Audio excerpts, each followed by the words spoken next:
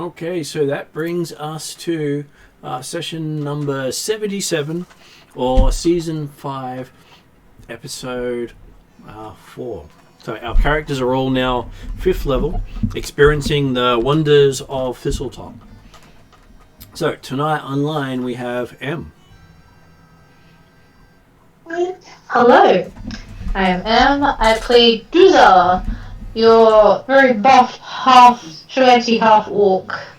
I have Puppy and Giant, who are currently waiting outside after a bit of mishap in the temple of Thistletop. And Duz is still a little bit about that. And I have 128 days left to live, yells my pocket god. Well, it's always good to have a pocket god. Lets you know you're loved. Okay. It's not the case if you die automatically in the 128 days, you've just got to put the fight. You'll lose and die. Oh no, at the end of that time, there's no guarantee she'll ever die. She may actually live forever. There you go. I either die, I either become, I become the Sandpoint Devil's coffee maid, or I don't know, something. Or I somehow miraculously beat the Sandpoint Devil. You never know, you might be turned into a flea to sit on its back for all eternity. Yeah, maybe, I don't know.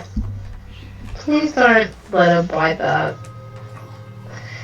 Next person up we have is Jeremy. Good evening all. Yes, I'm playing Cordar, the still only half human, because he's lost his elf part. He's working towards it. The ears are getting sharper, he swears in the mirror every day. So, but yes, would-be hero of Sandpoint, trying hard to live up to his understanding or beliefs of the stories that he had read to him when he was younger, and also now constantly in a battle against himself with the shard of pride the shard of greed that has been embedded in his arm. He's been selected to bear the shard to ensure no one else can succumb. Isn't it less selected, more volunteered? Well, he selected himself on the idea he didn't want anyone else to have to take it. I'm sure that's close enough. Next person up we have is Willie. Greetings. I'm Peter. I'm playing Lord Willie One Kenobi. Sadly, I wasn't able to play last session, but I'm sure that by the end of this session I'll be well and truly caught up.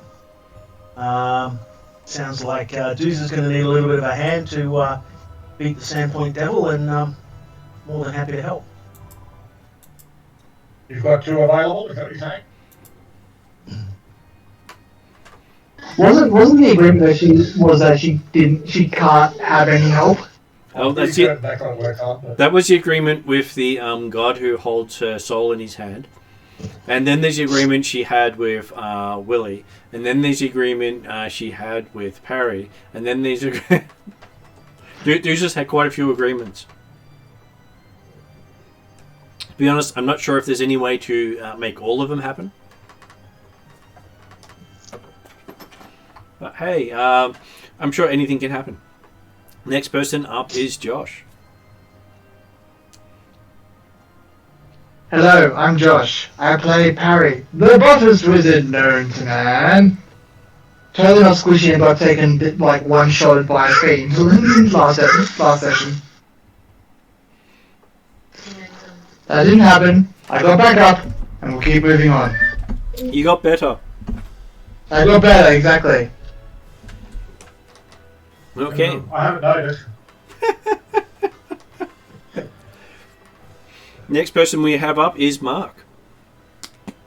Hi, I'm playing the most joyful rogue of all time in Dwarven lands, playing Sparky, who still has an issue with voices in her head at the moment, so we'll see how this plays out tonight. Which voice in particular, your own or one that's been added by the GM? Oh, the DM one, of course, is the best one. Does anyone want to do a recap of the last few sessions for Peter?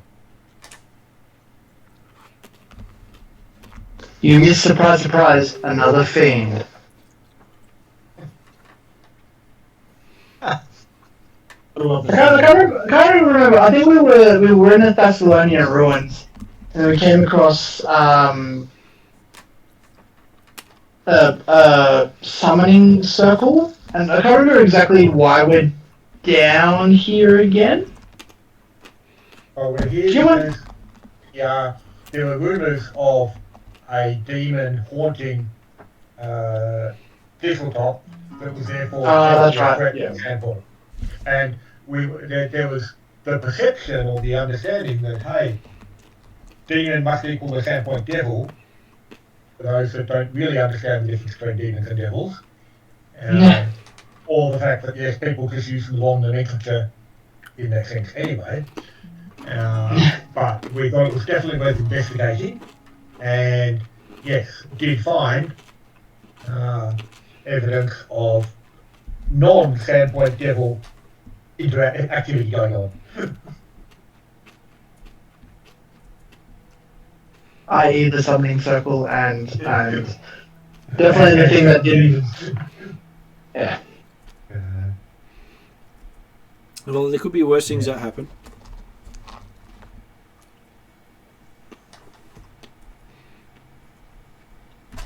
So you did have a exploration. You did go down and find some chambers that look like they may have never been opened in a long time. But considering they were all part of a ancient structure, you made sure to start recording details of it all. That looked like a shrine to greed. And obviously, as Pathfinders, we were definitely interested in bringing such knowledge back to the society. And considering this is your first encounter with a Thassilonian rune of greed that was dedicated to greed.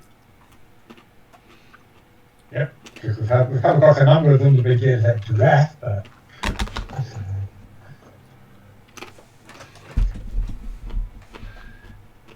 And... was there a pride one up in Roderick's Cove? The one in Roderick's Cove was also wrath.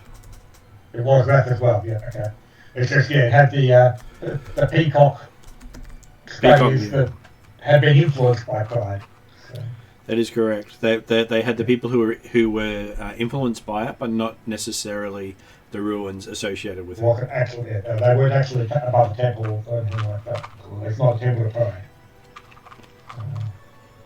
Although they had found a pride weapon, hadn't they? Which now Harry has. Which now Parry carries.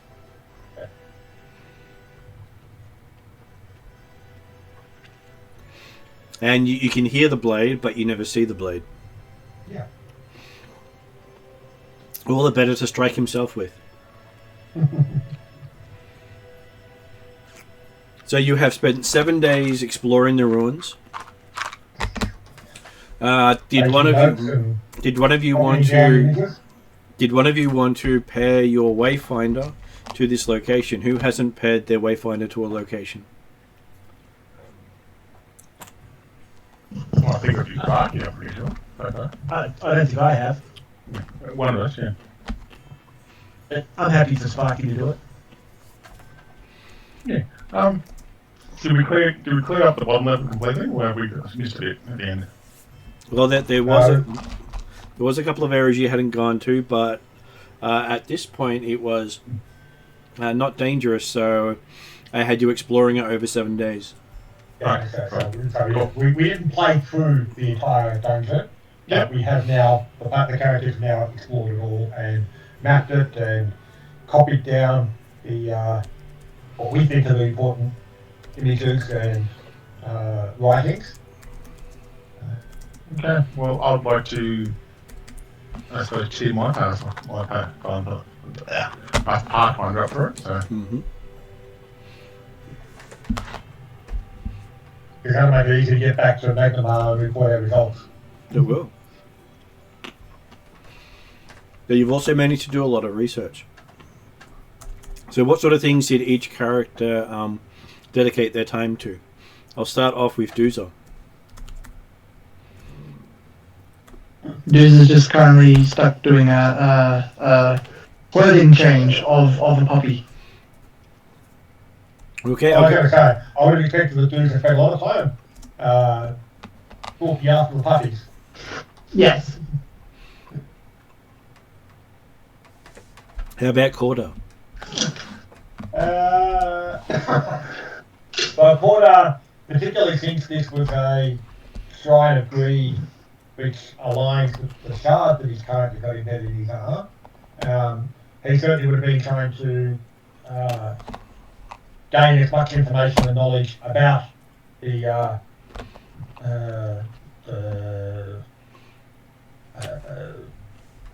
what do you refer to as the Sin Lord, that the temple is dedicated to, or the place is dedicated to, and confirming if there's any information or detail about this particular shard in his arm compared to the shard that's with Parry, and presumably the other 5 shards that are around, and why they all have why they all appear to be. We found the mould that put them all together. But yes, why they were separated in the first place and things like that. But, Okay, I am digging them details out now so I can actually go over them with you. So don't worry, I just had them all in a nice handy to get to location that wasn't exactly easy to get to. I thought ahead. well, that's right. I wasn't necessarily expecting to find much about it in this particular temple, but obviously that would be a focus of stuff that he's interested in. It's okay, I had resources, but I forgot to dig them out. One of those wonderful things that happen when you think you've planned ahead fully and then realise, hang on a moment, I know where that bit is. And wait, you planned ahead fully until the players interrupted your playing. Okay, so... But it's well known fact, no plane survives contact with the enemy. In this case, the players. That is true. We always have that sort of thing.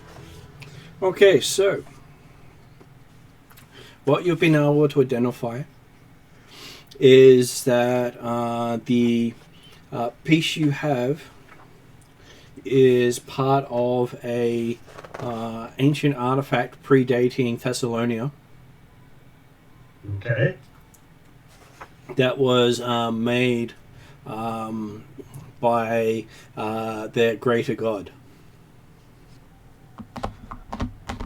Ah, okay. So that explains why there was a connection between all of them, but they're now separated potentially. Yep. And the magic behind the symbol was the virtues and sins in balance.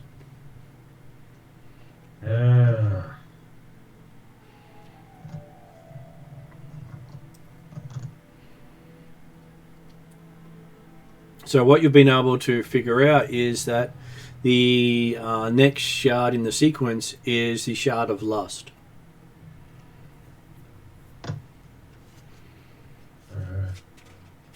Oh, we're going to go and get Pembroke back. Hey, I was about to say that, damn it. I'm sure it'll work well. You beat me to it.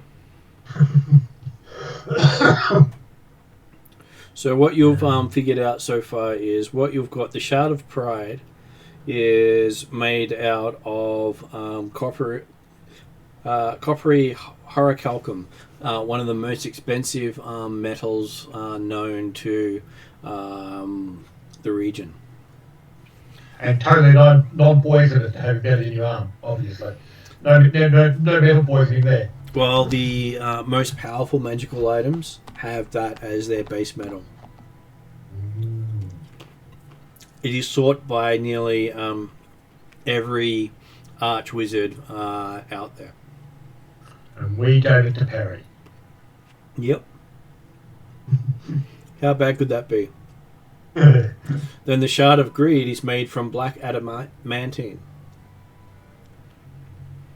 Up until being told about it, you didn't even know there was something called black adamantine. So black is different from standard adamantine? It is. Adamantine is normally a platinum silvery sort of colour. Okay.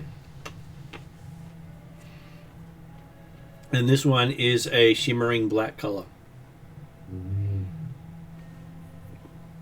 What you have learned is that each of the parts of the star are made from different meteorite fragments. Different star metals. That is correct. They are called sky metals, but star metals sounds so much cooler.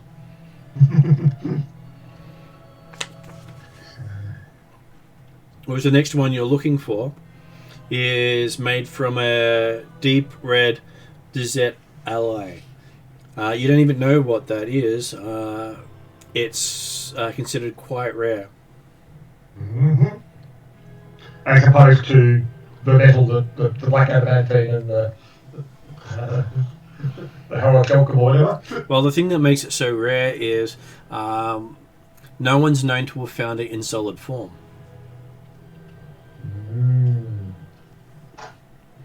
So, like how mercury is mostly liquid, Yeah. everyone who's ever discovered this metal has found it in liquid form. And the ability to forge it is beyond most forgers. Right. Even dwarfs? Even dwarves.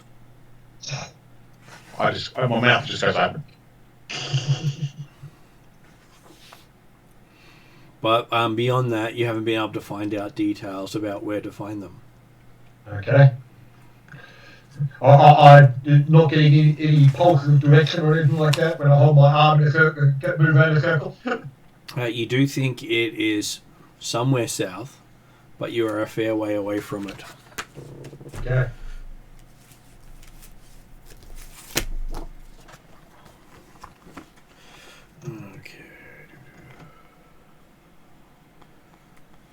Now, trying to get to the right page to give me the details I'm looking for this.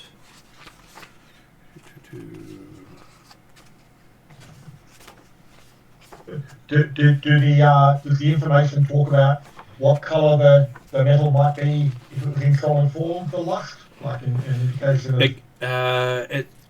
It appears to be a solid red colour. Reddish, okay.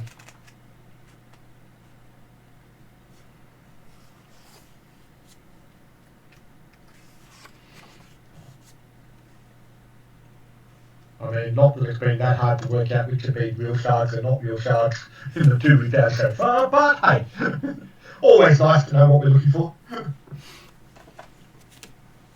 You also know that there is a gold sword associated with greed. Gold's not a particularly useful metal to make a sword out of. What's way too soft?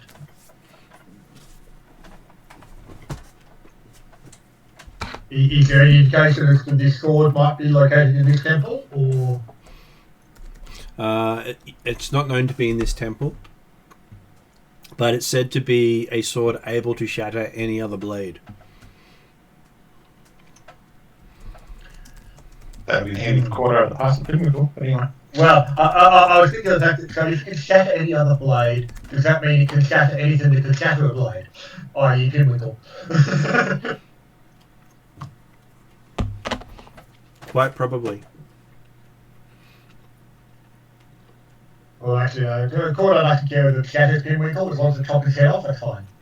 It's rumoured to be able to take what makes whatever it strikes strong and give it to the wielder. I think you should leave that alone for pinnacle. That's not a good thing. I'll just stop to say people. It does sound like the sort of thing that a sword representing greed should be doing. Gimme, I gimme, think that- gimme, gimme. I take it all, I take it all. Sounds about right.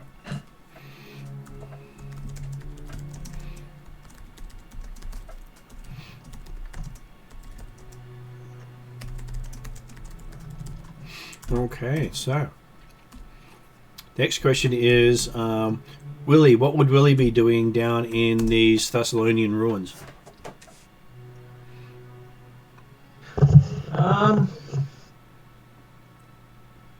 Honestly, he's probably just hanging around the group.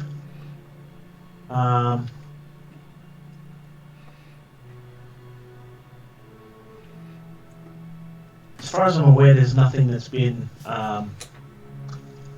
discovered that would currently assist Willie with his goals. But they did find a Thassilonian library. Oh, in that case, I'll probably have a read through it. Not that I speak and or read Thassilonian, but Well, they have someone who's been translating, so there are journals. okay. And I should point out, obviously, Corda has not been sleeping down in this temple because he's been going back up and sleeping on the one surviving roof to get as much moonlight as he can. I understand, and I believe that would be a good thing for you. As a player, a character, I'm not entirely certain it's a good thing or not, but hey, he believes it helps, and that makes it in the morning. Martin, Yep. just for the next 15, 20-ish minutes, I'll be away just feeding meal. Okay. Am away And we'll be on the computer. Okay. So you've been Willie has been going through the journals of someone by the name of Nualia, and what you can gather is she is a half celestial follower of Lamastu. Wow. That's going to be fairly unique, doesn't it? As a child, she was abused by the priest of Sandpoint, who wanted to beat the celestial out of her because he deemed her unfit to be celestial for his own reasons. Wow. So It's all kinds of unpleasant questions. So when she heard a new priest was being assigned to the temple after having killed the previous priest in a fire that she had set, she arranged for the new priest to be shot through the heart while she stole the bones of the old priest. That explains the plan that was we found on the board and the way things panned out. She didn't want future generations of kids to be molested by the new priest. I don't condone it, but I certainly understand it. And Of course, I'm not entirely certain that all priests are the same. But obviously that wasn't her thought process. well, they represented the same religion. Mm. And if the religion allowed for one priest to abuse her, why would it stop at that? Yep. Can I ask what religion the priest looked after? The religion was supposed to be Desna. Ooh. Okay. Being one of the major Varisian patrons. So you don't necessarily have to be good to follow a god. It does make things a lot better for everyone if you are.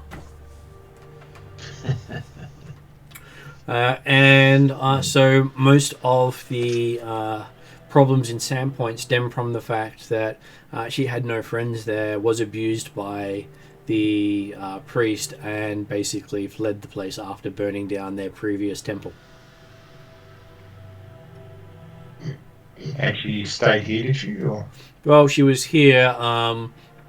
There are notes in there stating how the murder hobos from Sandpoint came and killed her and her friends. Those murder hobos. I don't know. Naming them as Willie, Quest, Parry, Dooza, I don't think I missed it. Oh yeah, and Kroll. What are you talking about, murder hobos? This is bullshit. That's what she wrote in That's her what journal. she's describing. That's the word she's using to describe you. I don't remember killing any of these people. Listen. Hobos include that we don't have a home. We have homes. We're just murderous people. And that she's going to make them pay for what they've done. Does it talk about how and or perhaps whom? Lamastu has shown her the way. Oh, this is starting to answer my quest kind of thing. Any questions? Who the Sandpoint devil might have been? Or Well, who, the Sandpoint devil's been around for decades. yeah, but okay. Far longer than she has. Yeah, And far longer than this woman would have been alive. Oh, okay. No, I was just wondering if that was she summoned the thing. That's what I was thinking in my head, but that's okay. Okay. But she did. If Sparky suggests that, Gordon will say, "Oh no, the legend of the Sandpoint devil's been around for much longer than that." And there are notes in there that she'd used the bones of the dead priest to give the demon you fought a foothold in this world permanently. So even though we've killed it, it's not actually banished permanently. It is not banished permanently. It can come back whenever it wants. Am I getting voices right now? Well, this has been told to us. Not at this stage. He may have a cooldown period before he respawns. Okay. Fair enough. And can we make sure the summoning circle's not in that room? That's a perfect idea as well. Well, the summoning circle has technically been broken. Because it wasn't a summoning circle, it was a binding circle. Sorry. That's the problem, and that's part of the reason why we thought that, that's where the demon had been, that's why the demon had started to haunt Sandpoint, because the summoning circle, or the binding circle had been broken.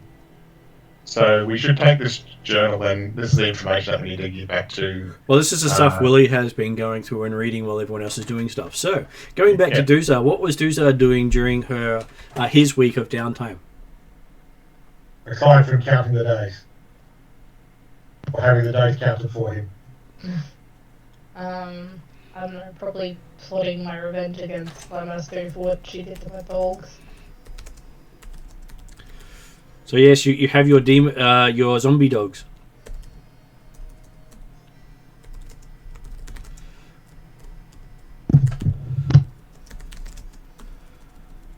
I'm sure it does unnerve Duzar quite a bit.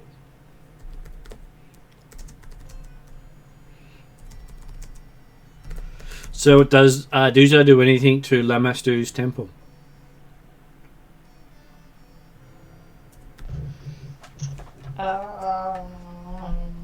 What could I do? That's completely up to you. You have a whole week to get to do whatever you want to.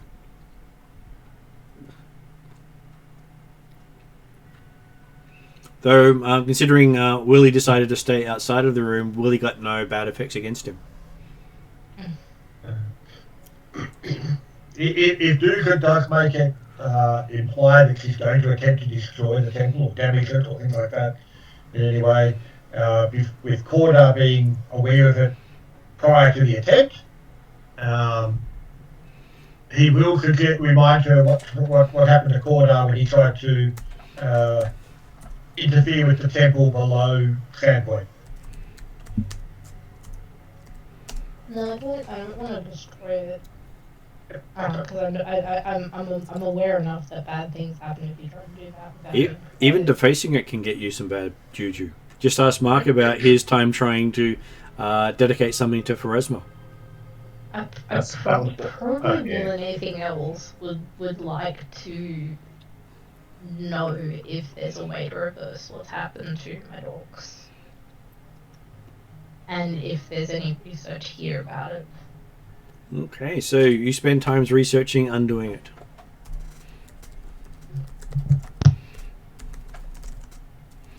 You can stop them being undead. Kill them properly. That'll work.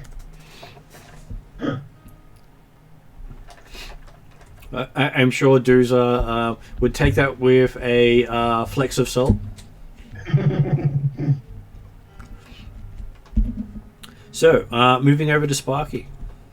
Sparky, you've had a week of downtime. You have spent some of that pairing your Wayfinder.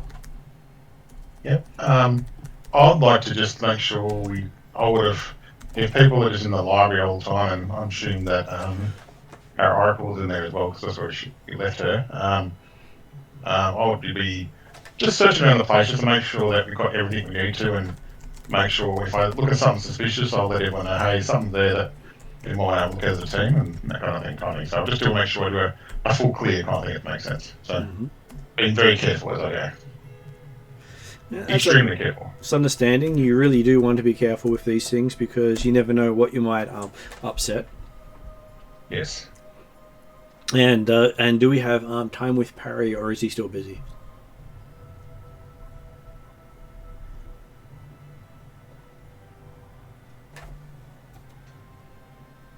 Checking in to see if Josh is still busy.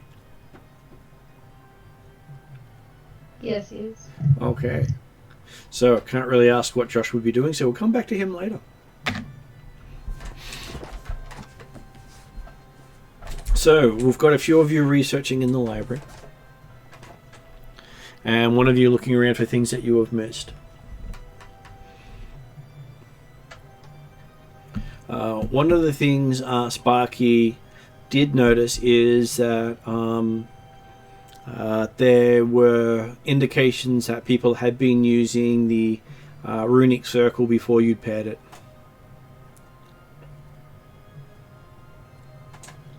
Oh. And you think that the reason no one is here is they probably heard you coming and left. You weren't exactly quiet.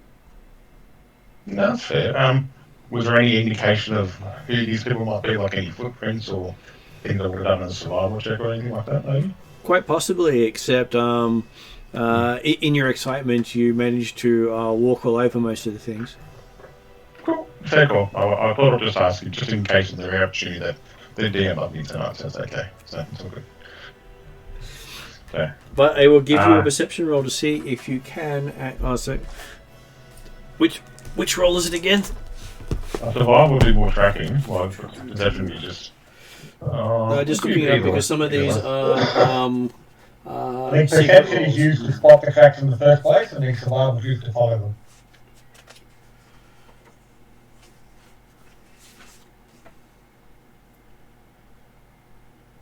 Okay, so track is not a secret one, so you can do the roll yourself. Good ones. What is really interesting is the secret rolls where the GM's meant to do it for you and not tell you how badly you rolled. Yeah.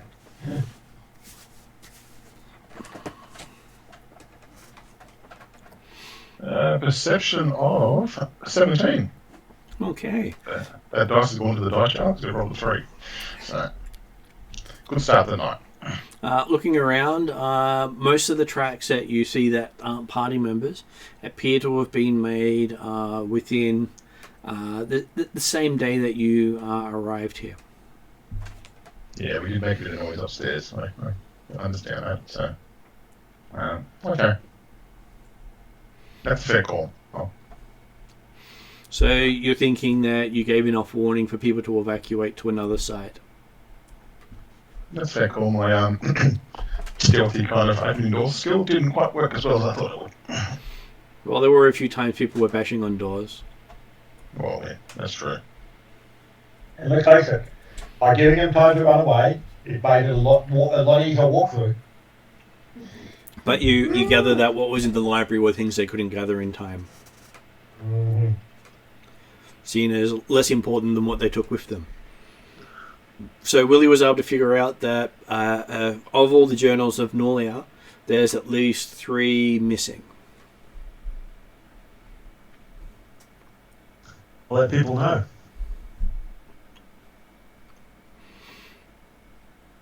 And of note is that after you killed the group, they still managed to come back alive because, well, you did leave the bodies fairly well preserved when you left.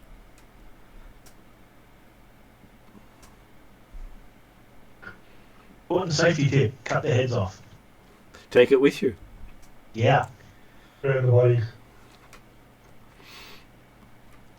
I'm sure you can have the equivalent of mounted heads in your study to show all your conquests over time.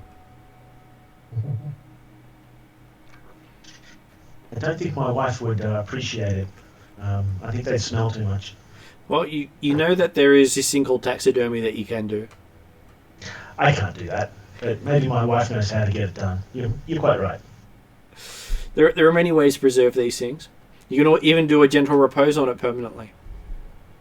How about a nice glass jar full of really high percentage alcohol?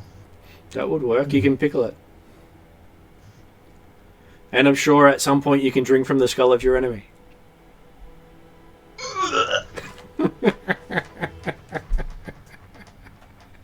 Yes, I think that's more of the Norse people from the north.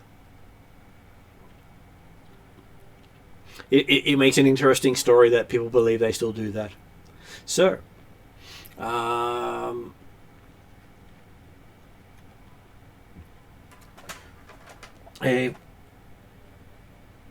assume that Perry will be busy for a little while, so I will ask you after your week, are you ready to head back to Magnemar, or do you want to go off and do something else? We do have to let Cordar's grandma, yeah, know about what happened here. That might be handy information that she would like to know. Especially the name of the Demon when you say it 3 times? No, I'll just point to something on a piece of paper. I'm not silly. I won't go that far. So you're going to write it 3 times?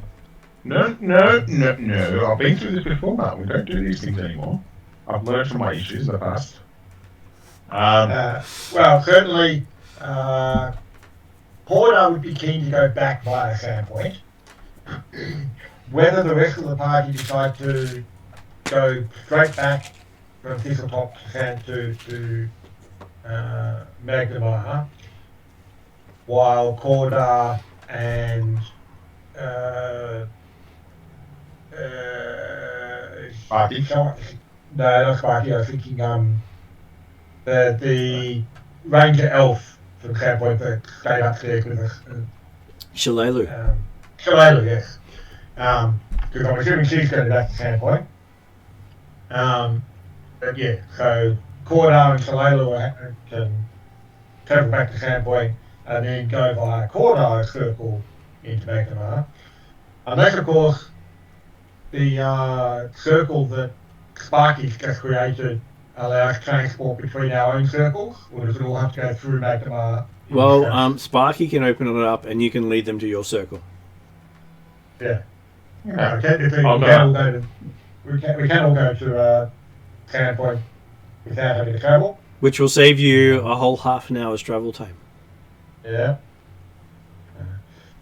Which is part of the reason why Cordar would be pleased to actually walk the distance, because A, it gets him out in the open air and it's nice, but also it means he's not trusting Sparky's first attempt to go through the circle.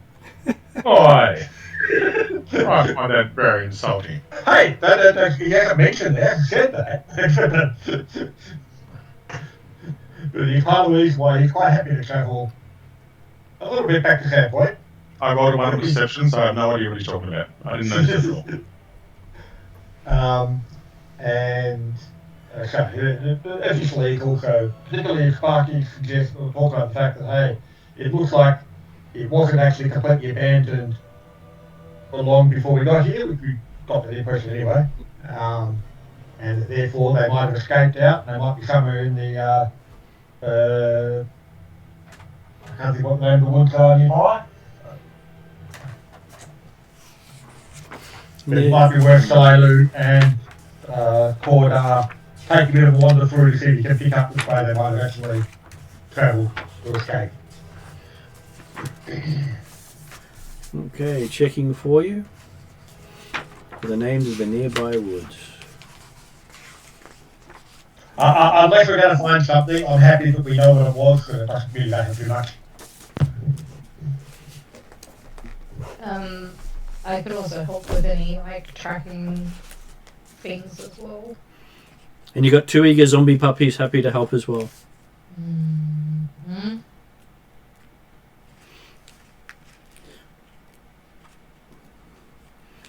Well, it's always interesting that when they bark, you can now hear it come out of multiple spots. So bad. Okay. No, caught in this case, they are obviously undead or zombie-fied in some way. Cordar is definitely suggesting that that is not the way to keep their memory alive. They strike you as being looking like zombies, but you have each learned that those who dedicate themselves to Lamastu walk with such scars. Mm-hmm. They never heal. But I don't know how my dogs could dedicate themselves. She kind of dedicated them for me. You killed some monsters in her temple. Yeah. You basically made it. That place. Your character literally made a sacrifice in her temple.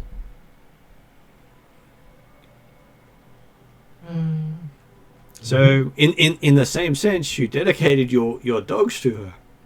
That's what she took. I really didn't, but okay. I know you Well, didn't intend I to. call that peer pressure by the god, by the way. Just put it out there. And Mark did lose his character through a very similar occurrence. So, don't feel as if you're being picked on. Pinwinkle went out that way too. I don't feel picked on. Don't get me wrong. Oh, good. I just want to know if it's fixable or not. I'm presuming it's not. Oh, it is fixable. Quest managed to remove his. Yeah, but isn't that... Oh, Peg, do you really know that Puppy didn't want this? Maybe they dedicated themselves. She is the goddess of monsters, and if they think of themselves as little monsters, then hey, they are her servants. I think we're pushing the limit here on this one, but I'm gonna let you ride with it, Martin. I think I like your idea about the whole thing, but I'll let it ride, okay? But for me, the most important thing is they get healed by positive energy spells and not affected by negative energy spells. Obviously. Oh no, they are affected by negative energy spells because it harms them. Well, not negative. They are negatively affected by negative energy. Not that to test with, but more importantly, yes. So that almost sounds like a double negative there. That's right. Heal effects do not hurt them. Heal effects do not hurt them. Okay. Holy water makes them sick just like everyone else. Yep. Should be careful what you drink. Absolutely. All that stuff they might put their hands in and fuck around with, absolutely. But yes, okay. Cordo's happy enough that they're not actually zombies. Yes, but you also realise that a lot of people will think that when they see them.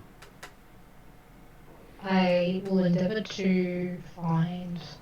What was the shrine...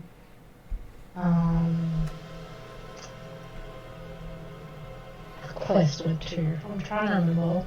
Callistria. Callistria. I'm sure that Doozer could pimp himself out to get his dogs fixed. Doozer wouldn't mind that. It's not something he would seek to do often, but when it calls for it. Hey, if you go to other temples, they don't ask for the same things. Hey, the Temple of Dexter in Sandpoint should do the job perfectly. Well, I mean, I wonder. I'm hesitant to ask my god because I'm afraid of the answer, but I should probably ask my god first.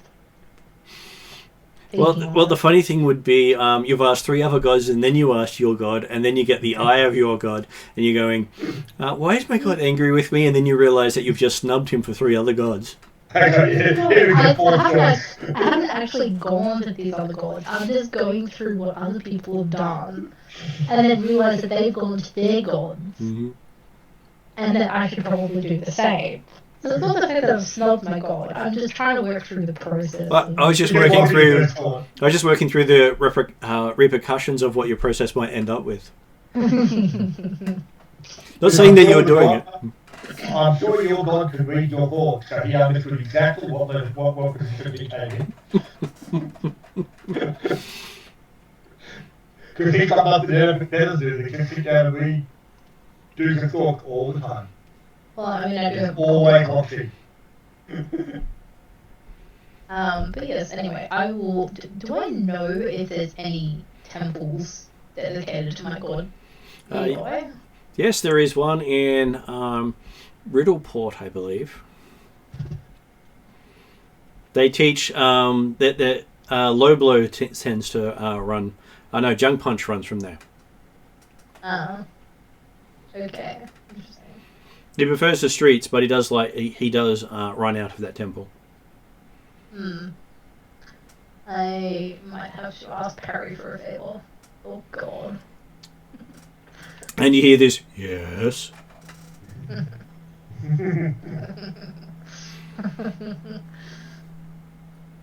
Finally called. Yeah. I see your thoughts have been dwelling on me for some time. Oh, it's not Perry. It's my You said, oh god. Oh. Bugger. That can be arranged. No.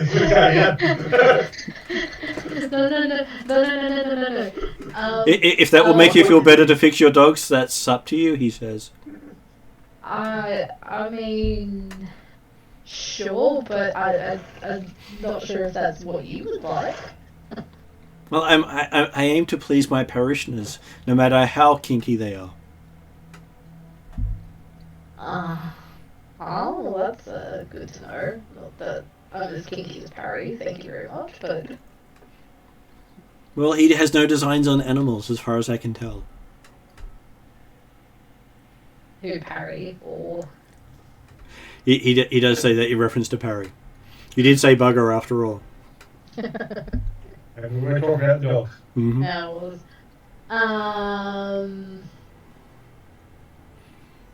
Yes, well, if that will please you, then I would appreciate having my dogs put back to their proper glory to help me in battle. As once you face down the Sandpoint Devil, he's happy to grant that as your major boon. Okay. I forward to it. In the meantime, you might want some blankets and pellet hide for the dogs. Yeah, I might want to dress my dogs. Why is your dog wearing a suit? No reason. Yeah, because Parry also has a horrific scar as well. That's the horrific scar of Sparky, isn't it? No, it's the horrific scar that Corda delivered to him. Sparky has a picture of Harry on his chest, so I think that's enough for anyone. I thought it was vice versa as well, though. So Parry has one on his back. Right, yeah. So it is vice versa, it's just on different parts of the body. Oh, so he doesn't have to see me, but I have to see him, is that what you're saying? I think it's a bit unfair, man. It should be the same spot. I agree, it's extremely unfair. Yeah, but the difference is which way you came out of him. And like, where the join was made. I'm trying to remember that good night. I can't play nail on that one because I don't even know how I went in the first place. But anyway, that's okay. Oh no, yes, I did. Yeah, okay. Point. I did come through the back. Yeah, okay. You came in from behind, yes. Ah, that's such a wrong word, Jeremy. Sorry. As soon as you said that, I'm going. I know where this is going to go. I can see a comment coming right now. Yeah. Though the correct wording was he came out from behind. Okay, we'll still let it go. I'm just letting it fly to keep it on. Harry was the one that came in from behind. That's why it's on Parry's chest. To make you feel better. Oh no, on Sparky's chest, yes. Nothing will make you feel better until you remove it completely, but yes. Okay, so question for Parry. You've just spent a week in these ruins doing stuff. What would Parry concentrate on? Perry will probably concentrate on the magic behind the binding circle.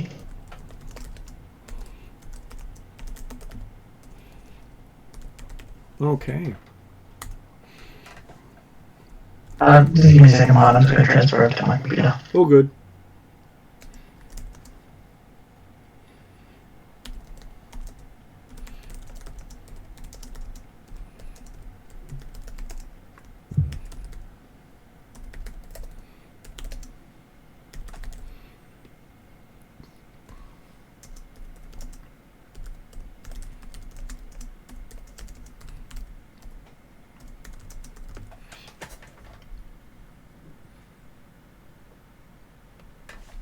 I'm sure we'll have Parry back in a moment. And when we do, I'll give him the update of what he's learnt in that week. We have a Parry back. So, what Parry did learn while he was studying the binding circle and looking at some of the books in the library is that the circle that Sparky has just paired to his Wayfinder is actually part of an ancient Thassilonian gate system that you have just subverted away to your own system. Oops. Would like Sparky know exactly what you're going for? I will let Sparky know this. Well, it means that there's a good chance that it's no longer part of the old network and only works on the new network, but hard to tell. Yeah, I'm aware. And it's not the only one that you've done this to.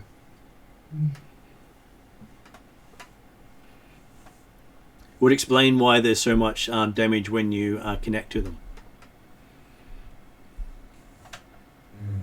Well, under that, I say. Sorry if I'll try and stay on mute as much as I can, but sorry if my phone goes off. I'm just on call tonight, so... All good, we understand if you have to duck off. Yeah. And apparently Sparky was offering to do something to the runic circle. Hey. Not that. I meant that in a not anywhere near the circle kind of way. It makes sense. I'm just going, well, it's done now. I will inform Lady High just in case. And that's the best I could do, I think. And Parry's able to discover that there is a network far larger than what you thought pre-existing here beforehand. And that the Sahedron rune he carries can be paired with that network.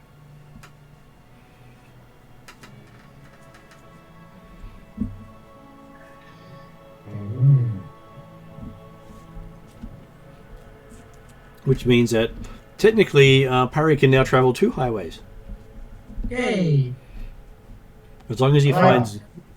He just needs traveling to... highways. Yeah, he just needs to find another destination. Yeah. Oh, Okay, technically one at the bottom of the crow. Um, Don't know that we had a circle down there, did we? there possibly is a circle down there. You didn't explore it fully. Okay, yeah. And if there is, that could be another entry point for you. But I think we didn't explore fully, but the intent was that this high pass was going to arrange for it to be explored. Is that right?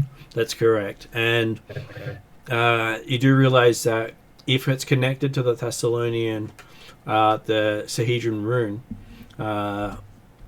then other people with those medallions would also be able to run that network.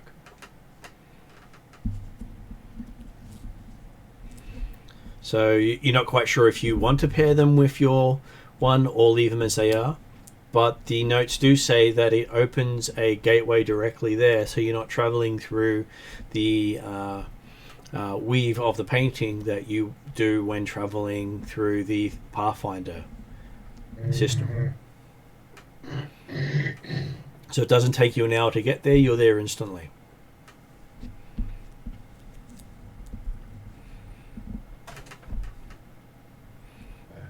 Certainly worth any further research.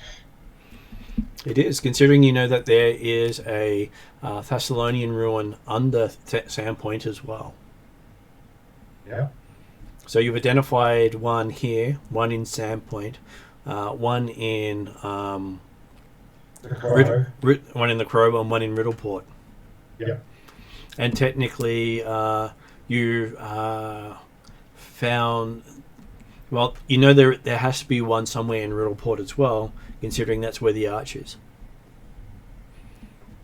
Yeah. It would be unusual not to have some sort of ruin there somewhere.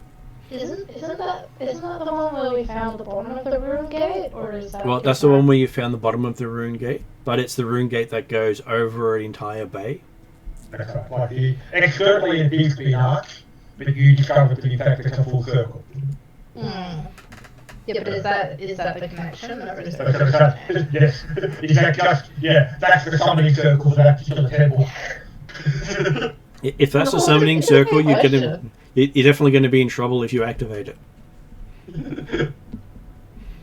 Because it's big enough for one of the elder gods to come through. Or any number of demons and devils and lesser gods. Oh, you don't need a circle that big for those guys. No, that's right. But you'd never heard of anything big enough to bring an elder god into this world. And that archway would definitely be big enough to bring any of the major elder gods here. And potentially all of them. Mm-hmm. See, Duza asked a legitimate question. You did. And now Duza may not sleep well for many, many days. Yeah, probably. I'm probably really not sleeping well.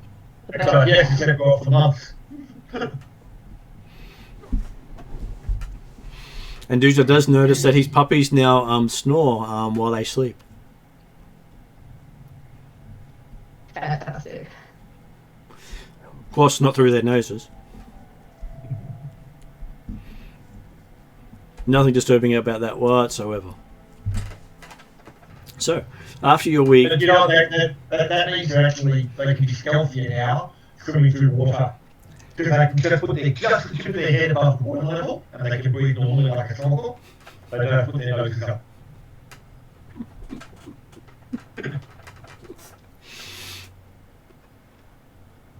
I'm sure there are many advantages to having a zombie dog. Yes, the fact that they can breathe at all.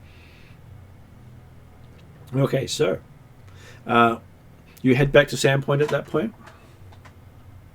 Yep. Okay. I'm assuming we don't find any evidence of their travel through the whatever forest is nearby. You do not. You think they teleported to another location, Okay. Yep.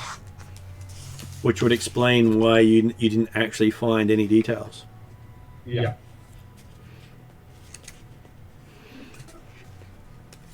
Which you'd expect. That's the sort of thing you guys would do as well. So, one thing you do find out, Jeremy, is the sword's name is Chalan. Callahan. But there's no indication as to where Callahan might have previously been stored or where it might be now, I'm assuming. It's said to be used in always been in use by someone because it's always coveted. Okay.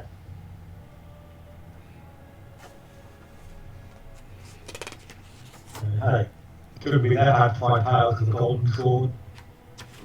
Oh, there's been tales of the Golden Sword for over 10,000 years. The person who wields it is said to have great power.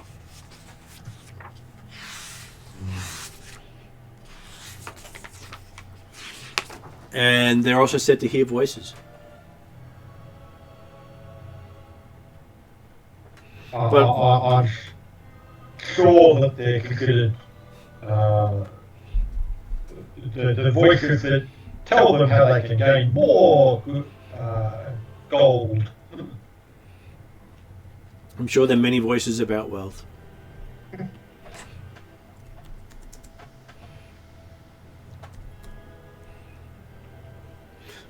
All Okay, so are you all ready to head back to civilization? Yep. Head back towards Sandpoint. Yep. Allow people to know that yes, the demon should now be at rest. At least, well, when it tells them, hey, it might have been full time, but Well, the demon now has a personal vendetta. yeah, he's got better things to do than bother Sandpoint. It's expected he'll find you at some point. Mm-hmm. Possibly while sleeping.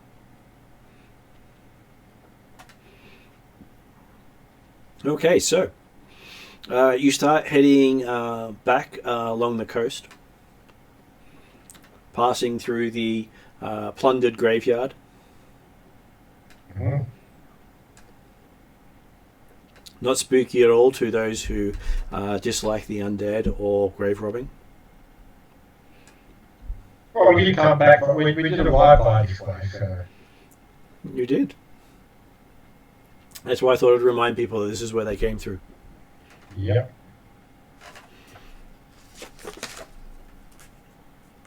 And you start heading back to Sandpoint.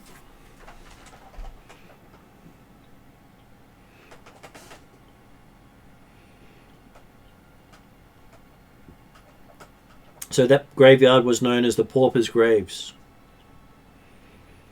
letting you skirt around Nettlewood so you didn't have to pass through the horrifically underbrush known to rip feet apart for anyone who travels through it. Mm-hmm.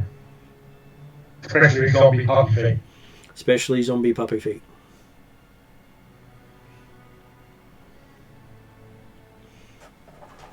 So, as you're travelling back, anything particularly you want to do? You're only about 4 miles from town.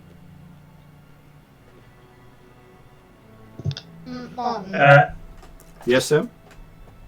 From memory, at least for Puppy, I had. It wasn't armor, it was like a coat, I think, when we went to a really cold area. I believe you did get one of those. I'll put that on Puppy just to cover up the major parts of the scarring. And I'll try and fashion a sheet or cloak or something over the giant until I can get a second, like, fitted one, just so I don't freak people out. I'm happy with that. Last thing you want is people to go, undead! Pretty much. And then, like, actually kill my dogs. Because then Jules will actually be really sad. Cordar certainly carries some spare sheets of canvas and things like that in his pouch. If you needed something like that to put together. It would be greatly appreciated, thank you. It will cost you a copper piece per yard. A copper piece per yard. Yeah. I couldn't do just some, like, manual labor or something. Oh, actually, no, sorry, that's work for me. Because I was just thinking, that means I'm not giving it away, you see. Yeah, fair enough. But it actually also says when you sell or give away an item. Oh, really? So I can't even sell to you. So. He's screwed if he does and screwed if he doesn't. So he probably won't actually offer it in this situation because... I'm pretty sure I have some, like a tent or a blanket or something I could throw over.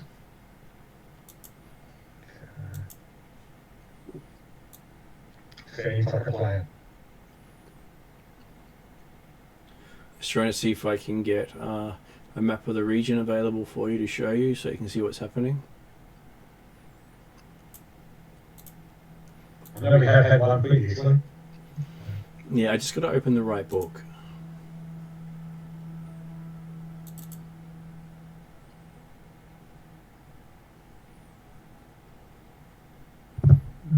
Doesn't help that I've got things stored on my network storage and I've got to wait for it to pop up. Okay.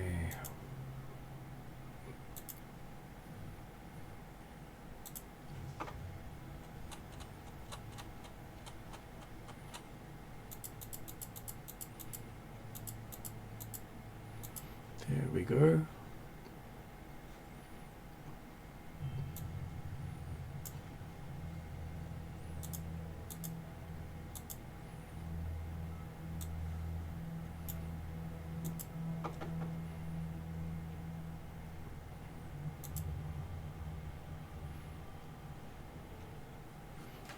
Okay, let's see what I'm showing you.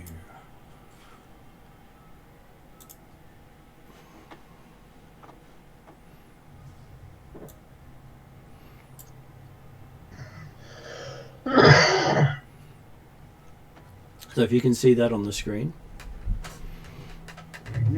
Somewhat. So if I can, I'm not sure if I can show you cursor. So you can see what's just been highlighted. That's where you are. Okay, yep. And following the coast around, that's where you want to get to. Yep. And to make things interesting, that's known as the Devil's Platter. Tell lovely playground. And notes that you find in there state that the Sandpoint Devil can often be found in that location. Alright, you do a bit of research going through. I'm pretty sure the last time I went through that area, the Sandpoint Devil wanted me. You have not actually gone through the Devil's Plateau before. Have I not? It's a mountainous range that you've gone around each time. Okay, I'm thinking of something else. Not many people choose to go across mountain ranges. Not when there's this great little road nearby that allows you to cross it in about a quarter of the time. Fair enough. I must be thinking of something else leading into the Sandpoint that we got nearby or something. Well, Possibly. you were doing the Lost Coast route to the south between it and Magnamar when you last encountered the Sandpoint Devil. That makes sense. Okay.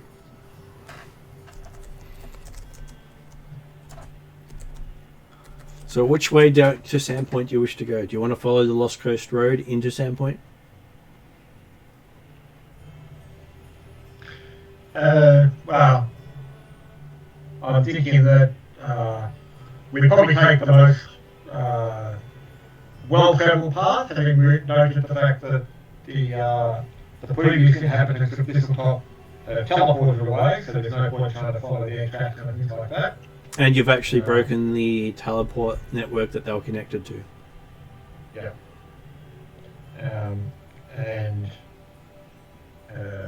so it makes sense to take the most, like the fastest route, not necessarily the most direct or shortest, but Well, the most direct is the Lost Coast Road. yeah, I find it. It's also the fastest and the shortest. It's nice when that happens. I think that'll be the way we go then. Okay, so by the end of the day, you find yourself arriving at Sandpoint.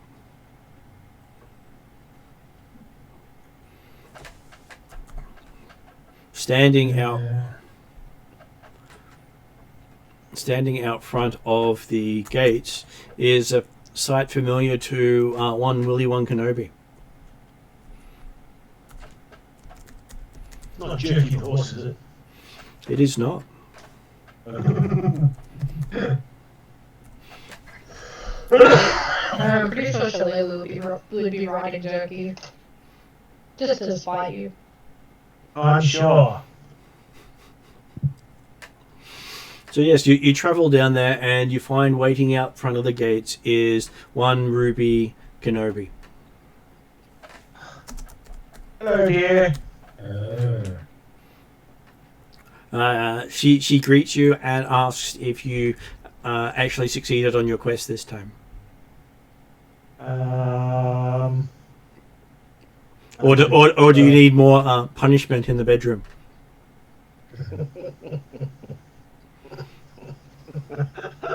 You get an eagle and sparky, okay? Just put it out there.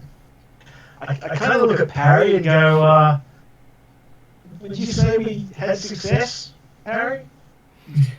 Success? Hey, Looks- I think, depending on how you gauge success, I'd say there was certainly at least some success that was had. I pat Willie on the back and say good luck. I look at the picture. I look back at Willie. I look back at the picture. I look back at Willie. I'd say it's pretty successful. You heard my companion, dear. We were pretty successful. But not very successful. There's room for improvement. There's always room for improvement, dear. That's okay. Come with me and I'll help you instruct you in your improvements.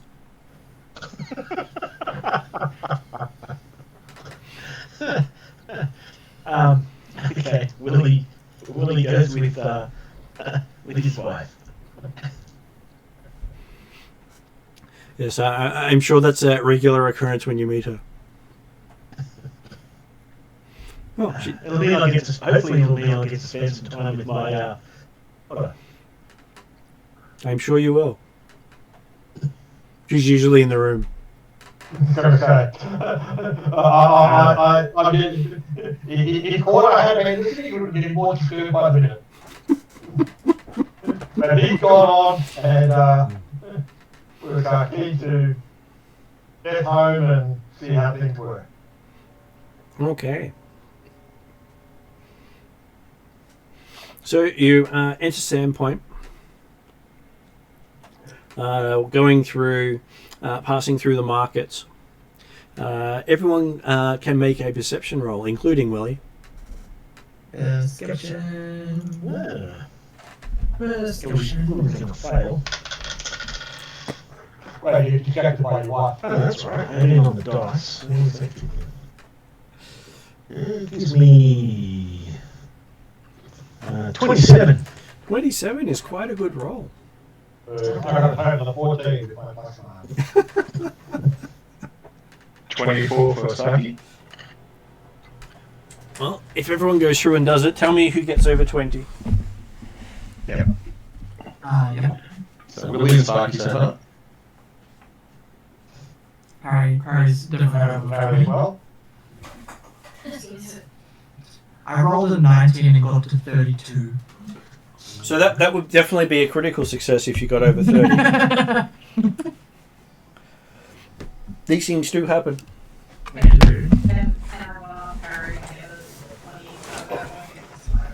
was about to say, it's still probably when he was high. What's your perception? Plus 9? It's supposed to be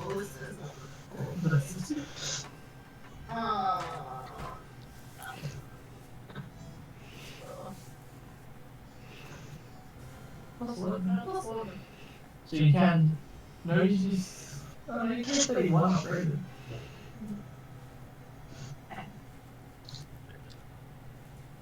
It's 17.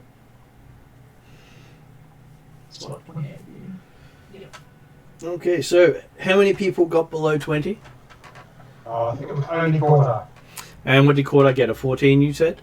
14, yeah. Okay, so as the group's going through town, you can hear a lot of grumbles, complaints, moans, and really derogative things being said, which you're really surprised. They were normally a little more welcoming of you coming into town. Okay, so he feels that the comments are towards the party. well, it seems to be everyone's attitude seems to sour when you come in sight. Just caught out, or was it all just everyone? Well, He probably potentially quarter, because I did say quarter was going off to get home again faster than the others, so he may have separated and therefore hurt himself. Yep. you're not far ahead of the others, so you're not quite sure if it's the others. Yeah. And moving on to those who got between 20 and 30, which is everyone but Parry, I believe. You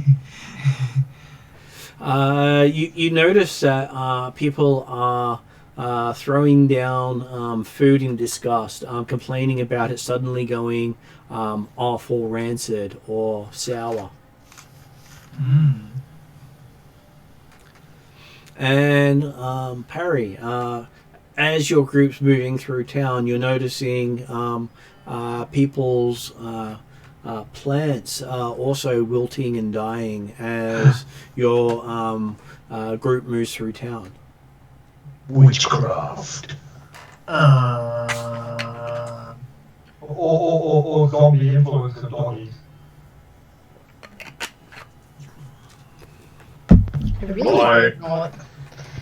I suggest you go look for Amiko and all that kind of stuff because they might know what's going on. Amiko taps you on the shoulder, going, "I'm right here."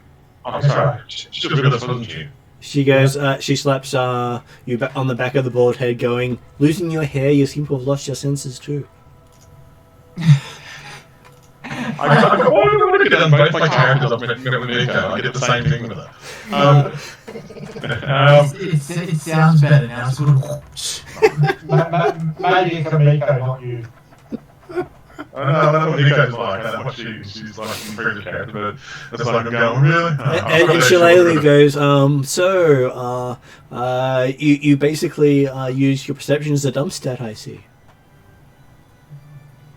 Yeah. Or was it wisdom? I forgot that Amiko was with us. Apologies, Amiko. I do apologise. I think we need to talk to your grandma, okay? And they both turn around and going, "So what do you think, Grandma?"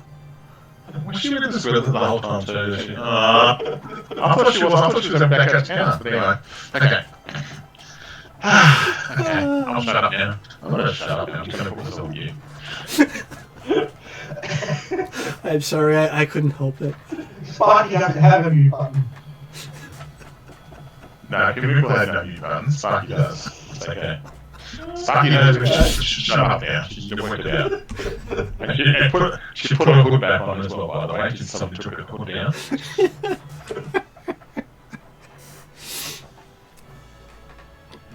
As Sparky hears from behind, "Oh, hooded one, what wise words did you wish to pass on?"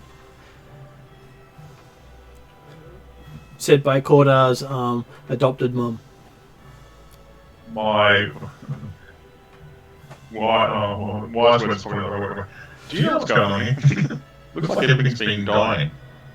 Is this something that's been going on for a while in town? But, you guys have been with us, so you would know. Possibly the more important question is, particularly for those that had the perception to notice what was going further, was the idea that our food hadn't been spoiling, or plants or things like that around us hadn't been spoiling while we're travelling here or for the last week.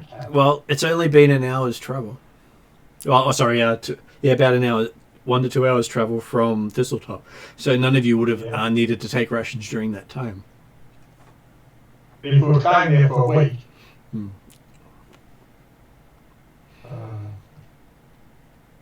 effectively there'd been no fresh food for the last week. So well, you'd all had preserved food on while you went there. yeah. Okay. There wasn't any noticeable effect on the trees or plants on the roadside as we came along? Not noticeable, no. Okay. But generally, they're still in the ground and not cut and that sort of thing. Because most things that sell in a market would be offcuts. Yeah. Okay, so does anyone want to do anything before you head off into different directions? I'd like to go up to one of the vendors. Yep. I said market and just ask, is something going on here? Because it looks like you guys are upset with something. Says, yes, all the food's gone off just as you arrived. I'm sure it's your fault. He says, looking at you. You're cursed. You've got no hair. It must be you. I've got a hood on right now. How should we know that? But You've got no eyebrows. No eyebrows. Okay. Okay. So it happened just recently? Like today? just recently. It happened as you walked down the street. You are moving pile of plague. Okay. I will move on then, and realise that I'm not going to get anywhere with this person. So I'll move back to the group going, yeah, something's going on here. We've been cursed. Witchcraft. I think something else is going on this year, but yeah. And you hear from the back of the group where Cordar's mother is going, I haven't cast any spells whatsoever on the town. I wasn't saying that you did. I'm just saying that. Oh, she's been called a witch many a times because she's a spellcaster, female, and practitioner of Desna and Wanders the Wilds. Sorry. Would there be any way to determine if the town's been cast with a curse of some sort? I am sure you could cast a deck curse or ask your paladin if you had one. Then looking, oh yeah, that's right, it's you guys. Might have to ask the Hell Knights. I'll leave it to Corda, that one. Okay, Cordar's been walking along with this ridiculous. Yeah, Cordar reaches his home. The nice new door on his place looks freshly painted.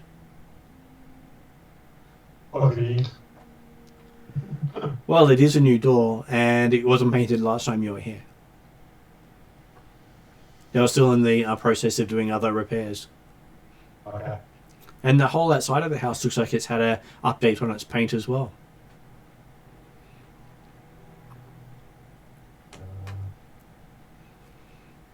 Right, okay, certainly I'll be going in and putting stuff down and preparing it for Mum and Curry to come back in as well and get things. Okay. Otherwise, relaxing and having got back home for at least a while before we head down back to Mark. But obviously the intent would be to stay the night here. Okay, you do notice that most of the beams in your house has been reinforced. As has the roof and the rafters. Something about last time you used the portal network, they decided they were going to reinforce everything so the house doesn't fall apart next time you use it. Okay. But I was going to say, wouldn't I have seen that before we left this top? Possibly, but you were distracted at the time. Okay. Because I thought didn't we stay for a little bit of time in Sandpoint before actually heading out? In which case, you probably had a hand in doing some of it. That's what I thought, yeah. Happy with that. Okay, so Willie, you're finding yourself at the Great Cathedral of Sandpoint. You can see the symbol of Asmordigan on one side and of Asmodeus on the other, beside the great doors. And you see your friend, the black cat, sitting on the steps under the sign of Asmordigan. He doesn't travel very often. He just arrives when he's needed and leaves when you need him.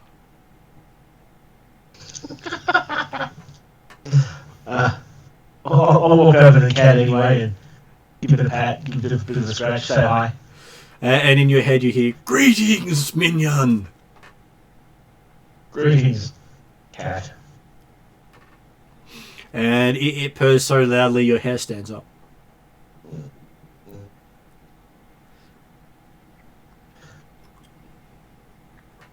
And I'm happy to spend some time with the cat. At least as long as my lovely wife is going to allow me. Well, when you turn and look at her, she seems to be having that impatient look, not interrupting you, but tapping the foot rather rapidly and looking annoyed at the same time, but unable to tell you to stop dealing with the avatar of a god. When I notice it, I apologise and say, my apologies, cat, duty calls.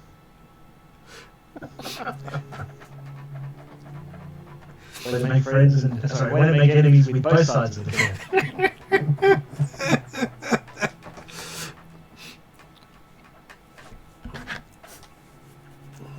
And as you leave, the cat says, I know your future.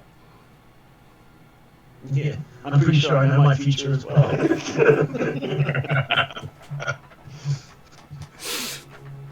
So yes, you go in and have a interesting time of instruction. Knowing my character, I probably enjoy it more than I should. So from where Cordar's house towards Willie's house, how far away is that? Do we hear screams? That's what I'm asking. You probably do, but you're not exactly sure what it's from. Okay. So Yeah, go ahead. is Parry, Doozer, and Sparky following... name keeps dropping out of my head, but the Cordar's mum to her home. Oh yeah. That's it, Koya. Koya. I could just not get the word out of my mouth. Yeah, I was thinking the same thing before.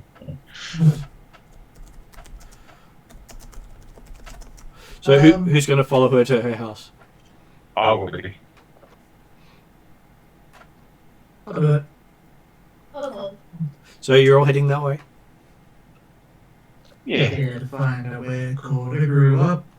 Yeah, to find out where Corda grew up. Okay, so as you reach the house, you see the front door looks very pockmarked and faded, and it seems to be peeling before your eyes.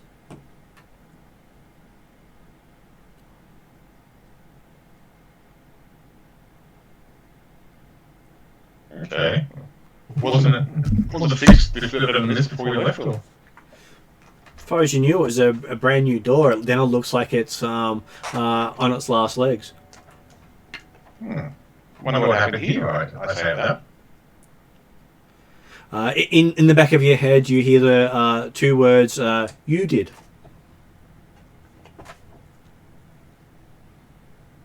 This is the same words I heard down in the room, is that right? Quite possibly. Hard to tell. It has been a week. I know, I was so happy for about a week.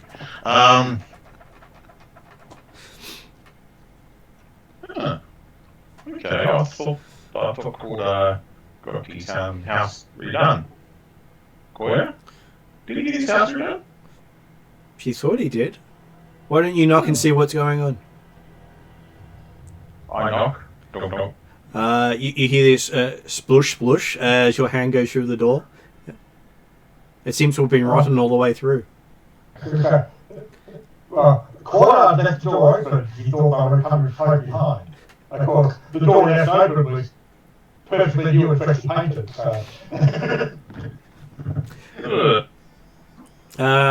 So Corda hears the sound of the front door falling off its hinges. Sounds like a wet thump hit in the ground. It was actually something that I was thinking that, okay. Yeah, we had to do this for the party time visit because we haven't got Kangaskero anymore. Apparently. And you see Sparky. You see Sparky standing in the front doorway with her hand out, covered in pieces of mouldy wood. What's going on, Corda? What the hell did you do to my door? No, what the hell What are happened you to you guys? your door is rotten, What is dude. wrong with the door that you can't just walk through an open door? I knocked on the door, my hand went through the door. The door was open! I found out whenever the last time people knocked on my door. Koya, Amico, can you talk some sense into your relation? That they look at each other and go, no. Look, your door was rotten. I tried to open it.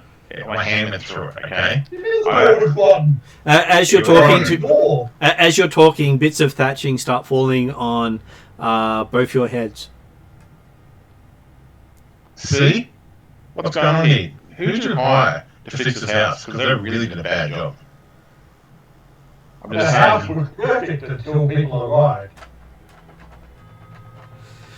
So can Corda give me a perception roll?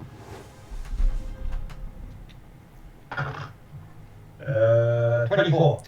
Looking up, you see the thatching start to darken and decay. The beams start to fade and crack.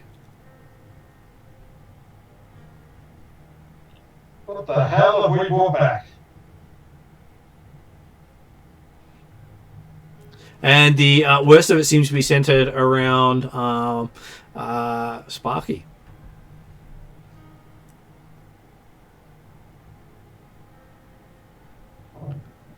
Out! Out! What? Out! No, I need more than a reason why I'm going out of here. I've done nothing wrong. Because you're making the house fall apart around you. I'm sure it's not you. Look where it's falling. Look, I'm a full race, I'm a dwarf. What did I do? Well, what's that got to do with it? But right now, I'm the full race. You were a elf, I believe, what's that, weren't you? What happened to the elf side? Like, you're the one that's cursed, I think. Well, I was living in this house for a week before you got here and it was working perfectly. So you walked into the house, we've come to the house, and we saw it rotten. So you're the first person to walk in here. Can't call you Miko, Charlie. Get out, and then we can talk about it. I just look at, So as you're saying this, you hear a big crack as a beam that goes above the door splits in two. Koya, do you think I should go out? She shrugs, thinking, I don't know. I'm not sure I really want to see my house fall to pieces before my eyes. Okay. I'll test the thing. If I go outside and it's still rotten, it's definitely not me, okay? Well, it's still going to be rotten because you've already made it rotten.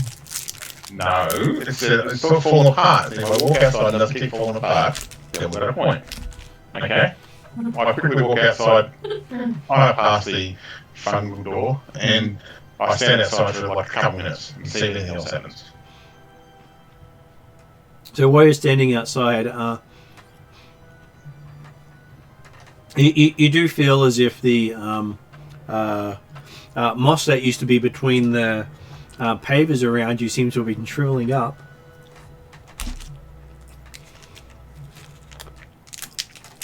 And you can start to feel the stones of the streets start to shift a little.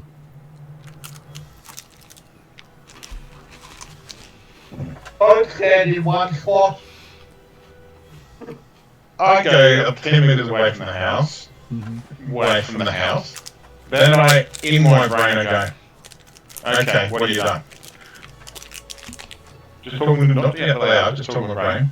Just looking around at what's happening. In your voice, you hear, "It's all you." No, I don't do this kind of stuff. I don't have magical powers of any sort. The only person I think that has that kind of stuff is you. So what have you done? This is all in my head at the moment, so I'm not talking out loud about it. So. You have received a blessing. Cordo's not paying any attention anyway. He thinks looking around trying to work out, okay, what the hell can we do to fix the place? And that's the last time the party ever comes here. Do little so. It wasn't my fault.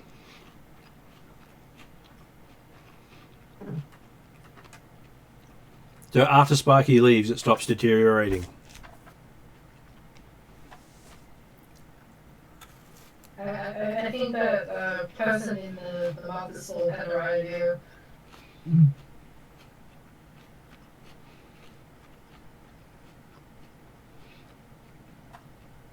You do see a fence near Sparky start to fall apart.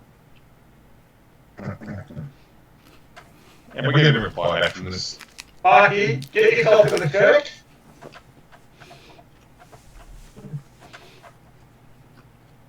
This And mine's going to help you.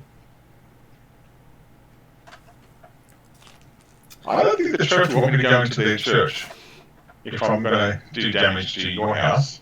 This is the street, to that fence. Call to the church to remove any curse on you. Okay. I'll be back. Cordo walks out thinking that, hey, Sparky, Hell likes 2 in 1 blow. Worst case, they can't help when the cathedral falls down. Exactly. I go to Church of Desna. Mm-hmm. Well, it is a It's not cathedral. Church of Desna anymore. No, it's There's a just cathedral of Asmordigan and of Asmodeus. Asmodeus. Thank you. My brain keeps forgetting that name. Oh, so it's one of It's those. the perfectly best way to get. I guess there's no Desna Church anymore. That we say. It used to be dedicated to Desna, but the Hell Knights rededicated it when they arrived. Okay. I'm not like. If I walk there and I see the Hell Knights, I go, oh, I have big gulp, and I walk in. There is a big black cat that you have seen before. It just stares at you with glowing red eyes. It's the same black cat that I know from previous. He normally doesn't have glowing red eyes, but he's got glowing red eyes right now. Is that you, cat? I can't say my head. Because it's used to talk in my head, isn't it? It seems to scream in your head, yes. Do you know what's going on? And then it pauses for a moment and then goes, yes. But you won't tell me, right? And then for the third time it says, yes.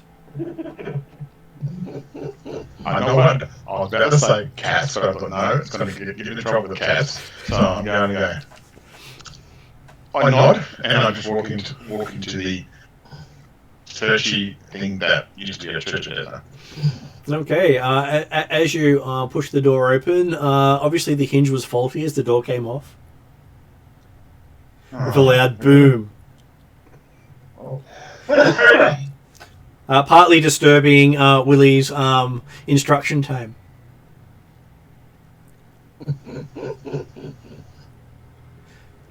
No, so hang on. I've gone to the church. That's where Lily's house is, that you're saying? Yes. Oh, now you tell me. I didn't know that. Well, it wasn't where the house is, but where they go for instruction time.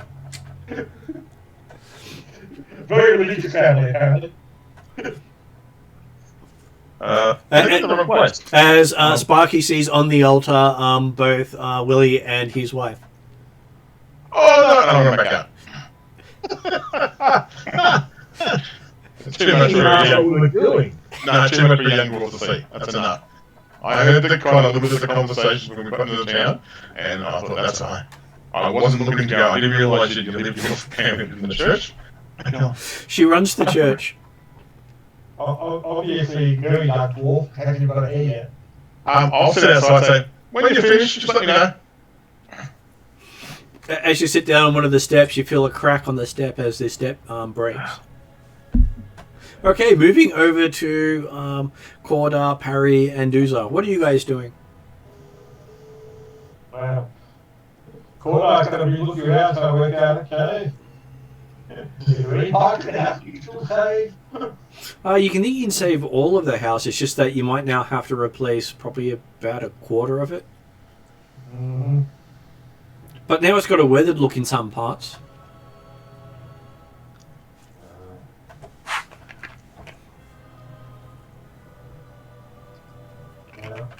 Well, some of the wood gets stronger with time, so it's probably done you a bit of a service for some of the beams. Well, depends on whether they've got warped to the process. But yeah, well, in that case, the Cordo is basically going to be spending time trying to, yeah, and because he's got to be fast as well, he's been doing a bit of this, he's been a lot of work on the house himself, so he will be going downstairs, getting his toolkit out again, and working out what needs to be replaced and what could be fixed. Amiko and Koya are more than happy to help you out. They don't mind getting their hands dirty. And so then, yeah, whilst the, so in that case, then, topic of conversation, we're not discussing what needs to be fixed or things like that, will be the idea, any idea why Sparky might be causing destruction and decay everywhere he goes. First thing Emiko says is, "She's a witch," and then can't stop laughing. Oh, is he Sparky the witch? Yes. Based on the fact of what Sparky was saying on the way in. Yes. Well, it's possible, but she wasn't doing it before. As a player, I take offence to that. As a character, I don't know. Well, you take offence to the idea that Cordar Thinks that the dwarf is a witch of all the things to think of, but okay. No, it's not Corda who said that. It was Emiko who was saying it based on you blaming it on a witch as you came in. I didn't. No. I said, what's happening here? You know what's going on? I didn't blame the witch. I didn't say witch at all. It's an assumption that Miko made. That's her fault. Okay. I believe someone blamed it on a witch. That was no, it's Grandma. I think Grandma said something like, "Oh, I've been accused of this." Yeah. Well, somebody said witch and Grandma, and Koya said, no, I haven't cast a spell here for months. That's all good. Anyway, I'm not this. I'm not this anymore. All good. Yeah, we don't know. With your witchy here, you might overhear us. Koya does say that the last time this happened, it was believed the Sandpoint Devil made it into town.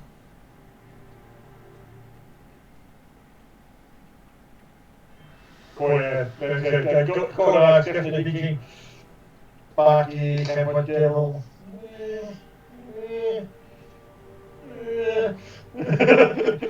Maybe.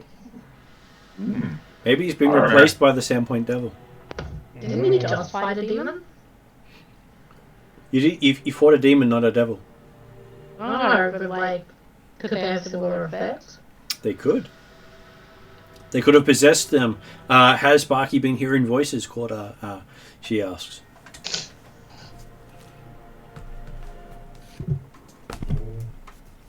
No way for me, though.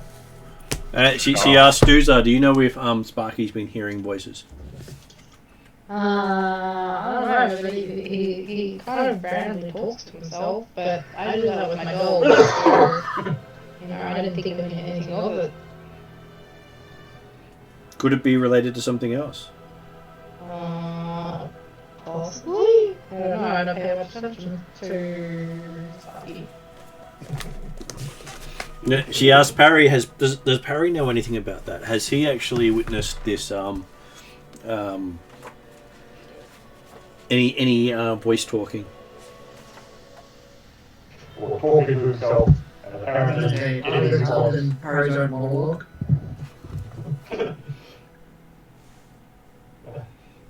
He's Sparky doesn't love the moment. Sparky thinks the football's more impressive in this conversation.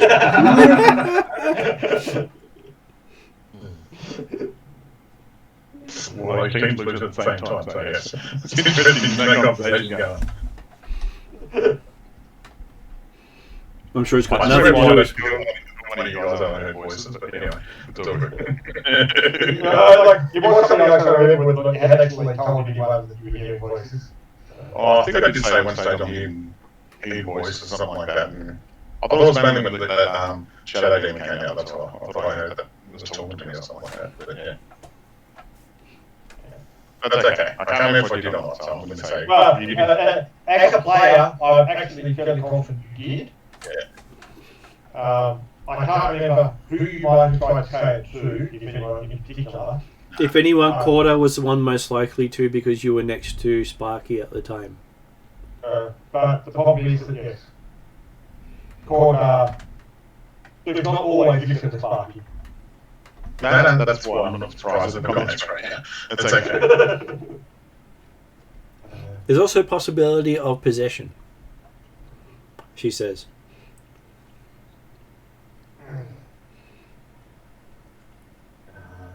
Though the usual form of dealing with possession is you tie the person down to, say, a bed and perform an exorcism on them. She can't guarantee with the state of play that would actually work on this instance. Well, the bed wouldn't last long enough. That was her point. And are you sure you actually brought Sparky back and not this devil in Sparky's form?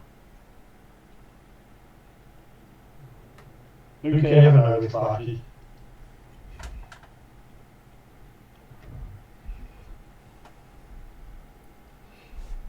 Has there been any other strange events happening in relation to Sparky over the last since you left Sandpoint?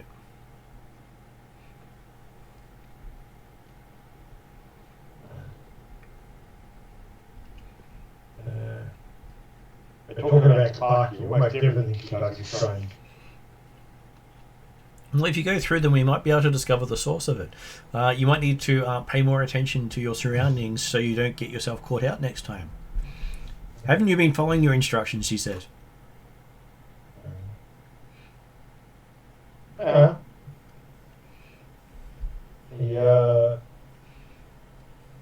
most situations, when you go through, I'm usually dealing with the issues that are in front of us.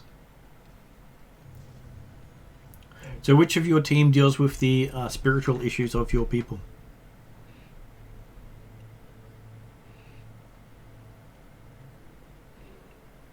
Cordar's thinking, She does hope it's not Parry.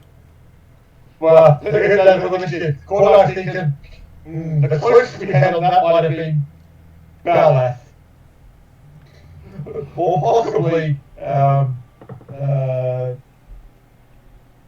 Luna. But Luna was already off in the clouds, so it'd be hard to know. Whether she was dealing with spirits or she's drinking with them. It can be a bit hard. Congratulations, your closest party proximity of someone who might be helpful to Harry. Does that mean Duzar's up? No.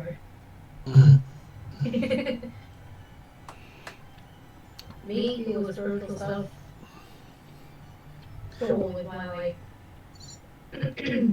Well, she does turn to Duzar and going, so you've been in conversation with your own god. Does this mean you're able to help this issue we're having with Sparky? I mean, I'm pretty sure if I ask more things from my god, it's going to get the same thing. Be it the Sandpoint devil. And it will be granted as the moon. Then you think about talking to you. Yeah, that too. Are you able to sense the Sandpoint devil? Not currently. I don't think so. I don't have, like, a ping going off my brain. Which I presume I would. Did the god provide one to you? Okay. Who's been giving you a countdown? You sure it's not Sandpoint devil?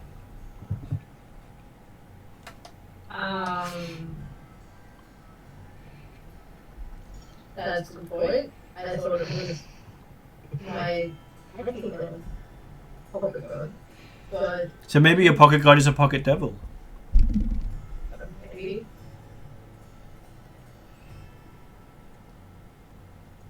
I didn't ask it. They'll probably lie. Okay, so I will give Corda, Duzar, and Parry a perception roll to see if I've noticed something different. About Sparky. About my pocket god, probably. 26. 30. 13! Another 19. 17. So it looks like Corda has been paying even less attention to what's been going on with the group while he's been busy watching the road and keeping everyone safe. Absolutely. He's leading the party, he can't be looking back all the time.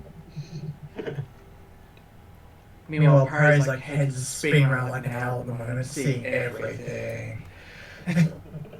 But not saying anything. Yeah.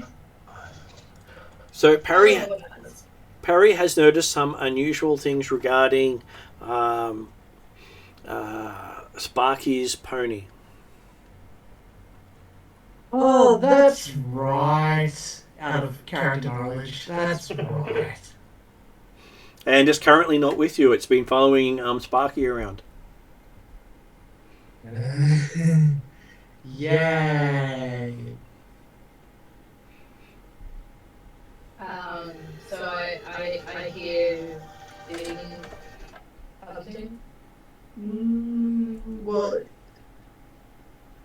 I'll just mention is like it's I will mention is like it's interesting that weird stuff is happening now.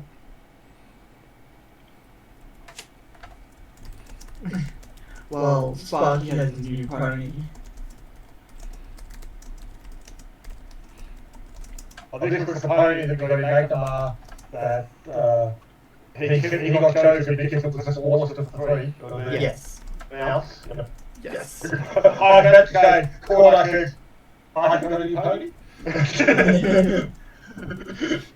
But then I remember, Corda was aware of the gift of the mouse because Sparky tried to grab the one of the more finer beasts, and Corda lifted it off and placed it on the pony. Here. You gave Sparky that pony.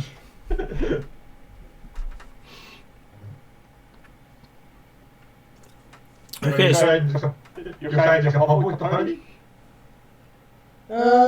Well, Harry can't think of any other reason why Sparky would all of a sudden have this bad juju. But he's had the pony for before we came to Sandpoint. you do notice that his juju, her juju, has been getting worse over time. I'm not fond of what's really going on between Sparky and the pony. Going on between Sparky and the pony. Well, I want a Miko comment here right now, just put it out there. If that's mentioned out loud, I expect something from Miko. And Miko plays one of those boom boom tish noises with her lute. Thank you for that, appreciate it. Aim to please.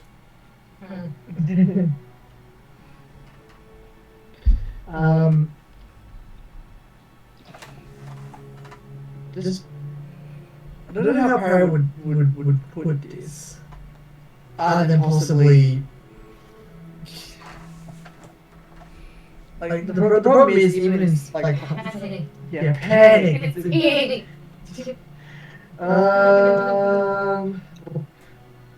Yeah.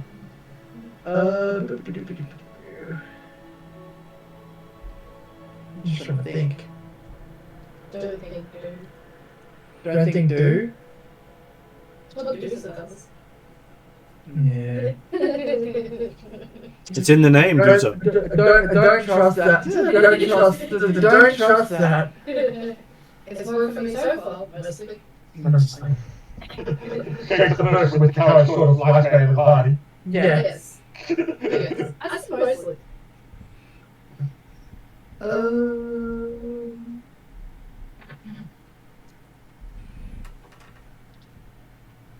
Because that's the other excuse that the court I've got for not having picked up some change and things like that, because apparently that means that the changes started occurring about the same time as he was dealing, he took on the start of greed. That is correct. A lot of stuff happened around that time. He had other things on his mind.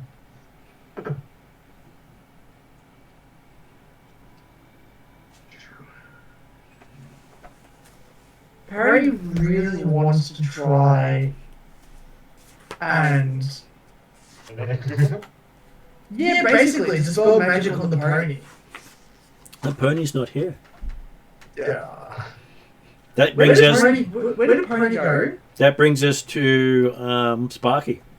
So while you're sitting there feeling miserable, you're feeling the pony rubbing its head against yours. Oh no.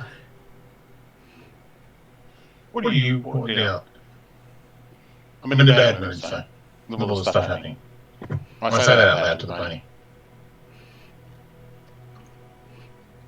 Pony just headbutts you. Do you want the pony to respond? Pony's head butting you to unconsciousness before it eats you. Look, I've had a bad day. I said, just be a good pony and stay there. And I pull out a couple of apples and chuck them at the pony. Eat. As you go to chuck it, it seems to be able to bite it out of your hand, almost taking your fingers with it. Whoa. And they're hungry, but settle down. And that's where you remember your pony does have canine teeth.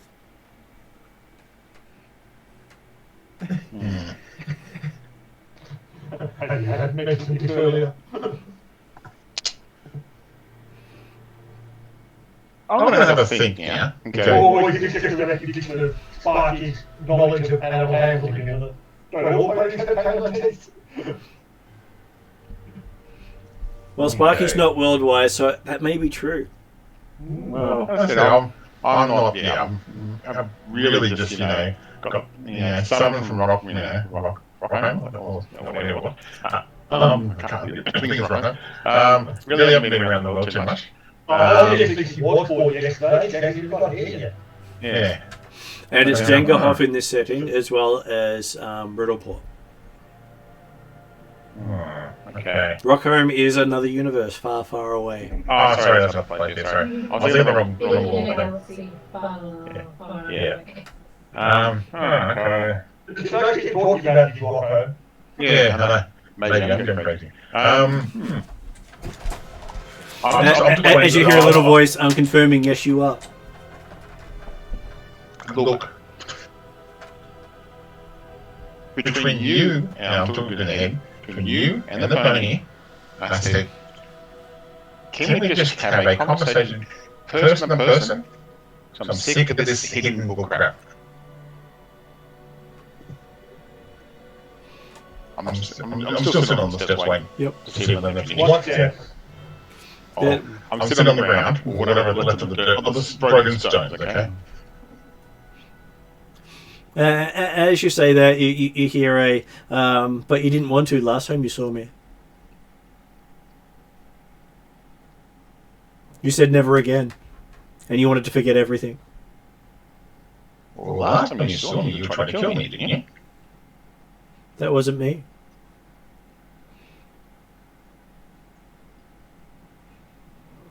And I'm thinking here, last time I saw them. This wasn't the bedroom incident, was it? This was the bedroom incident. There was more to it, but your brain forgot.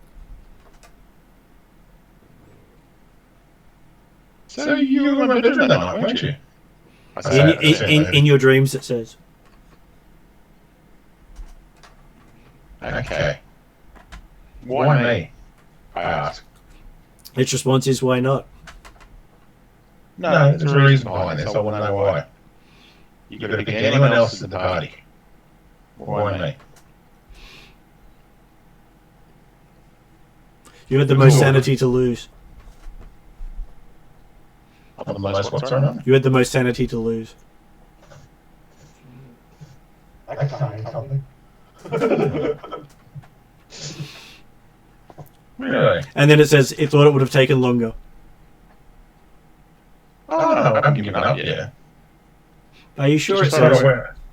No, I'm fine. The party's not sure about me, but I'm fine. As the crazy person says. Oh, that's true.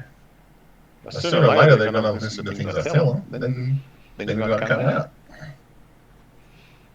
I'll say one thing. You can't trust anyone who thinks you're crazy. That's right. But anyway.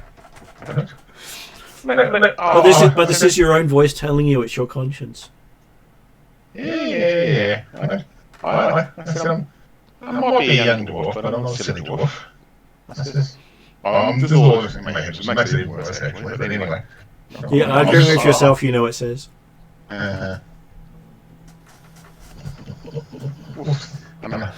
And I ask her, you finished it? Yeah, Willie hears a dwarven voice, female voice out the front going, "Are you finished yet?" I look at my wife and go, "Are we?" Well, you can take a 5-minute breather. I've got about 5 minutes. What do you want? I need to talk to your wife. Sure, come in. You dressed? No. I asked the question again. Are you finished yet? Okay. Just ignore the gimp suit and the ball gag. All good. Okay. I got a strange confused look on my head. Face. I'll walk in. And That's right. The gimp ball gag will fix the confused look on your face. Yeah. Okay. Yeah. Give ball gag, talk to demons, devils, whatever. So I'll describe the scene as indescribable. Okay, that's good. I'll leave that way. That's what we have there. All I can imagine is Sparky's face is like the surprised Pikachu face right now. Ooh, Pikachu. Anyway, okay. Yeah, I'm trying to get your I think I've been cursed by a demonic thing, and I've been hearing voices for about a couple of weeks now. Have you made pacts with demons? I didn't make any pacts with demons. Did you call out their name?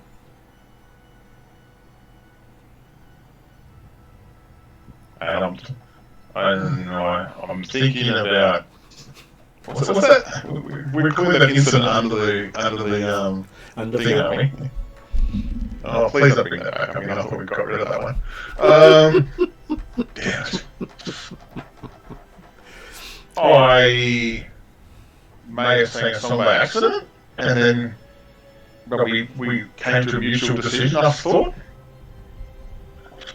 But I haven't done anything recently that would cause any sort of repercussions, as far as I was aware. Are you sure about that?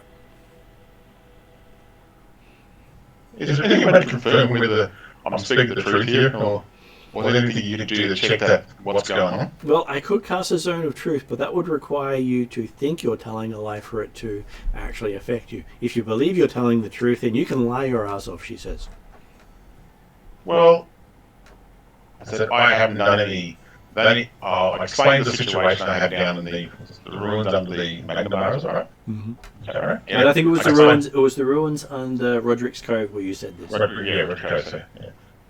And I explained that, and I said, but I thought that wasn't a ongoing thing. I thought it was just a once-off, and I'd never hear from, never talk to that.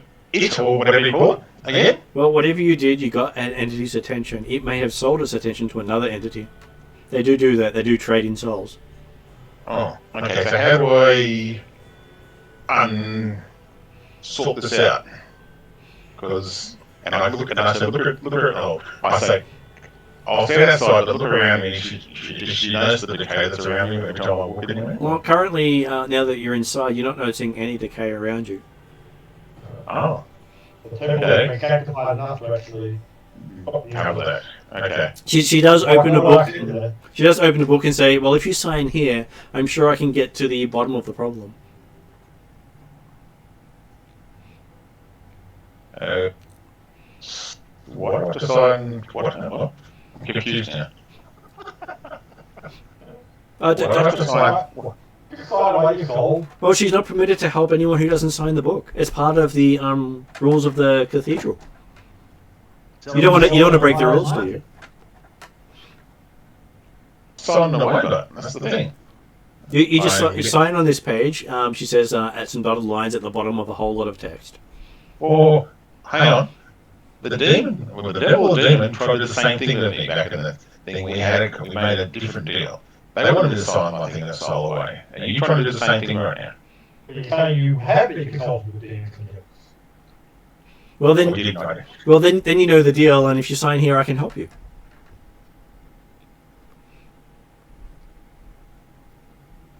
I never signed every sort of thing.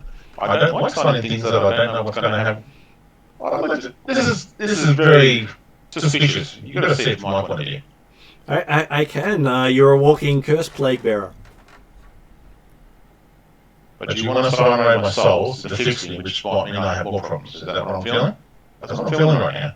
Well, if you think that someone with more power and knowledge won't be able to help you, don't sign it. That's your choice. You don't have to sign it.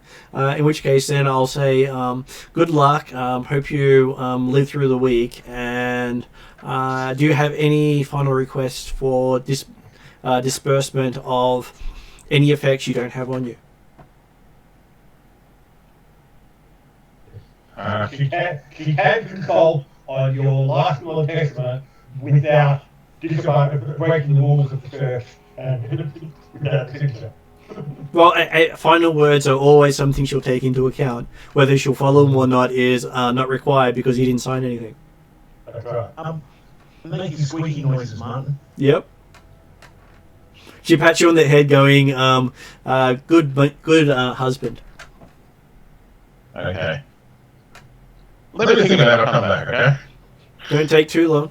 You might not be able to sign soon. No, that's okay. Especially when your hands fall off. I head back out to Cordar's thing. No, you're not going to call that house. No, I'm standing outside. I'm not coming inside. No, you're standing right outside, not coming into the yard. I'm looking for Koya's advice here on this stuff. Because I'm kind of a follower of Des now. I don't really like doing things that I'm Of not course you didn't like. Go to the temple. Well, I'm trying to explain what happens. I don't want to sign myself to another god, but I've already saved somebody recently from another god, but I'm also going to hear about it. I feel that's a bit of a betrayal from that side. I don't want too many gods causes issues. I know some previous characters, okay? So just put it out there. Okay, so you and Pony make it over to Cordar's house. I'm outside the door. Guys, hey? Is anyone here? You hear one of the front windows crack and break while you rock up. I go further back, a little bit further back. Not All very I was sure. about to ask, are you fixed? When the window cracked, you'll say, go away. Can I talk to Koya? You hear a voice in the back going, I don't know, can you? You seem to forget when I'm there. Look, I've had a few... Can you just stand at the door and can I just tell you what's going on? Sure, I can try, but I'm not sure you'll be able to see me. You seem to have this tunnel vision thing going, she says, as she hobbles through the front door. Okay, I thought I was having a... Look, let me explain everything, okay? And I'll go... And So she goes, you're cursed? Well, I explain exactly what, all the history, another da-da-da, when I accidentally called him on a thing, hi, it goes through the whole thing again, not selling the signal or something, of course. And okay.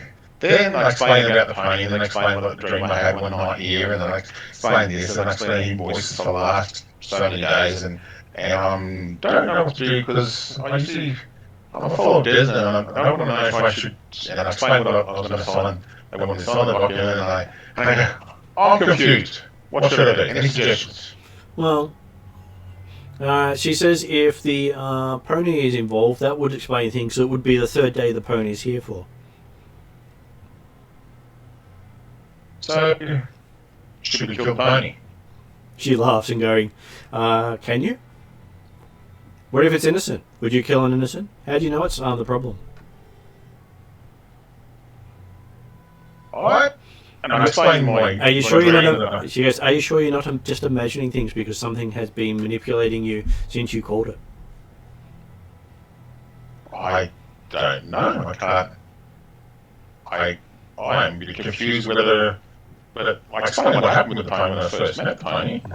I said, is it possible the thing that's causing me these problems is trying to put the blame on the pony and other things? Is that possible?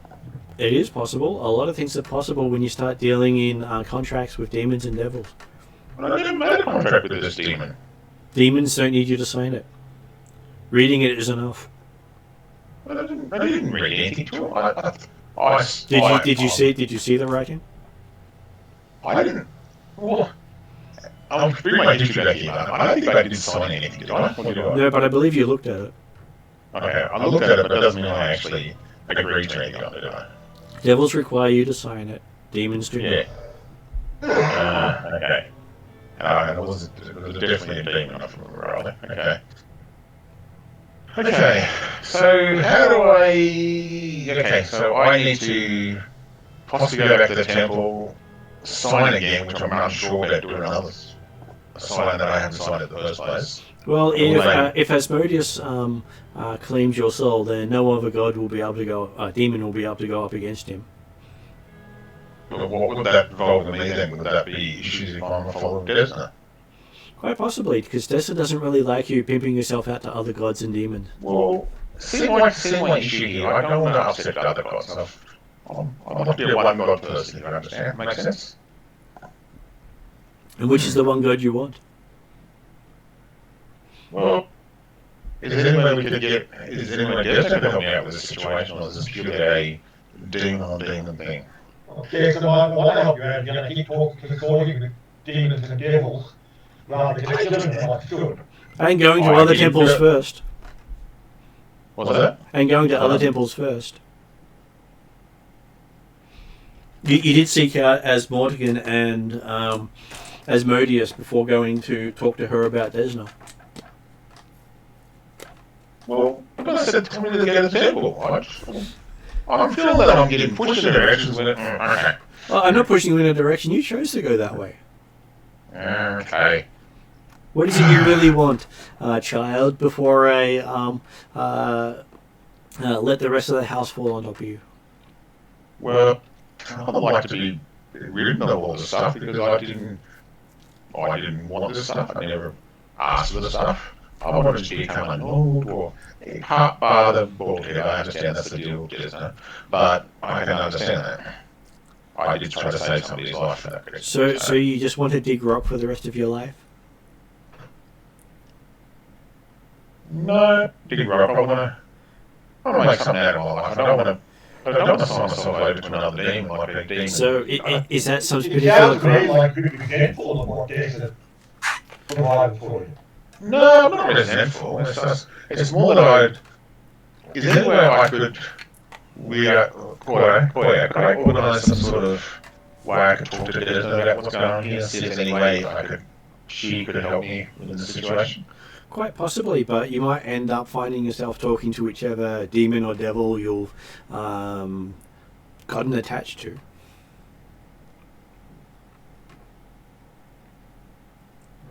They do know how to run interference. There's no direct connection to Desna unless they go to a temple to do it, is that correct? That is true. And they removed the Shrine of Desna from this town. Then the other would be Magnemar, wouldn't it? Is that correct? Magnemar still has one. But are you sure you can last that long? You're not coming by this circle. Okay. Well, if I have to go to Magnemar, I'll have to go by myself. I go to the circle. It's at least 2 days ride. Yeah. You can always go back to But the ruins didn't. I could go there by the other ruins myself and get back to Magnemar. You Could could. transfer. Could. You wouldn't have to go by yourself. No. With you. You sure about that? I look at Cordo when I say that, by the way. Because I feel a bit of resentment with Cordo at the moment. But Cordo's absolutely happy to go with you, Magnemar. okay. Because I mean, stick your all the way from Sandpoint. Okay. I'd like to go to the temple in Magnemar of Desna and see if I can find a way. Obviously, because Cordo's happy to help out a fellow team member. Makes it go over the years. Yeah. But absolutely nothing to do with wanting to get you away from his town. Okay. In the meantime, while everyone rests, should I head out of town just get away from all the stuff at the moment? Just to make it. We have one rest, let's leave now. Yeah. Okay. Okay. So, that's my call. So, I wasn't happy to sign myself over to another demon, so I just didn't put it right. Well, as Mortius and as Mortigan are both gods, so they're not actually demons. I just felt if I've made a habit of Desna with other stuff and I felt to go through other people sounds a bit wrong. It's like picking and choosing as you go. I don't feel right about that. So, Now you know Juice's entire problem with dealing with his god. yeah, that's fair enough. Had a few interesting conversations along the way with that sort of thing.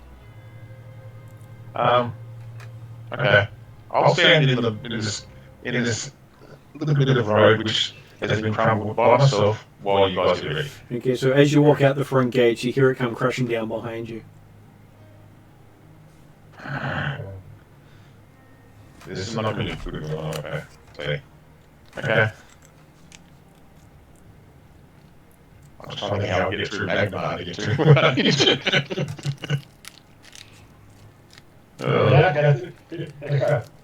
You gotta get past. You gotta get to the bottom like that first.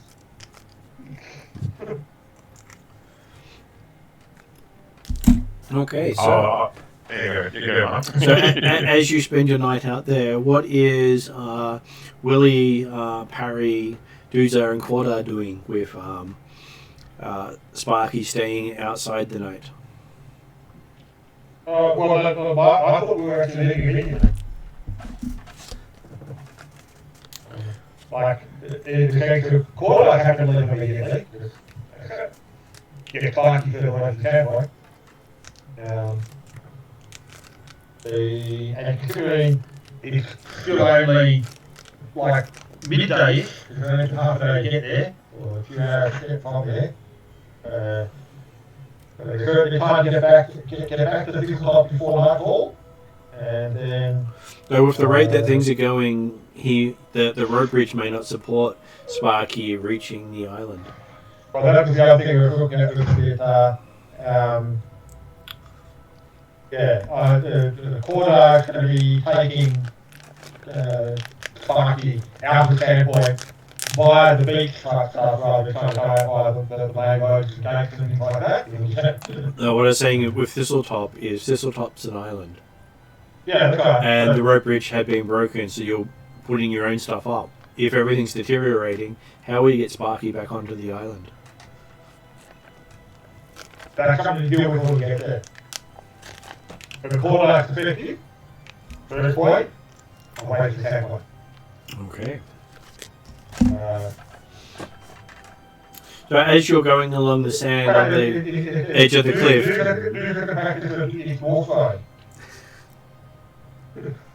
Why don't you practice? I believe there was just a hope there that you might succeed. Yeah. As you're walking along the cliffs of Sandpoint, you are noticing it start to crumble a lot as you walk. What the hell have you got yourself into, Sparky? Come on, keep moving. I'm moving. I'm not staying around. So instead of being about an hour away, it took you about 2 hours to get there because there was no good road, and you kept having to dodge rockfalls.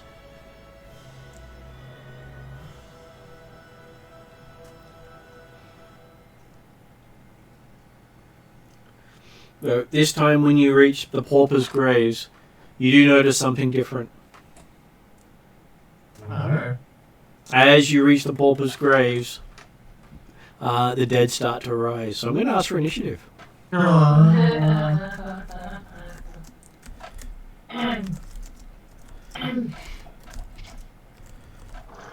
that, It's going to be perception this time. It is perception this time.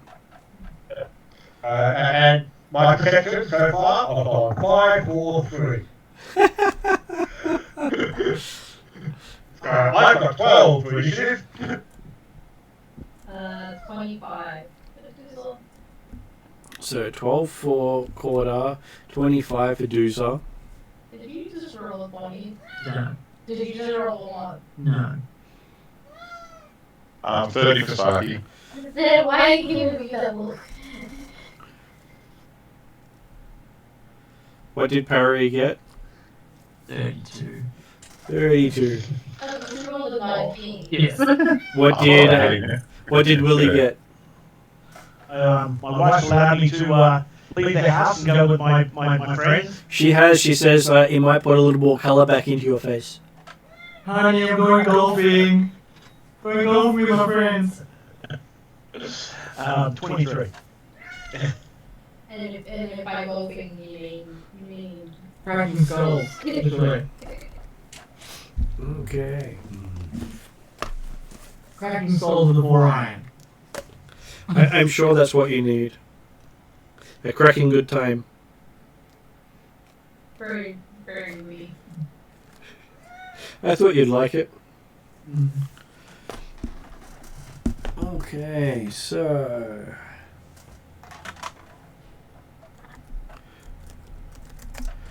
Just going to roll some nice mysterious initiative for the other team when I find my dice. Oh, wrong dice. These sixes aren't going to get me very high. Oh, that won't be my goals. I mean, that's sort of right? It is. I bet you could beat my initiative rolls on D6. I just had people move all my stuff around for me, so it is hard to find everything. Does she love that?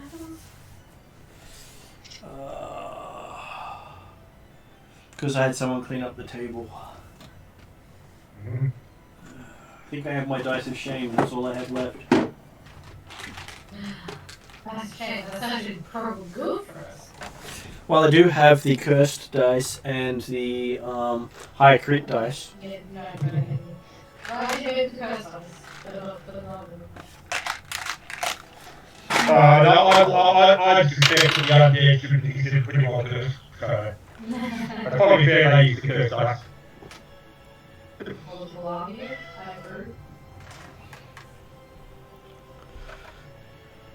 Okay, so...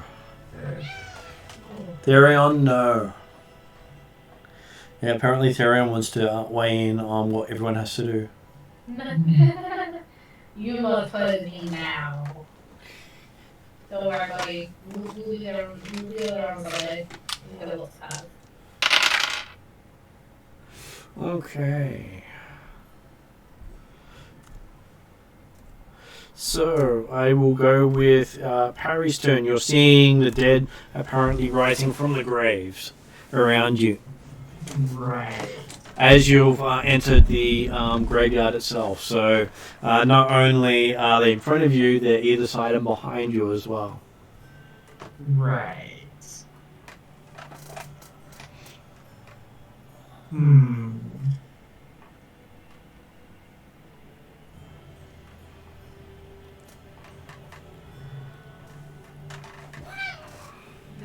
Go get them tired. Is the pony here? The pony is here. Good. And Sparky is riding the pony. I know what's gonna happen. Yeah, this is happening. I see it's happening. I want to cast a spell magic on the pony.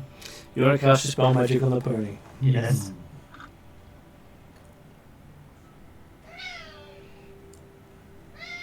Okay, so I'm just going to look up the spell magic and make sure I get...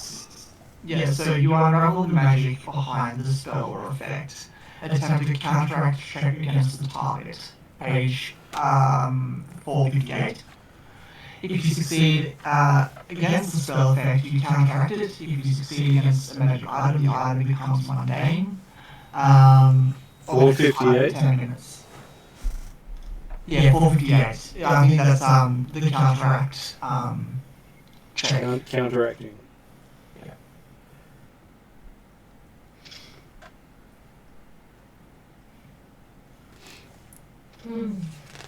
So what you're looking at there is afflictions, which is diseases and poisons. That's not dispel magic.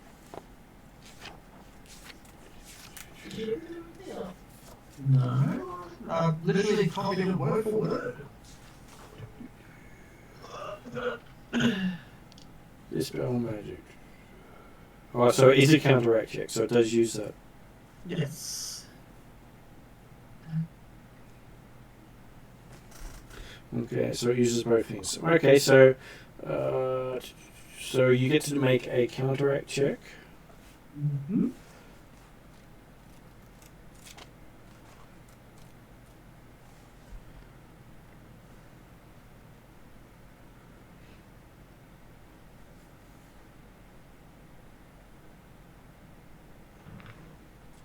I'm assuming I believe it would be your Arcana check Arcana check. when you're casting Dispel Magic. Yes.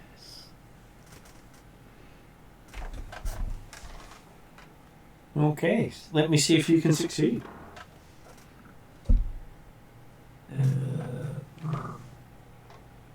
Just roll my way back up to the top. Arcana. Okay. Oh, good. My rolls have been mental today. Was it good or bad? It was good. It'll be 36 upgraded. 36 upgraded. Okay. You can't do my roll, so we're averaging out.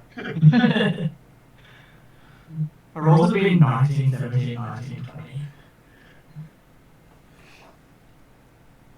Whereas I think I've had one roll that's been. What was it? I got to a 14 at the station. Okay. So it does make it a critical success. And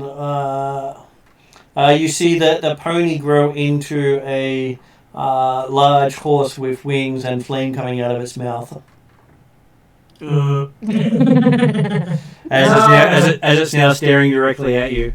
And it winks. Now, Corda had any idea what you started thinking, and you tried to do this angry attack button on the graveyard. Where's it? Darkness will go. Well, now I roll in the Now the pony might start to go. You've been delaying exactly all this time. Okay. Choco's hard leg. It's fine, you know. Well, a little like I just checked it off the horse, but yeah. Okay, That's so right. Give it a moment. I'm pretty sure it'll get off. When the human gets you off. So Sparky, you're up. You find yourself pinned between two sets of wings, and a lot of hair in your face. Black sooty hair that smells of brimstone. I go, I knew it! I say it out. I knew it! And I go, So, I give it the quickest thumbs up, just parry I've ever seen in my life. You can't see Barry at the moment.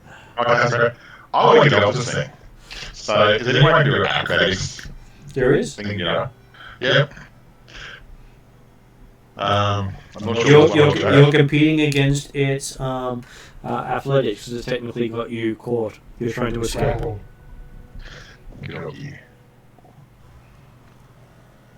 And I'm on the ground still, I'm not flying in there or anything like that, right? Just make sure. You're on its back. Cool, okay. You're on the ground. You're It's okay. Just making sure. Just trying to. It's okay. 28. At 28. Are you happy with that?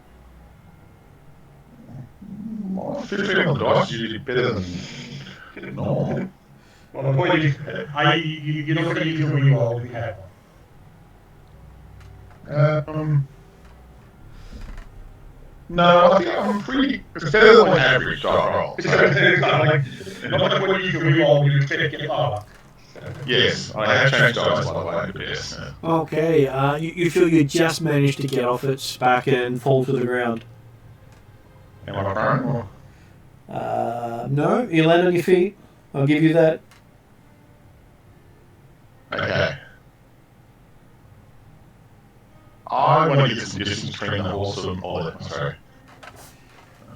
the ex-pony and myself a little bit, so is that one action to get off? It was one action to do your escape. Okay, we're all together in like a small circle are we at the moment? Or? You're basically riding horses through a graveyard, so don't Currently in the same vicinity. you're in the same vicinity. Okay. I'd like to keep myself for. If it turns to as close to quarter, really, I'd like to make sure that I move either have one of those people in front of them between me and my pony. Quarter would be in front of the party. Yeah. Okay, so as soon as you start moving, it takes an attack of opportunity. I knew what I was going to do. I was just. Not every animal, not every opponent has attack of opportunity. I don't know. Oh, I had an expectation of it at the time. Okay, so it gets armor class 26. It is.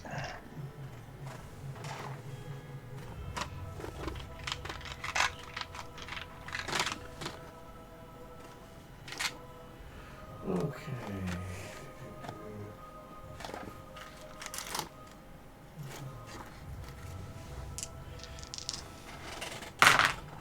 And it does almost minimum damage of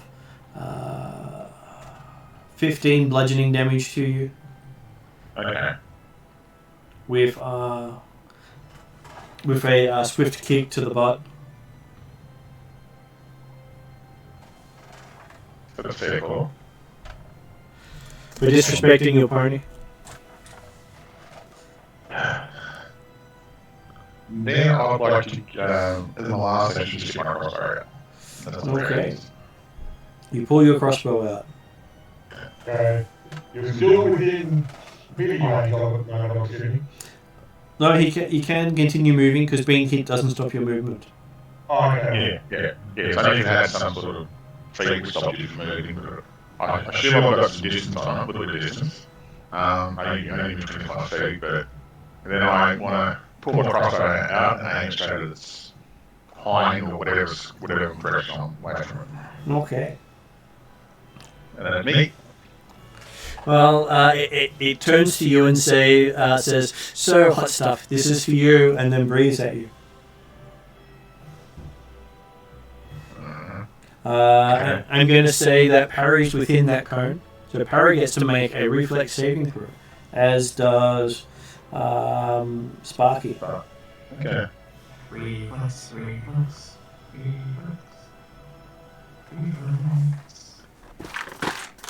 Slowly look up to the top of my spells again.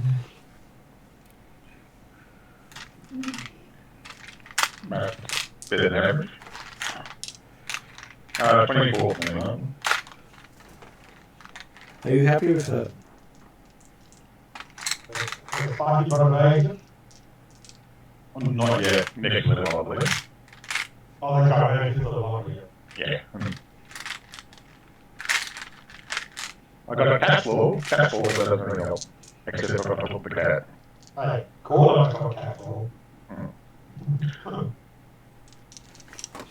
How did parry do? Also 24. Also 24. What's there not to be happy with?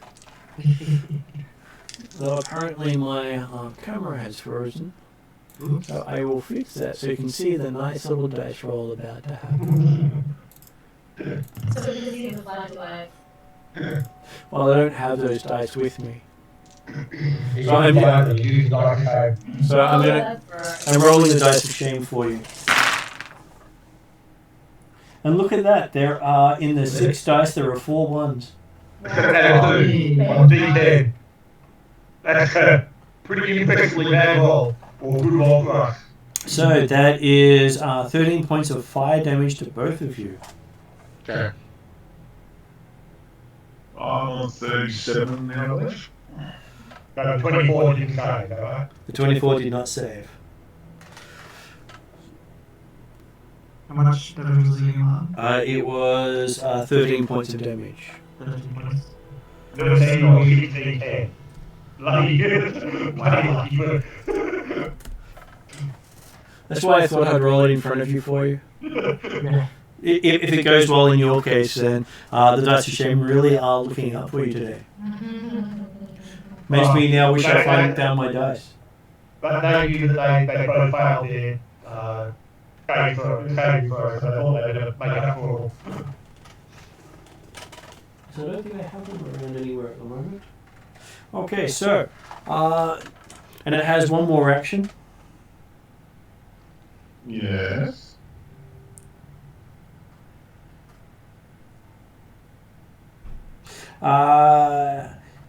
It laughs at its joke. Well, it's weather. Well, it calls them hot stuff and then breathes fire on them and then laughs at it. Mm-hmm. So, Dooza, you're up next. Guess what? You've now met the Sandpoint Devil.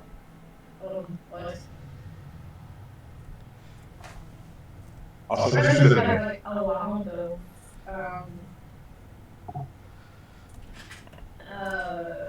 Anything else? Most of the five is on it. You are. So how did I not recognize it was the traveling with the party? Because, hey, devils are tricksy. Just gonna fix the door. Well, I you mean, nothing. how old is you being able to put you here all the time? Me? Yeah, I'm just trying to fight. Yeah, so, hey, I had a pony up on the ceiling when I slept the other night, okay? So I think I knew something was up straight away, but I didn't know how far I was going to be. I thought it was a very athletic pony at first, too. But then I'm talking about the idea of your so-called bulk gold that's giving you updates on your get days. Just give me 2 seconds.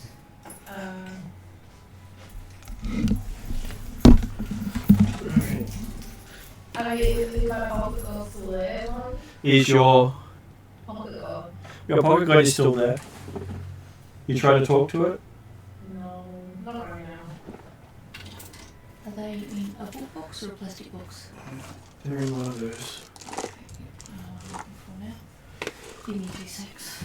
Well, in that case,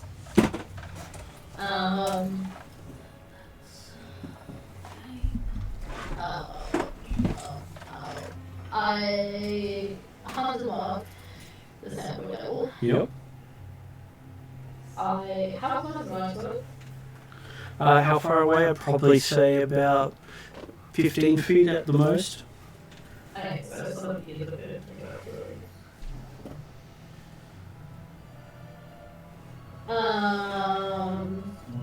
Good. Well, the problem is I'm supposed to take this thing out by myself, though I don't know how it works when it's attacking everyone else, but Well, you could pretty much tell everyone just, I'll take it out, you do everything else. You do that. Yeah, we'll do it on the other day. Yeah. You keep me alive. Because no, I haven't shot it yet, so you're lucky. I'm just very frustrated. I said I getting hawked all the time, and I had a feeling it was, but I just couldn't prove it. So. Well, the fact that it's also, that actual. Yeah, all those nice things that happen. If Harry didn't cast his own magic, how long are we going to go? Traveling with this thing in our party. Probably quite a while. Probably another 127 days before I went, surprise, user, I've been here the entire time.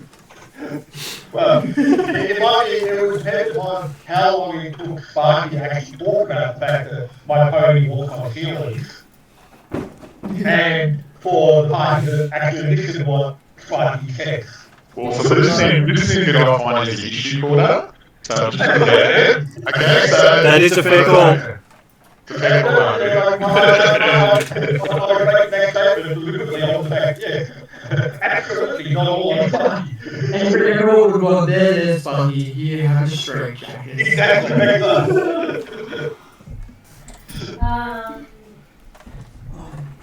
Of course, if Corda had noticed this happening behind him, he would still be asking Harry as to why he decided to do that when we get attacked by our dead. Couldn't have done that. Remember we had like bright sunshine? It's a question for later. I'm sure we can sort it out later. Yeah, that's Well, we have it now. I do appreciate that 100%. On the bright side, we do now have the normal dice found. Yay! Which means high rolling dice has returned. Quick, put them away! Ariana, put them away! Ariana, why are you so good at finding things? Hey. She's good at finding things, so we can congratulate her on charisma, or maybe say we're so sorry later. So we can over on Sunday saying, Ariana, TV hated everyone. Okay, So, Dooza's turn. What is Dooza doing? His hunter's marked. Yeah. Good start. I'll move up. Good start. You move up. I will quick roll. Yep. And that. Hey, alright, thank you. Perfect idea. Yeah. Well, the good thing I'm going to take up opportunities, so that's a good thing. So, Actually, no. You took the attack of opportunity before it's very turn. accurate. Very accurate. yeah. Let's Okay. go, another one.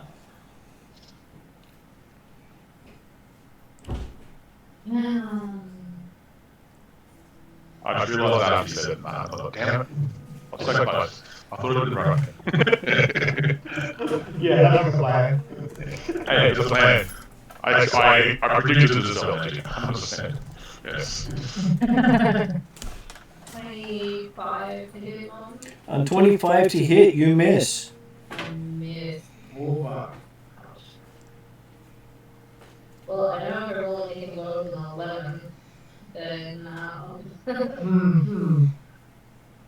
I mean, it's also like not. Mm-hmm.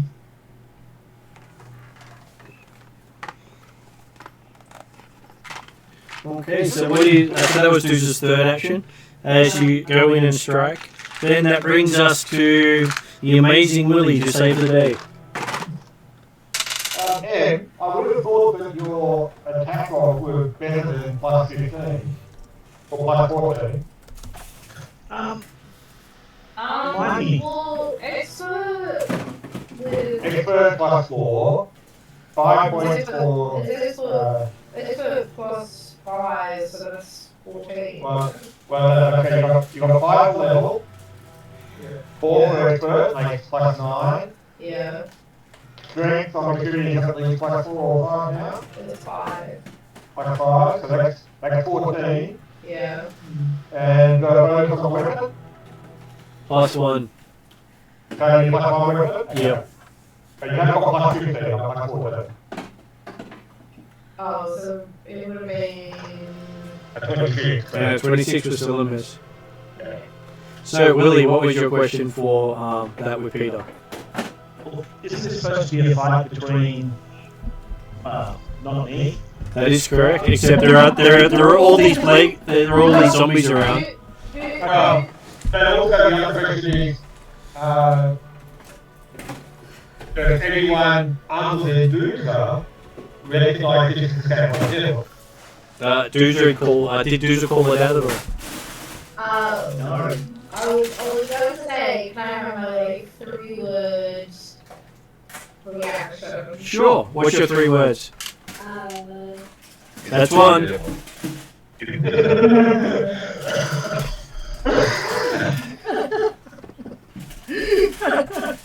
Fine!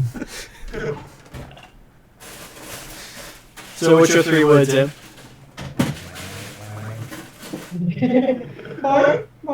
I've got this. It's my target. And of course, they get everything. Okay. You're not an archer. Alright. So Willie hears it's my target on the demonic looking horse that has been between Sparky's legs for the last week. Well, that sounds like a conversation between your wife, but I'm going to figure out that one, but yeah. Sorry, I had to say it. Hey, it could be your leg, you want to get out of it? I'm definitely not getting involved in ones, but I've had my time. Yeah, I'm going to get it. One of you undead. They're the closest and kick the hell out of it. Okay.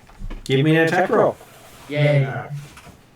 And I'll do the I'm pretty sure that Hadouken's got a kick. hey. Didn't you say I'll kick his head in, and then you said Hadouken? Hey. He does his Hadoukens differently. I use my legs.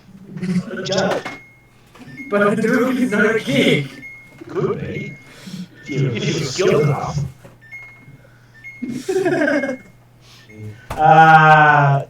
28 and 23. So 28 and 23.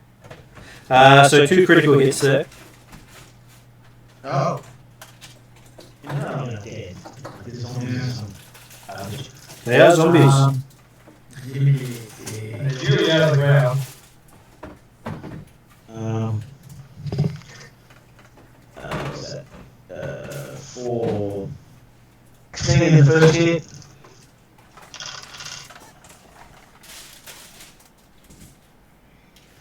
15, 30 in the second. So what sort of damage is it? Sorry. 46, I think, off the top of my head. Bludgeoning.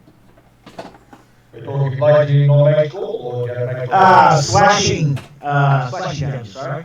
Okay, so what was the first lot of damage? I think it's 16. Okay. Not quite as effective as you like. And what was the second lot of damage? 30. And also not as effective as you like.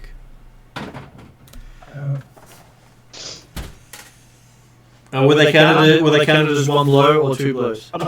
One blow. Okay. Because it has. Oh, actually, my mistake. I read it the wrong way. You do extra damage with your slashing. Yes. I was about to say, I think mine was looking for skeletons, but it was just everything else. Skeleton roll bludgeoning. Skeleton roll bludgeoning and zombies is flashy. So it collapses with your 2 blows. Okay. For my next one, my next action, I'll just move up to 1. Yep. I'll give it another. No, slash. Oh, actually, sorry.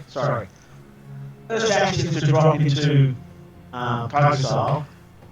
Second is to get up, and the third one is to move over to a new target. Okay. Next to a new target. Now I'm done. Your new target decides to try to punch you in the face.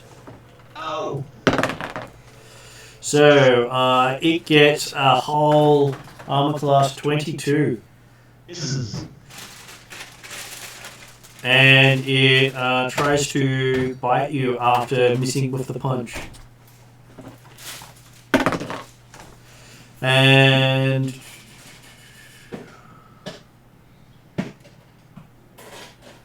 so that ends up being... sorry, just checking the wordings on stuff. Okay. Okay, so actually it can't try to bite you. It tries to punch you a second time. So with that extra punch, it gets an armor class of 13. Critical miss attack. With the critical miss, what sort of thing would you like its critical miss to do?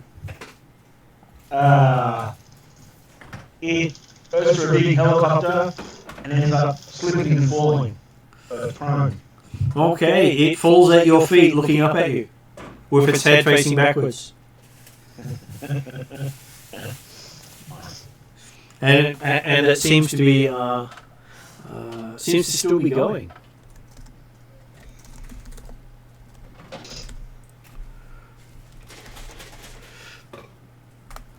Okay, so that brings us to another of the zombies who shambles over to Sparky. Go. And it gives a Hadouken punch, hitting armor class 26. It is just. Well, hey, you do know these dice do work better for me. No. Okay, so it says one of these dice. Definitely does work better for me, as you can see. Ouch. So it hits you for 12 points of bludgeoning damage and grabs you. Okay, I'm at 25. Okay.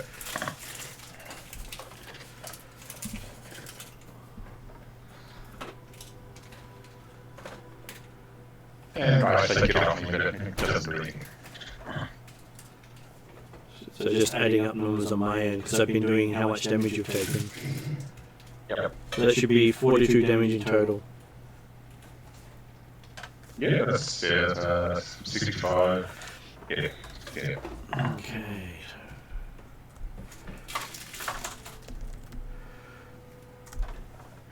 A few notes I have to make. Apparently you want to collect all the conditions today. Okay.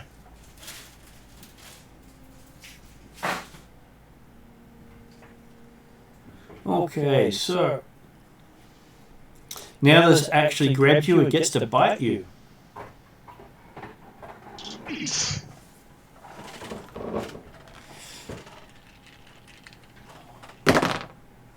So it gets a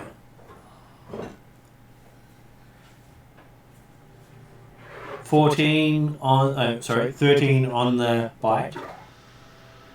Yeah, let's look at some. Because grapple and 20 out might be doing so. So I guess it's just a failure. But grapple does reduce your armor class. What, you were expecting something else? Oh, no, I think that's all grapple that's causing me. Grapple normally reduces your armor class, treats you as grapple. No. Just looking up the grapple conditions. I have the cards, they always come in handy. Oh, sort of check, I had a feeling why I not. So you can't move, and if you want to do manipulate actions, you have a flat check for failure. Yeah. Okay. One moves up and tries to attack Parry. Apparently Parry has plot armor as it gets armor class of 12. Oh, this was an old man. You seem to do pretty well with it. Yeah.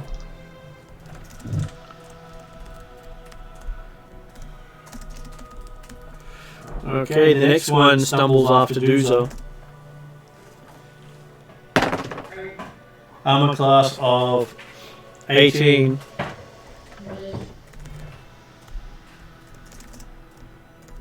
And the next one goes after Quarter. Armor class of 25. 25 hit.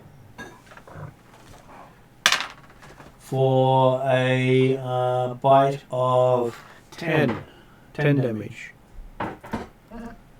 And it grabs you. Yeah.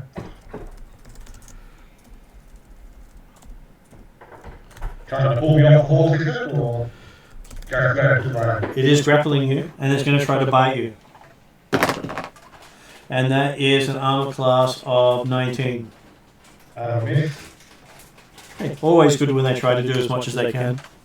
Okay, so the other ones are shambling closer, but you're too far away for them to get. You can count at least 20 odd zombies up and about. Quarter, you're up. Okay, well, obviously I need to do commands now to move anywhere, so I've got commands beside me. I will... The first thing you do is you get to make a fortitude saving throw. Okay. Oh, that's nice one.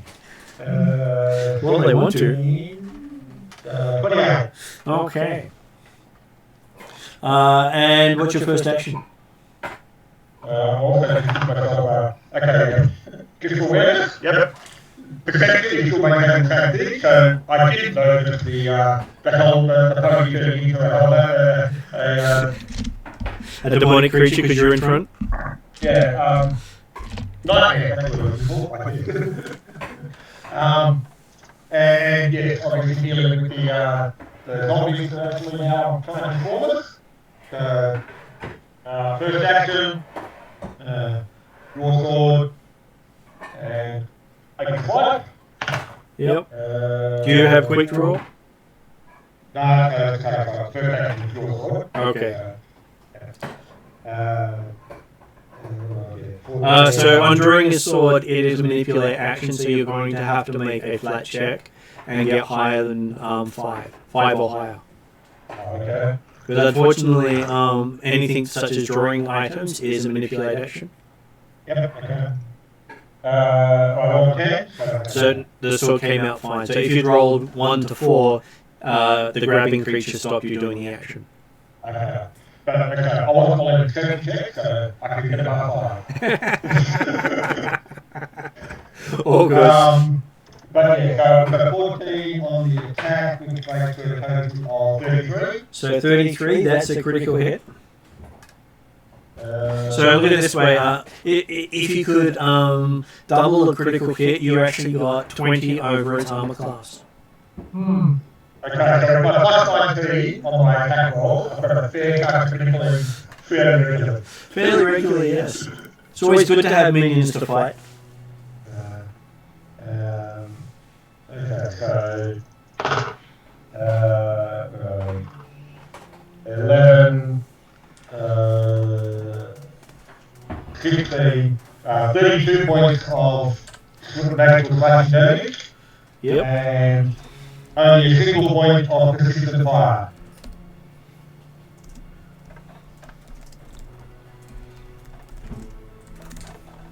Well, it always comes in handy. Okay, so that was action number 2. What about action number 3? It's still going. Still grappling. Still grappling you. Still holding. Still holding. Yeah, I'll go for that. 18 on the die. Plus 19 minus 5, 14, 32. So that is another critical, almost twice again. Only 10 points for slashing magical, but now another 5 points for fire. Okay, so you slice it and you find that most of it goes flying, except its hand's still stuck to your leg. Okay, well. I like to turn the hand and hang off the end of the leg while I'm riding horse at the moment, so we'll deal with that later. It's still moving by the end of combat, but I'm not worried. Okay, so that is your 3 actions. Yep. Okay, so parry. You find yourself sickened. Sickened? Yep. Yep. You are sickened 2. Sickened 2. Basically, minus 2 on I know. To all checks and DCs. Yeah. Not the damage roll, though. If you hit, you still hit just as hard. That is true.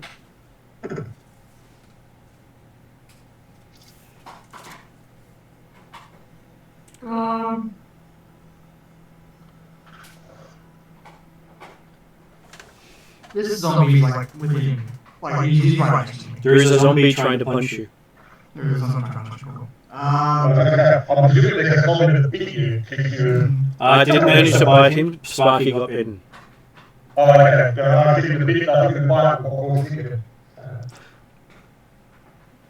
Actually, that was the flame. Oh, okay, yes. Again, caught out notice of it, I'm going to go my second of 3 level 2 spells and cast Shocking Grasp at second level. Okay. It would have been my one and only Shocking Grasp at second level. So when here's a range punch attack. So doing a ranged attack in melee, I believe that has a penalty. Range touch. Yeah, ranged touch means you're doing a ranged attack within melee, which means you have disadvantage. No. It's not a ranged touch attack, because there's no touch AC now. Oh, sorry. No, Right, I'm yeah. basically going with I'm going with the zombie. So touch one. Okay. My brain had gone the wrong way. I remember too many additions. So yes, so that is an attack roll. Cool. I was about to say, when did they update the rules where, like, touch attacks make it so difficult now?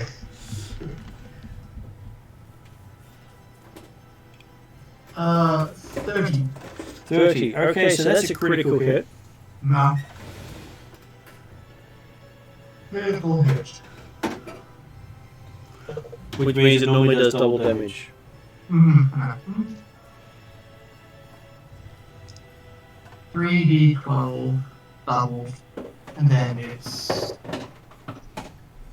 1d6 persistent electricity damage.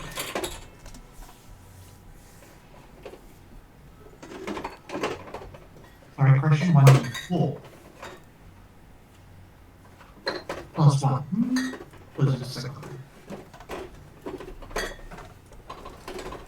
So how much damage? I am rolling now.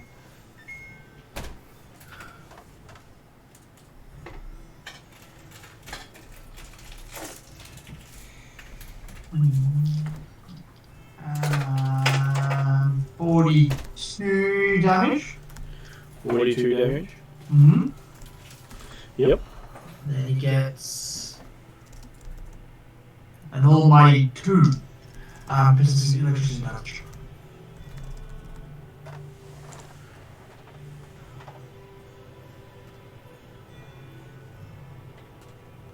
Okay.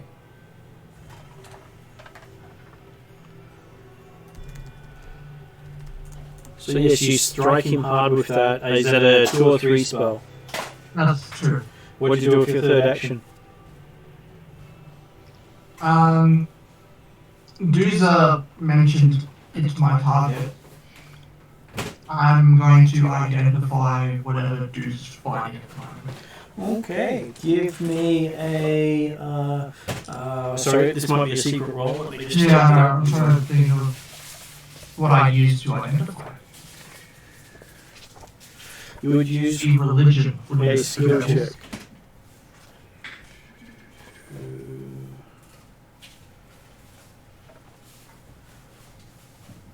So recall knowledge is a secret check. Ah, Takes 1 action. it's 1 action. Okay. You roll well or you roll badly, you don't have a good roll.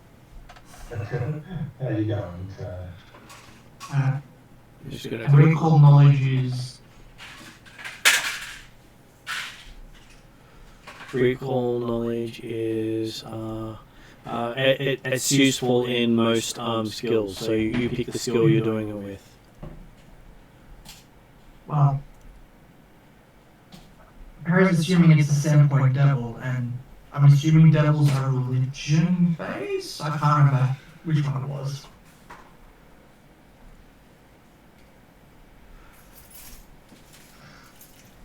Okay, so religion does do celestial fiends, monitors, and undead.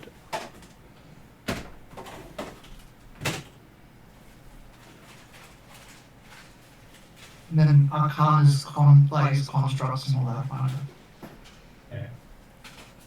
Yeah, I'll do a religion. I'm assuming fiends refers to both demons and devils. Yeah. It does. Made it easy. Then Harry will do a religion. check on it. Okay. So, what's your bonus? Minus the sickening, it's plus 11. So minus the sickening, it's plus 11.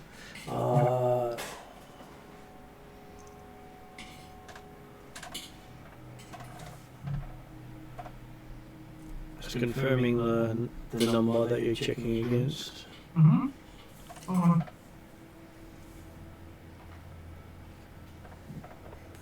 Okay, and the rules specifically say... Okay, so...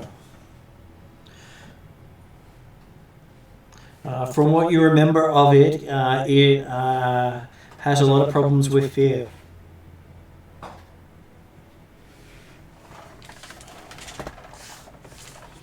So, okay. It's susceptible to fear. Oh, it's susceptible to fear.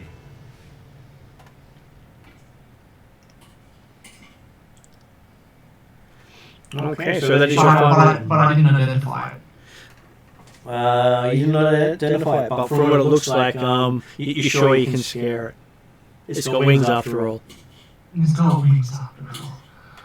Okay. So, over to Sparky. Sparky is sick, and Sparky gets to make a fortitude saving throw. Okay. Oh. Well, I'm going to make a fortune saving throw. No, you didn't get hit. No, you got I didn't get it. 18. 18 minus 2. The second. 16. 16, sorry. So 16. Okay. Okay, just as an indicator. Okay, so moving on to you're currently grabbed. Yeah, okay. I want to drop the crossbow and grab a dagger. Would that be a 2-action thing? And we roll each time? You can drop the crossbow as a free thing, but to get the dagger out is a flat check on a d20. You don't want to roll 1 to 4. I rolled a 9. I feel a bit better. So first action, you pull the dagger. Then I shall stab the dagger into said zombie. Okay.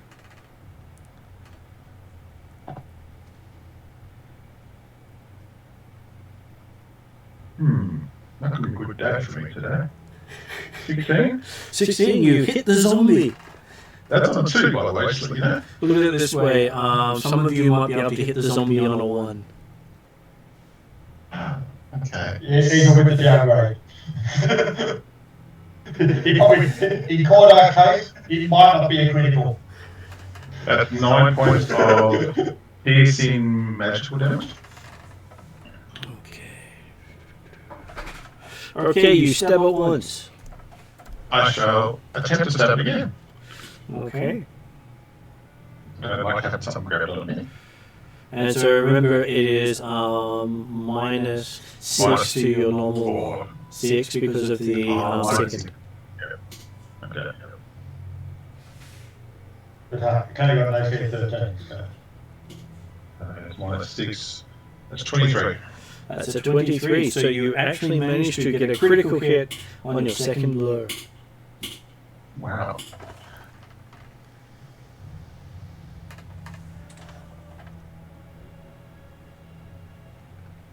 That's 18 points of magical slash piercing damage. Do the daggers do either? Or is that back to D&D, isn't it? So you're doing piercing? Piercing, yeah. It got piercing in the book. For some reason. Yeah, okay. I got it. I Let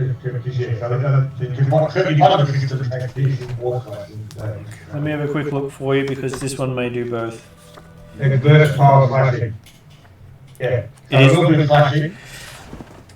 And slashing does more damage to zombies. As they call out to you now for your third strike, if you wish. Oh yeah, you've had 3 actions. And the reactions don't have anymore. So that is Sparky done. Next round you might consider doing slashy slash. Yep, I'm just going to double check it. Instead of poking with the dagger, swipe with it. Okay. So, the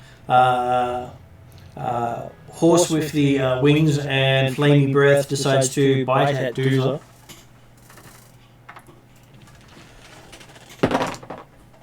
Rolls a low 27.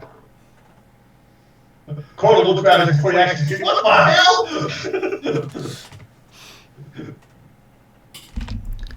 And it looks in Quarter's direction and goes, yes.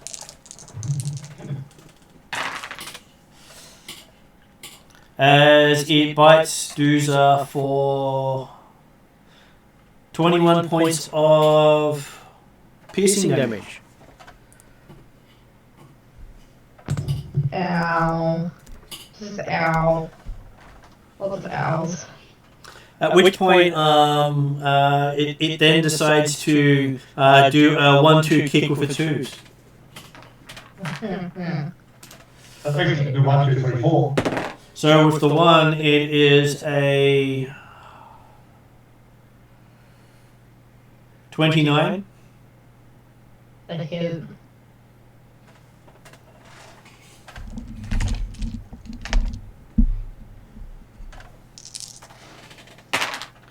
Doing 20 points of bludgeoning damage. Holy shit.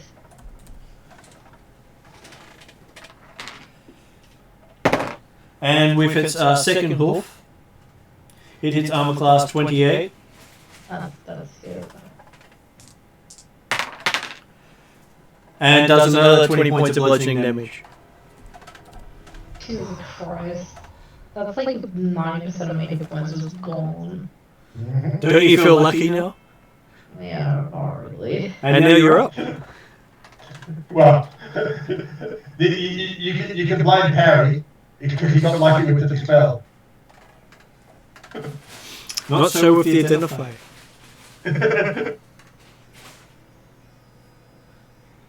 So, Duzo, you've got this. I've got Yeah, this. okay, it's your target. Yeah, it's my target. I will quick draw my other weapon and I will do slashes.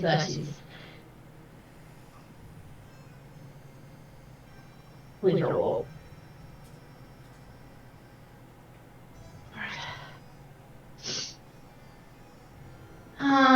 First one.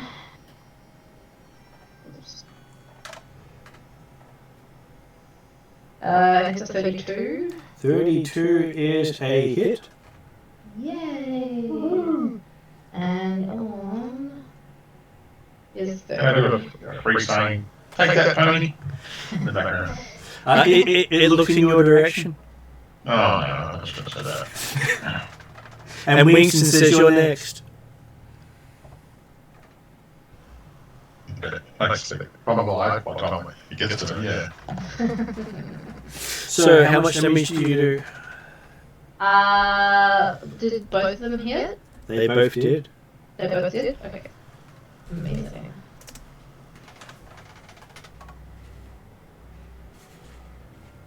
Mark, it didn't say that you were next to he was going to go for, because you were next to die. Yes, no, 100%. I wasn't sure exactly, because I've had some interesting conversations with this thing, so. The zombie will kill you before he does it. Yeah. You'll be the second person to die.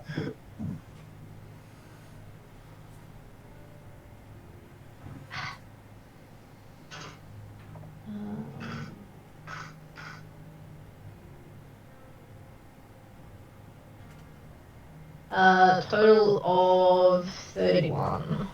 31. Magical slashing. Magical slashing. Yep. Magical slashing.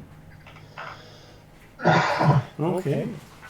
Because I now learned that having the proficiency or potency and striking makes it magical. Okay. Even if it was just potency, i.e. a +1 weapon, even if it didn't have the extra die of damage, it would still be magical. Yeah. So the striking doesn't necessarily make magical, because it's all you ever magical get first. And if you want to put first. and if you want to put any other rune on there, you have to have the +1 rune first. Yeah. So you can put as many runes as you got pluses on your weapon. Yeah. Okay, so that brings us to Willie. You have one prone at your feet. Oh, I've got to make the most of the gift, I guess. So I'll monkey stomp it. Okay. Go for monkey stomp. So 22 and 25. Okay, 2 critical hits because it's prone. I do. Great. 5, 7, 14 in the first one. Well, actually, add them both up. So 14 and 20, so 34. So the downside to this is because both of them are considered added together the way the effect works, you only get the bonus of the extra slashing damage once. Yeah. Which is sad, really, because it would be interesting if they both counted as separate attacks for damage reduction and weaknesses. Mm. Okay, so yes, you hit it soundly and it's still moving. You might need to Another stop one, it again. So -4. -8 actually because of the 2 attacks. Yes. Yeah. So 6 is 22. Fuck, that was lucky. 22 is a critical hit again.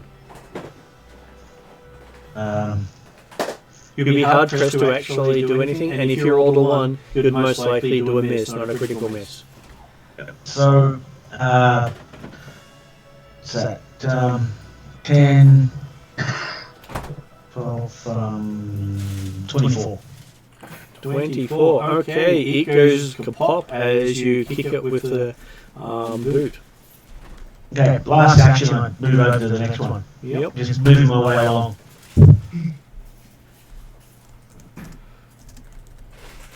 Okay, so So did Willie starting at the rear of the party as he's working forward? sure, Starting at the front, working backwards? that would work. Sure.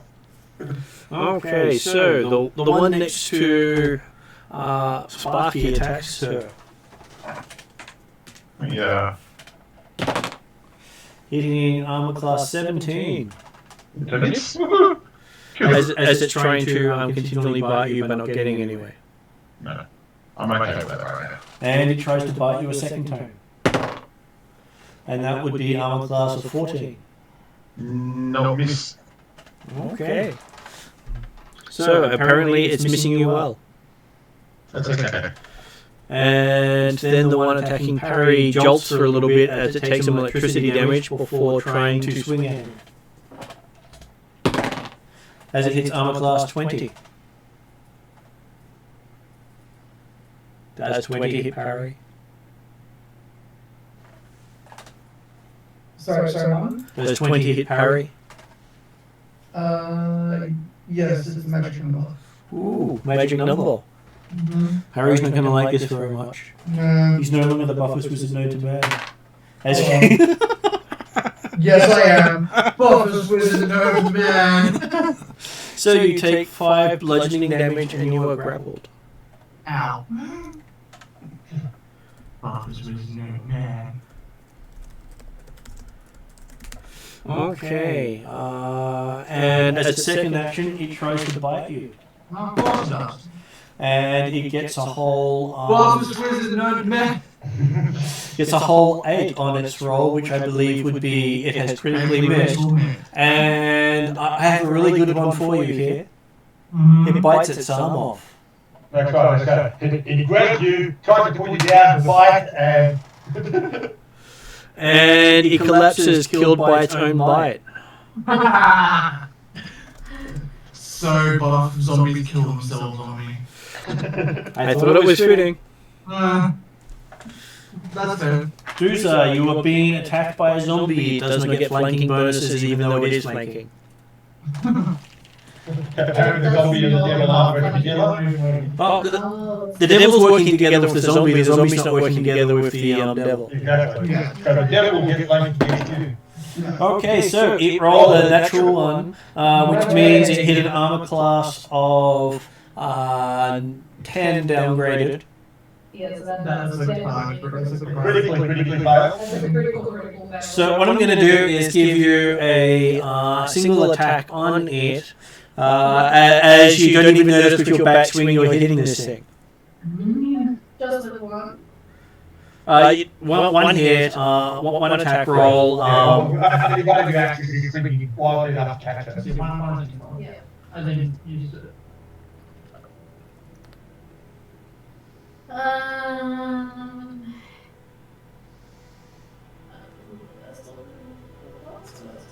That's 13.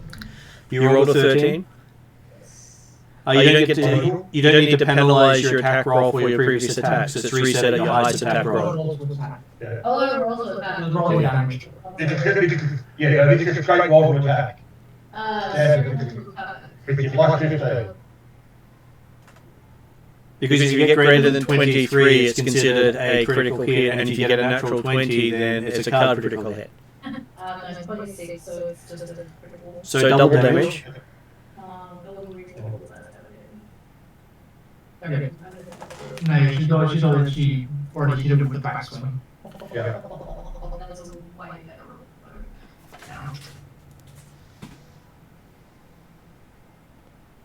roll. 40. Okay, you feel the axe slow down a little bit as you're swinging it around, attacking your person. Is that slashing? Yeah. Okay. As other people notice, you completely dismember this zombie without even. Dudes didn't even notice he'd done it. I just like swing my axe behind me and just take the cigarettes.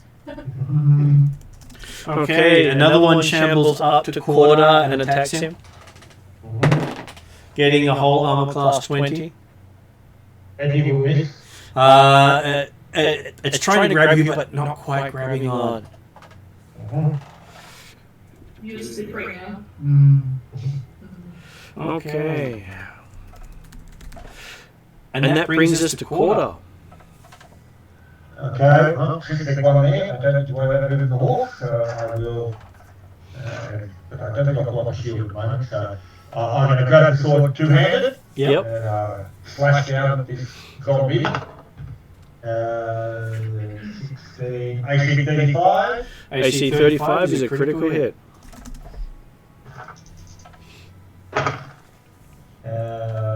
11, 16, 32 points of magical slashing and 7 points of persistent fire. Yep. Still going. 15, AC 24. That is definitely still a critical hit. Persistent fire goes up to 10, and the damage 32. Okay, so no need to worry about the persistent fire as it gets crunched down by your sword and sort of burns all the way through and turns to dust. Okay. Is there another one within range most of the time? As far as you can see all around you, there's zombies everywhere. So there's another zombie I can hit without trying to move the horse. You'd have to move, only one of them seems to be able to reach you around, but if you don't get rid of it, another one you might end up with two. They shuffle slowly. Yeah, no, it was more the idea of if there's another one within slashing range right now, I can hit. There is not. Then I will do a command the animal action. Yep. To direct it to start moving down towards party members, probably Sparky type areas, and try and get the other zombies off there. All good. That's where you get to. So, nature roll of 26. You get a base. Will save. Okay. It does obey. So we're now on to Parry. Parry now gets to make a fortitude saving throw with -2. So basically, he takes the stride action to move up next to Sparky. 23, man. 23. Okay. So, what's your first action? Just a quick question. The word emanation. Yep. So that's just kind of a 30 foot. So basically, I want to cast heal at 3 actions. Yep. Emanation, I think that goes in all directions, like a 30-foot radius around you. It's like a bubble. It emanates from you. And I believe it also has the thing that it even goes through things in some cases. Okay. Not that probably matters if this is really fairly open terrain, but Well, let's do it. I'm going to unleash heal at 3 actions. Heal is 3 actions. So it is 2d8 plus 8. I like how it says emanating power that's living and undead. Mm. Which means it does damage to them. Yes. That's good.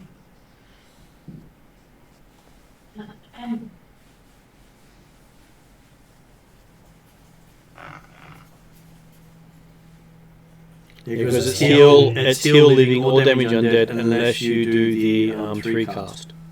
Yes. I don't know. So I am going to have elimination. What's the effect? How much are we talking about? We are talking about. Have a look. 2d8. Everyone gets 18 points of healing. That's in the third, like in my animation. And if they're undead, they take 18 points of positive damage. I actually take more than that. It's probably some extra damage because is effectively everyone in the party within that 30-foot radius of... I'm happy to give that. I was about to say, I hope so. I wouldn't be spreading everyone out more than a few. Well, again, I would expect you would, particularly since we said that the corner was moving back towards the middle and Willie was moving forward towards the middle. I would think it were all in range, but... I'm assuming that also includes me. So. It does, I've done No, you're not in the area. Yeah, I'm not in the area. I'm not in the elimination. It goes out from you, yeah. And surprise, surprise, that's 3 actions. It is 3 actions, I'm just adding up, seeing who gets killed and all that. Mm-hmm. So the one on Sparky burns away with positive energy. Sweet. You got scared by This was the whole idea, was to free up players as well. Okay. Free up some extra players. I mean players. And you see that the devil itself has been healed. Oops. I mean, to be honest, risk versus reward. I think there's more reward. It's almost fully healed by your spell. Oops. Well, that's more indication of how little damage has taken. So there's a little bit of damage on it. Yeah, I didn't do 40, I did like 30. It's still got damage on it. Okay, so next person. I'm surprised it doesn't take damage from being positive thinking of it. Well, it doesn't take positive damage, and it doesn't take negative healing. So positive means it would heal that amount because it's not allies. It's just harm creatures. Okay. It doesn't take negative. So Sparky, you're up. How would you like to spend your last action? Just teasing you. Yeah. So how many zombies are left up at the moment, really? You can just see them everywhere crawling out of the ground still. Okay, we need to. Okay. You have a feeling that they're centered on your pony. And probably you don't want to take the X-Pony because somebody's got to kill it for their thing, so that's... Well, I suspect that the X-Pony's not really going to take a hit in blind right now. No, well... It's just where you're going to go bad horse. Down, boys. Sit. So, anyone still got a zombie next to him at the moment?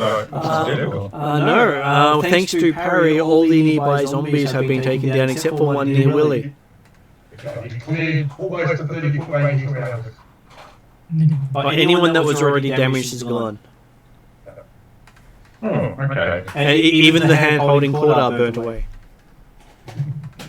Okay. It's a good Oh, question. no. I lost focus here. A ready action is 2 actions, right? Yes, you ready you ready a single action using 2 actions. Yep. But can I raise a shield after that as well? That's the question. You can, but you can only use your ready action or your block action as a reaction once. Okay. You can't use it for both. Okay, well, I'm preparing for zombies because I'm trying to lead the devil to the devil killer. So I'm just going to ready action. Any zombie that comes within my range, I'm going to stab at it. So, with my slashing dagger. That I realise is now slashing in the first style. So. Okay. So I double check what goes touching as well. No extra zombie damage, unfortunately. So. It does not. Okay. So the Sandpoint Devil looks at our nice little dwarf and say, "Hey, hot stuff," and breathes at you again. Which this time gets Corda and Parry in the breath. So each of you gets to make a reflex saving throw.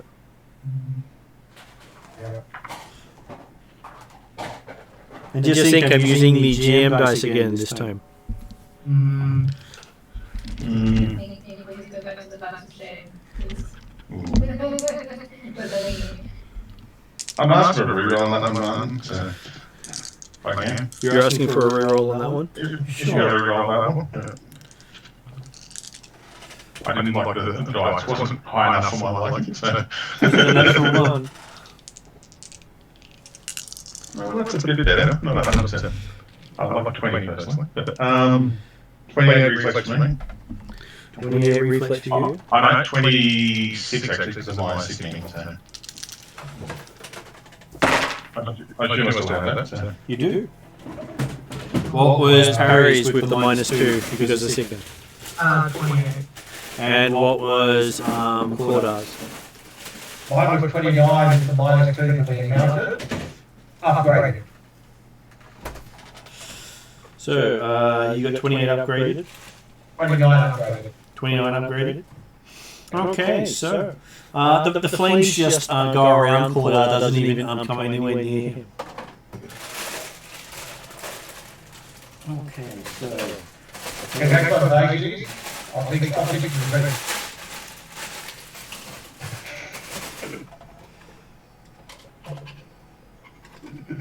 No comment, Mark? No comment. I've lost my $10 scratchy jet with a friend from work. So, it would be 56 damage normally, but Parry made his saving throw, so that makes it half of that, so that is 28 damage. Yeah, 28 damage, fire. And Sparky also takes 28 damage fire. So that puts you on 52 damage all up there, Sparky. Yeah, I'm not fucking... Yeah. Yeah. I'm saying yeah. Lucky you went part of the comedy. Well, if I didn't get a heal, I would be out now. Okay. And Duza, at this point, Duza is noticing that the zombies are walking around your puppies, ignoring them completely. Oh, that's good. Because I just had an idea. No. It is your turn. Oh, it's my turn? Yeah, Oh, actually, sorry. The creature had one more action, at which point it tries to bite. That's what I was saying. I was like counting. Yeah, its breath action is only 2 actions. So it gets a 27 to hit Duza. No. So that is a hit. I should have said it. And it does a whole 22 piercing.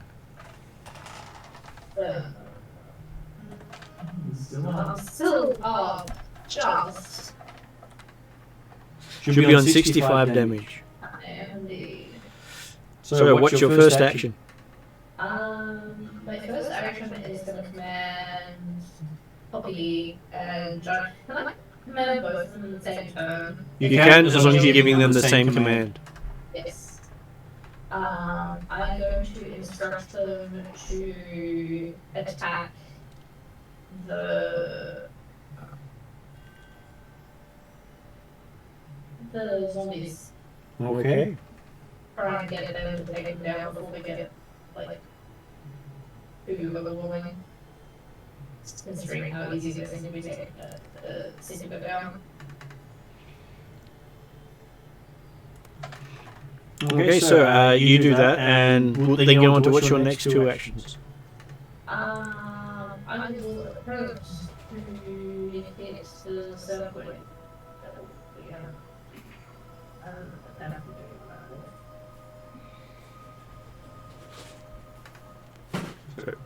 First action against the Sandpoint Devil.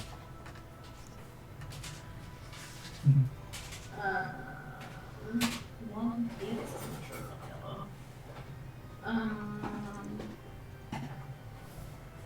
34? 34 is a hit. Wait.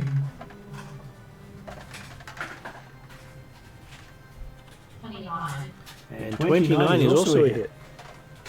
So you're doing better, you've hit it 4 times now. Okay.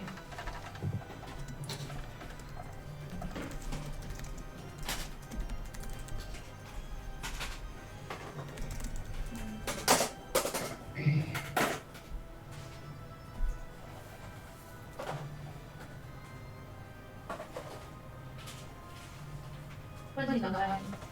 29, okay.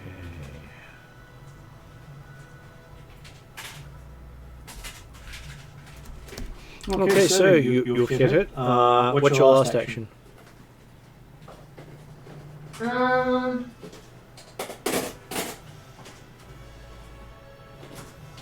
don't know what I'm trying to get, because it probably is. I'm gonna. What is it? Minus. For you, I think it's if you attack it, it would be -6 because -3 for each attack. Because it's Hunter's Mark.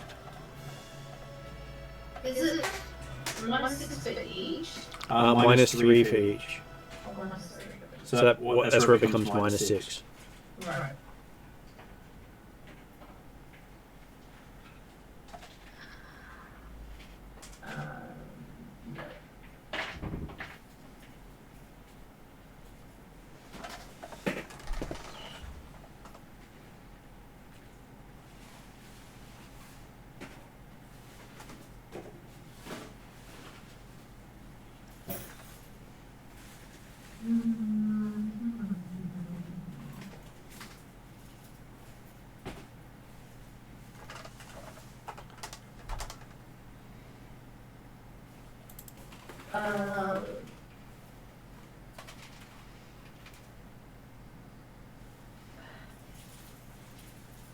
I'm going to pull the name of my god correctly. You called me God correctly? What kind of call? She's actually got the number correct. Not calling a body so much, but calling, like, as a, like, more of a battle cry. By the power of Great Skull? I mean, Gordon?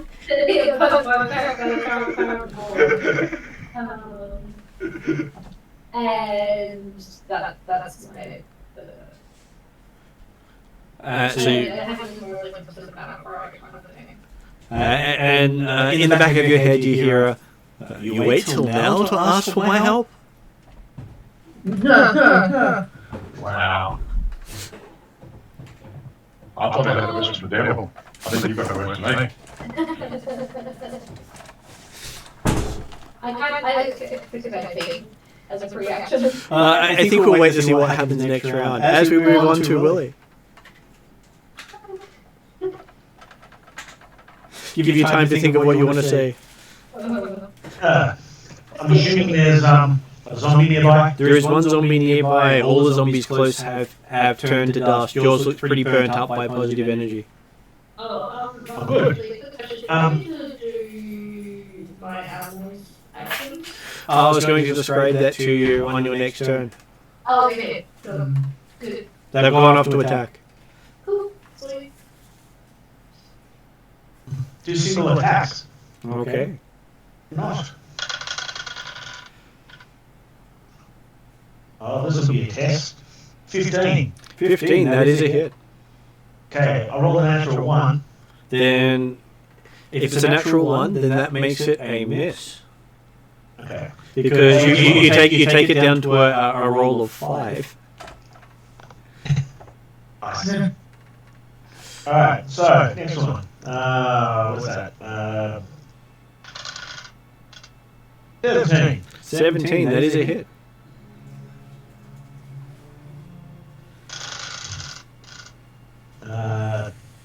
10 points.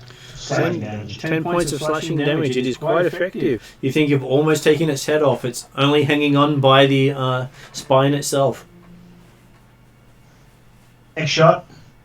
Yeah, this one works out. What's that? Natural 20. Natural 20. Yeah, so 26. Okay, so what I'm going to say is to give you a nice cinematic version of this one, considering it has only 2 hit points left, you launch its skull into the air into another zombie.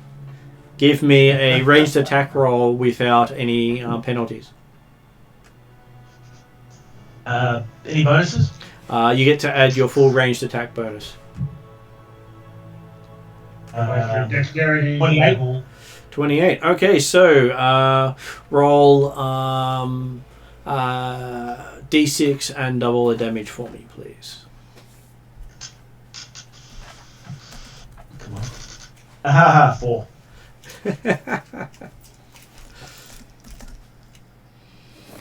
Okay, so yes, you give it a solid thump, and you can see that the a zombie now has a head in its chest. Nice. As you manage to hit 2 with 1 blow. I was about to say I have a comment from what I walked into on his wife and him, but around the head and the zombie, but I thought, no, not going to go there. I'll let it go.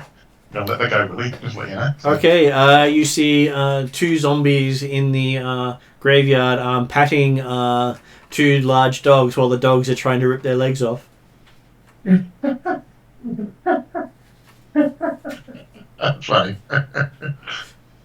So it's like, attack, attack, while they're being patted. Good doggy. Okay, so you can see that 2 of them have been tied up. Or at least distracted.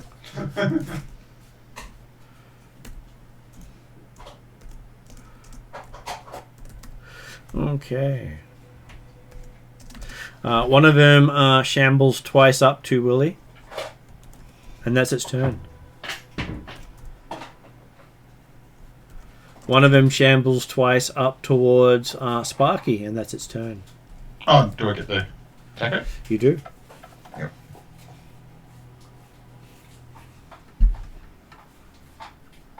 $23? 23 is a critical hit.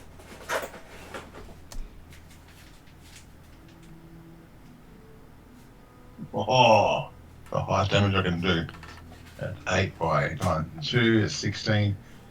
20 points of slashing magical damage, because it's versatile decks. Okay, seems to do a lot of damage compared to what you did last time. You've really nailed what takes them out. I'm learning about zombies now. Slashing their jugular works a lot better than stabbing him through the heart. That's right. One of them shambles twice towards Cordar.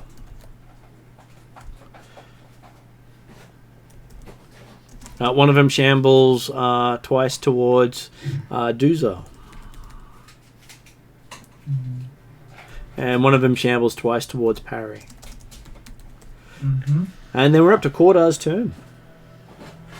How close is the one that went towards Duza to where Sparky and Corda are at the moment? Well, you could probably make a single move to get there. You don't.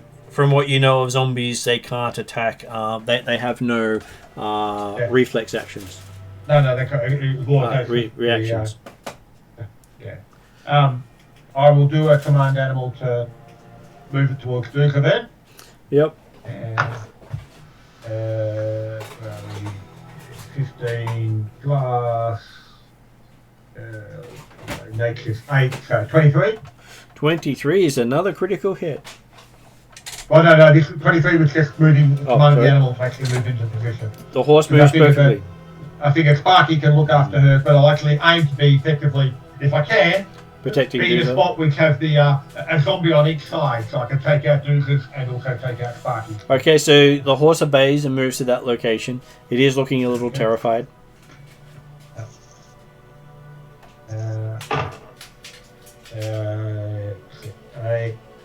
AC 30 Then that is definitely a crit.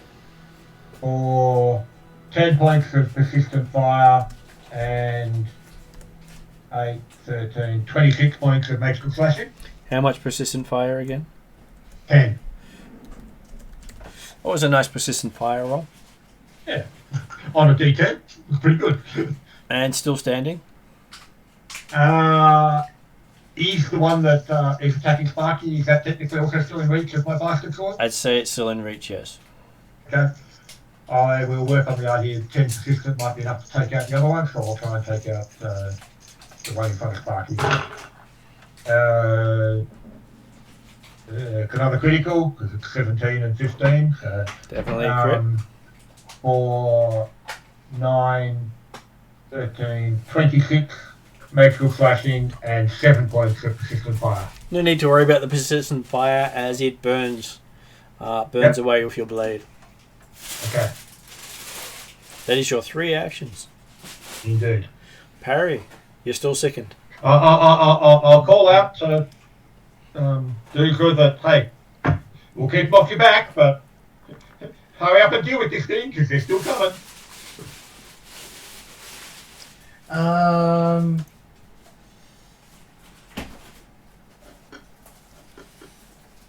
Parry's going to assess the situation and probably will come to the worst possible outcome. Parry's first action is going to be yelling out, "Screw the zombies, get the big thing. Sorry, Doza, it has to be done." And then he's going to launch a acid arrow at it. Mm-hmm. To be fair, I was certainly looking. I kind of like, you know what the word is, where the he was going to pull out his flaming whip and train his inner Balor and try and grab the thing with the whip. Because hey, it wasn't the 50th damage to do that. So Hey, don't get me wrong. I can't stop you guys from attacking it. I was trying to follow the letter of what my god wanted me to do. oh yeah, no. And I think I somewhat succeeded, but we'll find out in a minute. Well, to be fair, you were supposed to fight it 1-on-1 in 130 odd days. Which It's come early. You've done. You find a 1-on-1 in 130 days. I can't remember if you had to kill it by yourself, but Well, she had to fight it before that time frame was up. Okay. Before the time frame, okay, yeah. But yes, anyway, it doesn't look. To be fair, it doesn't look like Duka's going to take it on 1-on-1 successfully. No. And at this point, we're also being outnumbered by zombies that just keep on coming up. So I'm going to shoot. Absolutely, no, I'm certainly have to go. And so, if the argument was, Parry would have, by all means, last as long as they could with the things that we had, but we're just... Yeah. You're getting trounced. I can't stop you, but I've at least attempted to do something. You have fought it 1-on-1. Yes. Martin, that is The fact that it wasn't included. What armor class did you hit? Josh? 32 upgraded. 32 upgraded. That does make it a critical hit, not a card critical hit. That's fine. I'm basically burning my last second level slot. So I've got no second level slots for this, but I get 3d8.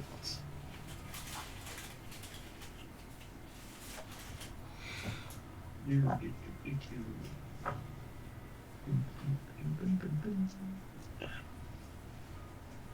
D8 before? No, I didn't have D12s up before.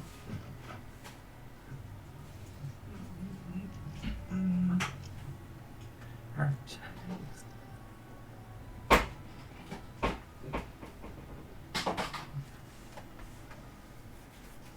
$19, 38 points of acid damage to the Sandpoint devil. That is quite significant. And we also get 6 points of persistent acid damage. Well, max precision. I like that. Okay. And that will be my 3 actions because I basically alerted everyone that this is the threat. And So how much damage was that all up again? 38? it was 38 acid damage.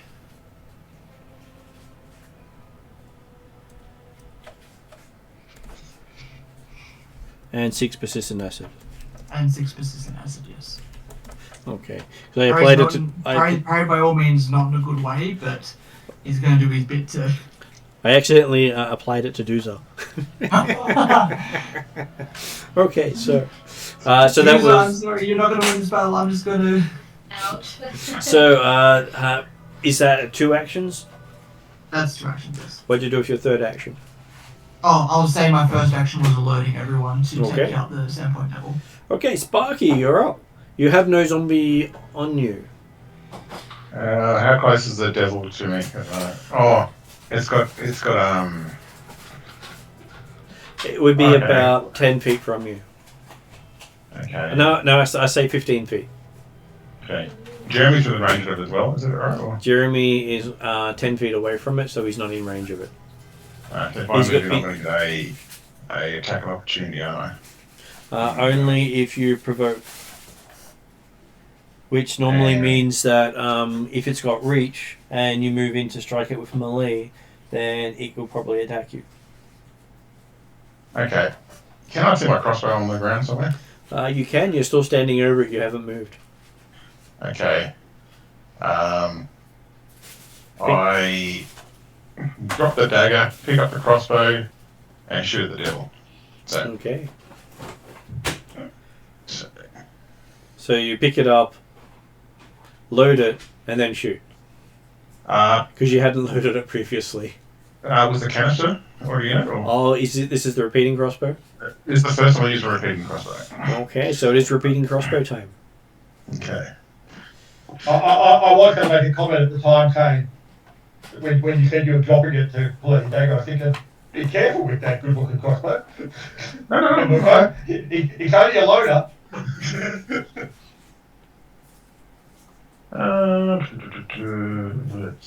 probably going to miss this one actually, I think. Well, he's probably got a higher AC than the zombies. I'm just putting it out there. No, that's fair enough. 25? At 25 with your -2 That's a -2. and the +1 from the weapon. Oh, I just got this +1 because I got my old crossbow there.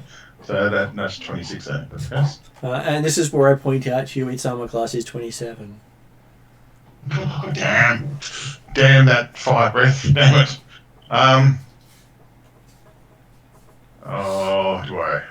I've got nothing to lose here, I want to kill this thing. Okay. I hate my pony. Okay. I love little ponies because I hate ponies. So, now, that's a -5, is that correct? It is a -5, yes. I'm going for natural 20 here. Not a natural 20. Remember, you can also go critical fumbles. No, fair enough. 19, so it's definitely not. 19 with the -2 There's -2, yeah. and the +1. Yeah. So on a 19, it is a miss. Came close to a critical miss. I know, I was looking closely. So. Okay. Okay, that's my turn then. Okay. So, on the devil's turn, it decides to do a devil's howl. So, now, each of you have to make a will saving throw. What is Parry's will saving throw?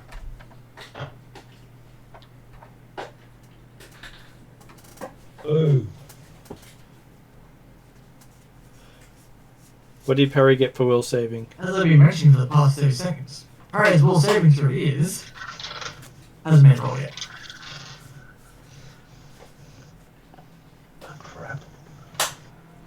Crap tomato. 27. 27. Okay. Is that with the -2 from second? That's with the -2 from second. Okay. What is Sparky's will saving throw? 19 with a -2. 19 with a -2. I don't expect good things here for me.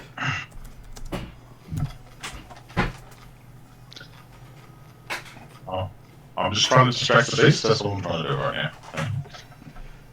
By falling over and going unconscious. Okay, so what is Duzar's will saving throw? 29. Okay, what is Willie's will saving throw? 18. Hey.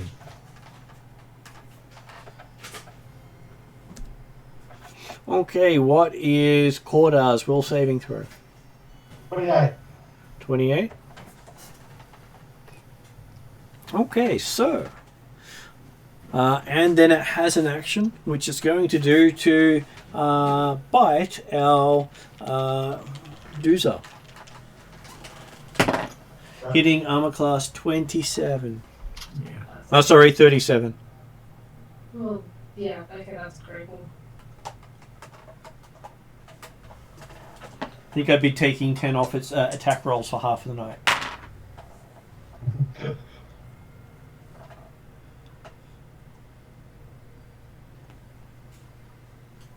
So that is 44 points of piercing damage. I gotta come back again. With, is it wounded? Wounded 1. Yeah.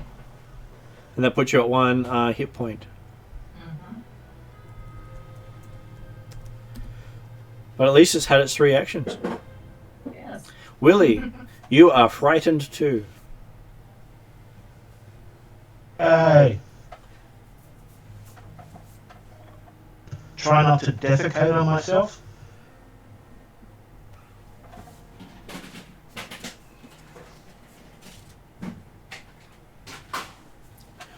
You can... what do you wish to do? You do not have to run from the creature, but at the moment all your checks and DCs are at -2.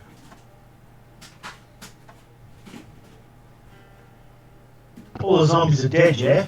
No, you can see you have a zombie next to you right now. It's shuffled up to you. There are infinite number of zombies. Kill the zombie. You probably think there is an actual limit, but you're not sure if the limit is the size of the graveyard or not. Yeah, I'm contributing without getting in Dooz's way. Okay. I feel like this is a good outcome. Okay, so you can go for one. Well, you've actually got 2 next to you, so you don't have to move to attack either. Okay, so I'll attack. I'll attack them. A natural 1. A natural 1, so that means it's a miss. I'll attack it again for. Yep. What's that? A natural 20. A natural 20. So I am going to say that you absolutely murder this one without having to worry about rolling with your natural 20. No worries. And the second one that's next to me, hold on. What's that? 12 is... minus 8 is... 6. So, dirty 20. Dirty 20, that is still a hit. Not a critical? Not a critical.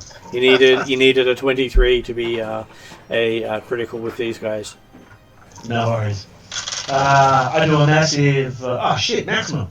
20 points. 20 points. Well, sucks to be them. And that's all your 3 actions? Yep.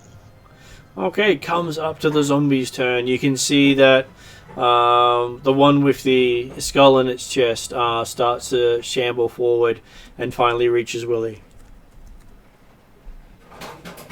But that's its turn. The dogs are growling, ripping and attacking, and you see them ripping parts off the zombies that continue to pat them.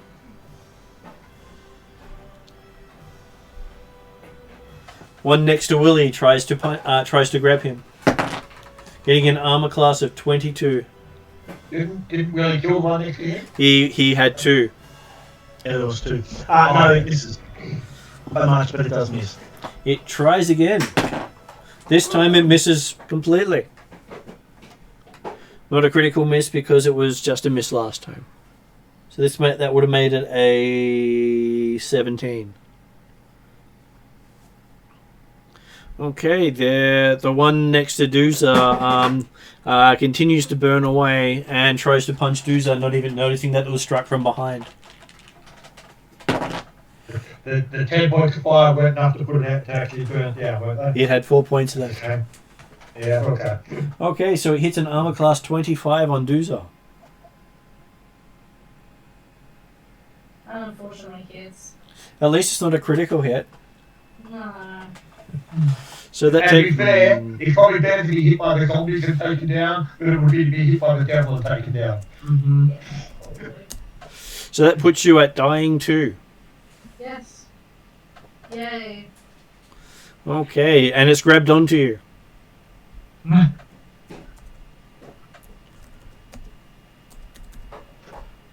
Grabby.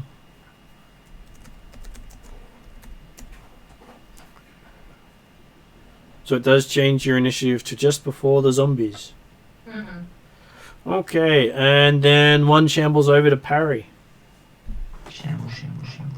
And he was actually next to Parry, I'm sorry. And tries to bite Parry with a whole plot armor of 13. Buffs with nerd bad. And because he was next to you, he tries again. And this time he gets a whole 18. Buffs with nerd bad. And Corda, you are up. Okay. Well, Cordo's going to channel his inner Belor and draw the whip in his other hand. Mm-hmm. And attack the devil with the whip. He's got reach. Yep. AC. What's the whip? 15. AC 27. 27 is the magic number you just hit. Oh, boy. Not going to do much to it, but hey, it looks impressive. But you hit.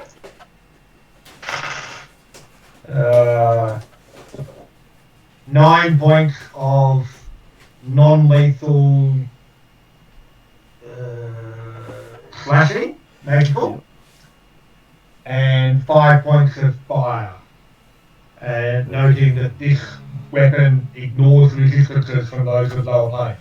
And how much of fire? 5. Okay.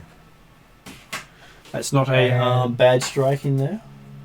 And I will then use the basket sword in one hand to attack the zombie that was hanging on to Duza.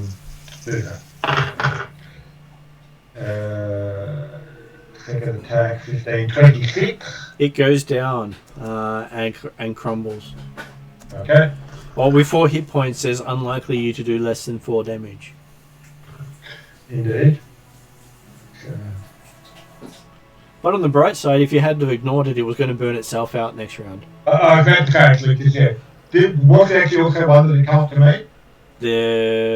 No, because you had put yourself between other party members. Right, okay. So it was the only one that's actually still upright. That's right, correct. In my reach. Yeah, that's cool.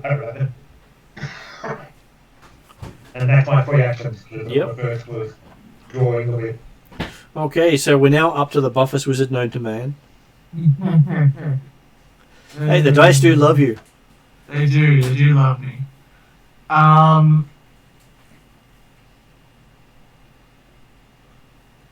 I will move towards Willie. Okay. The zombie just stands there looking useless as it can't actually do anything as you move there. Ow. Yeah. You think you could walk between all the zombies as long as you could outpace them, they wouldn't strike you. Yeah. And in the background, we can hear the guns patting the puppies going, out, out. Hey, Blessings of Labastu comes with many bonuses. Mm.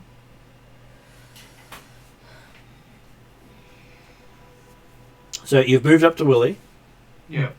He does have 1 still attacking him. That's okay. Oh, technically he has 2 attacking him now.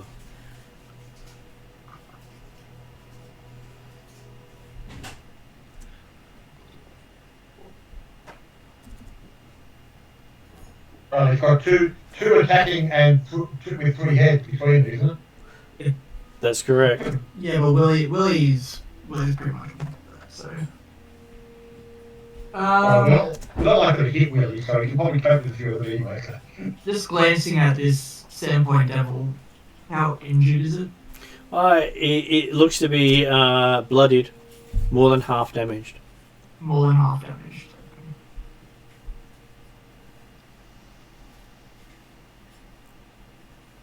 It'll just be of a, like, what do I do from here?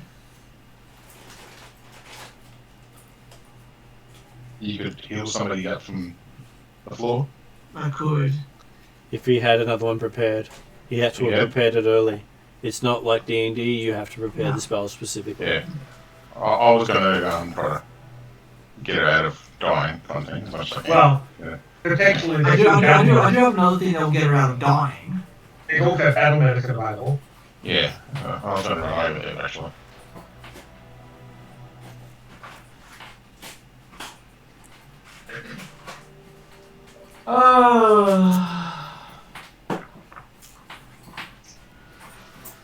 The decisions. The Sandpoint Devil is like all the horse hunt. He's definitely just using natural weapons at the moment. He's and breath weapons and stuff. The breath weapon, its bite, and its hooves. There's no guarantee it doesn't have other things up its sleeve. It just did a mental effect. Yeah, that's right. Well, just that I just looked at the whip and noticed that it had a few other things to do with it, including disarm. I think, well, no, I think it's got nothing to disarm, so that doesn't matter. Alright, actually, sorry, I'm assuming that Corda passed the saving throw against that howl.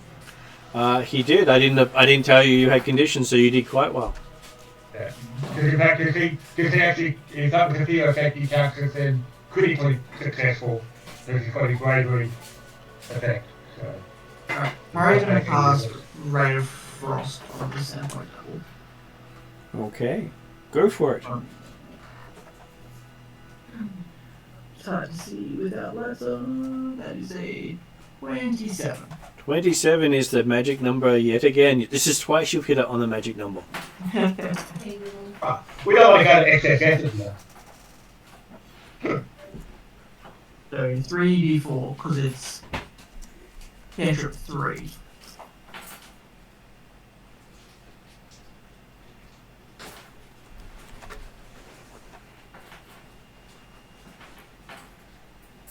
Mm. 8 plus int of 4? 13 damage to cold damage. 13 cold damage. Yes. Okay. That's my turn. It looks a bit frosty. Okay, Sparky, you are sickened 2, frightened 3, and must run away. Must run away. Yeah, I can't wait for the frightened bit, yeah. You critically failed the test. Did I? Yep. Oh, no. Well, I'll just run in the opposite direction from the devil. That's all I can do then. If that's all I can do. You can still run and take out a zombie. Though he will be at -5 to his attack roll. Yeah, good. But I can't shoot at the devil, can I? You must flee from it. Actually, you must spend your actions fleeing. Yeah, so I thought, yeah. Yeah, so 25 by 3. So it'll move to 75. Okay. Moving 75 feet, you do notice you're amongst a whole heap of zombies as you're running. So, you've got cover from the devil now. Yeah. Wonderful. That's okay. You should have run towards the puppies. Well, I'd have to flee the opposite direction, wouldn't I? So, You pretty much do. Yeah. Okay, so now that brings us to the devil. It takes some damage from the acid again. He did take it the last time as well.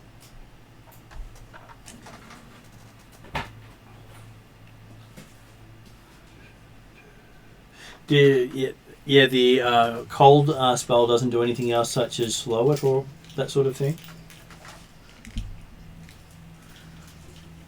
Only on a crit does it get a -10 to its speed. Only on a crit. Okay, so it's going to return your spell with a spell.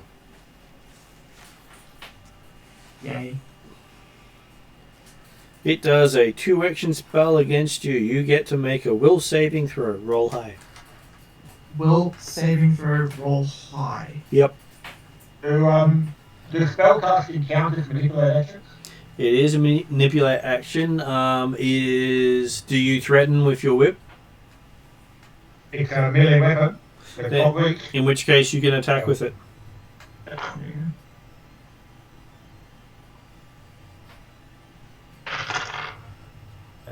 15, AC 30. That is a hit. Or 3 points of, no, sorry, 8 points of magical slashing non-lethal, and another 3 points of fire. Okay. I believe it then has to make a concentration throw roll. Okay, my interrupt spell. Okay, interrupting spells. Have to quickly look up that section.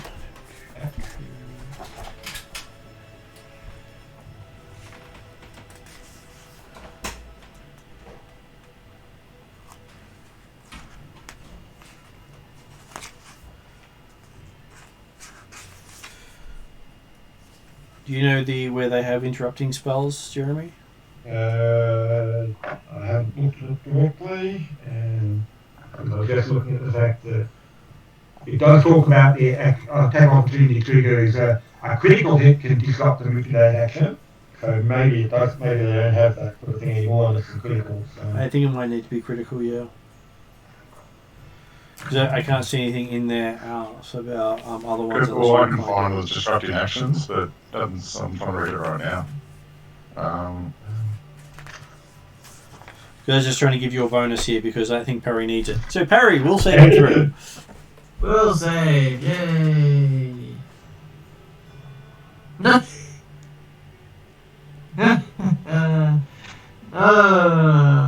31 upgraded. 31 upgraded. This is the time you wanted to pull that out of nowhere. Yes. As it throws a phantasmal killer at you. Whoa!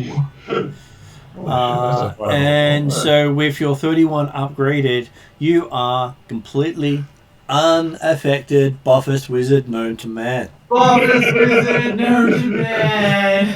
Look at it this way. I was expecting you to take, at the minimum, 46 mental damage and become, and increase your frightened, become frightened to it. Oh god, yeah, I would have gone down. And if you failed, it was 8d6, and if you critically failed, it was really bad. That's definitely not a party spell. Yeah, Hey, definitely. Corda tried to trade you. What's the actual?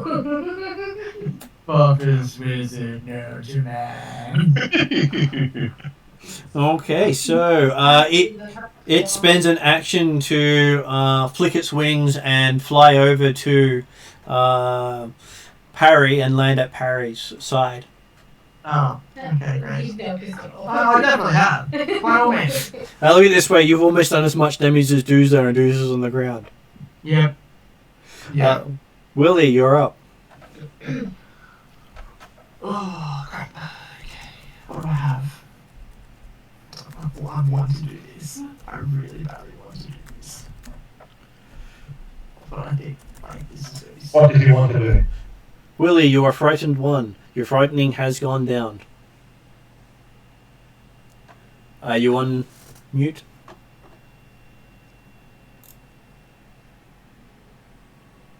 Hello, Peter. I'm about to say he's unmuted. He is unmuted. Can't hear anything. His headphones may have cut out. So we're seeing no movement on that side. So we might say Willie is delaying, and we'll get back to Willie in a moment. Well, or the fact that Willie's been playing with zombies anyway, he probably killed off a couple of zombies here. So. We can say he's busy with zombies unless he comes back. Okay, so that brings us to M's character. You get to make a death saving throw. But first up, you get to make a a fortitude saving throw, then the death saving throw.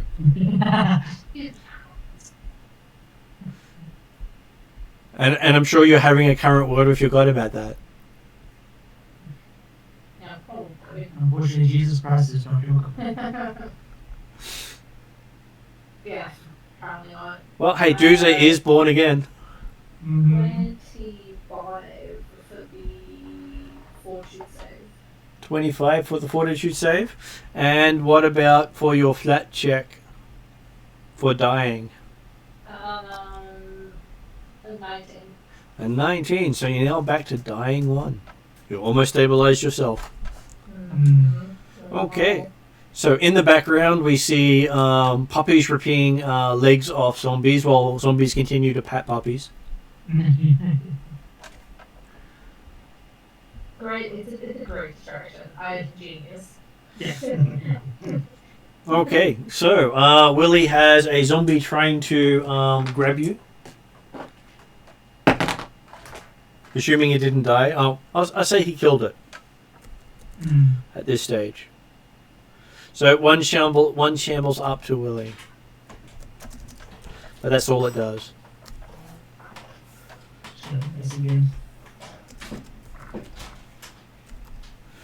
And one of them, two of them actually, are looking like they're flanking our running away dwarf, but they're not actually coordinating. So first one tries to hit you and hits an armor class 25. Yeah, it is. As it tries to punch you, getting a 7 damage. Well, I think I'm just up still from there. So that puts you on 59 damage. Yep, I've got 6 points left.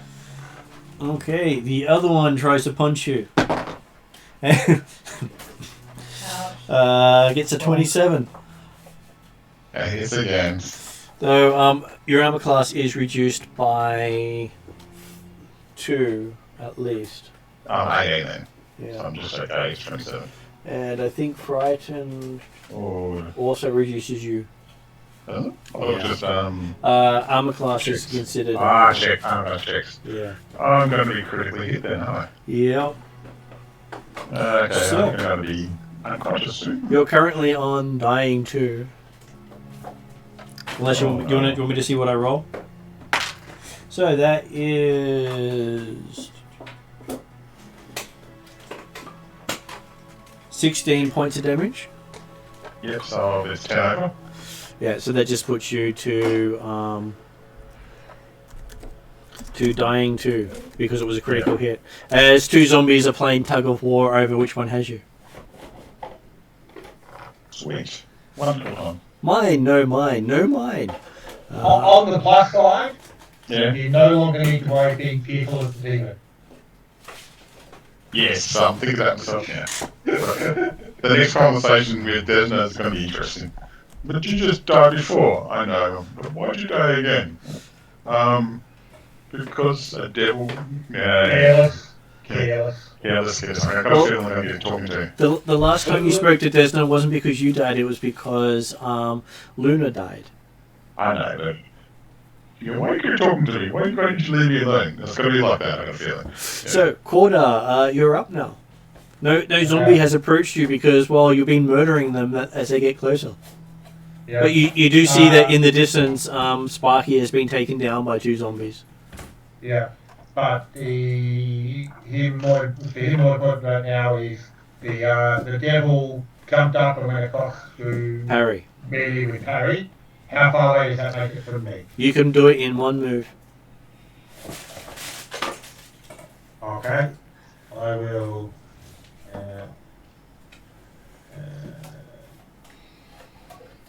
Yeah, we decide. Well, according to the rules for mounted combat, while I'm on a horse, technically my reach goes 5 feet beyond the squares of the horse. Technically, yes. So does that mean that I can actually effectively ride the horse up and attack with my sword without getting into it, like effectively a reach attack for me? Technically, it can. It's also a large-sized creature, so it should be able to attack you on the horse or attack the horse. But it's been avoiding attacking horses. Yeah.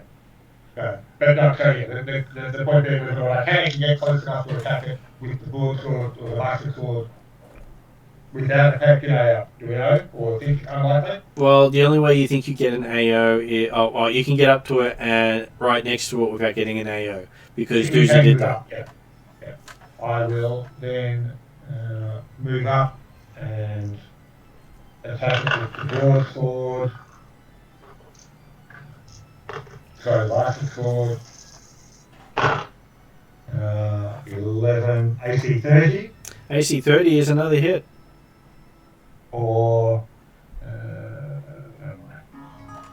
11, 16 points of magical slashing and 2 points of fire if it takes it from that weapon. So, how much damage all up?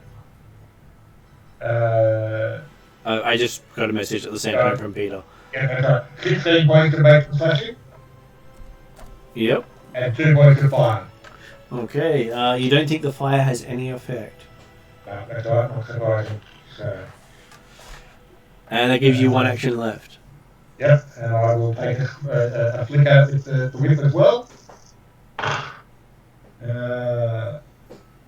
Which will miss. AC 20. AC 20. It is a miss.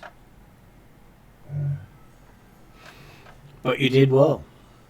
Interestingly, I probably should do those the other way around next time. Since the whip is agile, so therefore I only get -4 on the sword.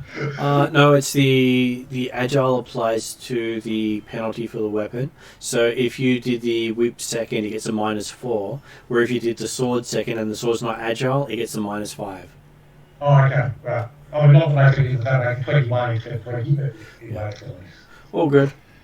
Okay, so that brings us to Parry. You're next to the. You have flanking with the Sandpoint Devil, I'm flanking with the Sandpoint Devil. which generally Jeremy should have had as well. Which wouldn't have made a critical with the sword and wouldn't have hit with the whip, so that made any difference. Alright. Harry's gonna grab it and gonna cast a level 1 a shocking grasp. Okay. Shocking. Give me a roll. Shocking.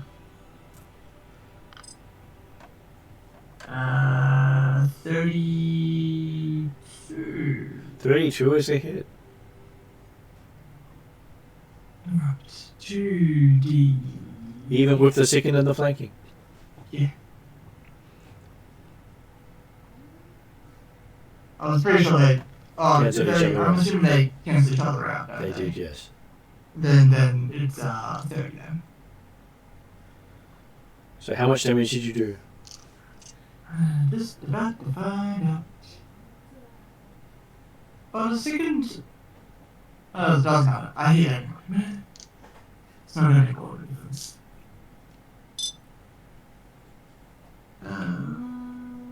18 points of electricity damage.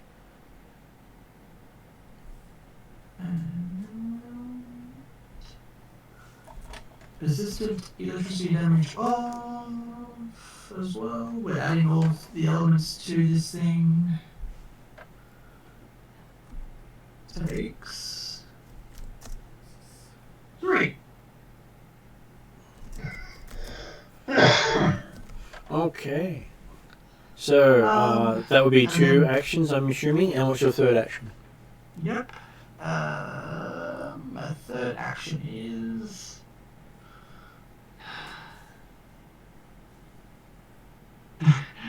literally pray to my god for strength because Harry's absolutely going down.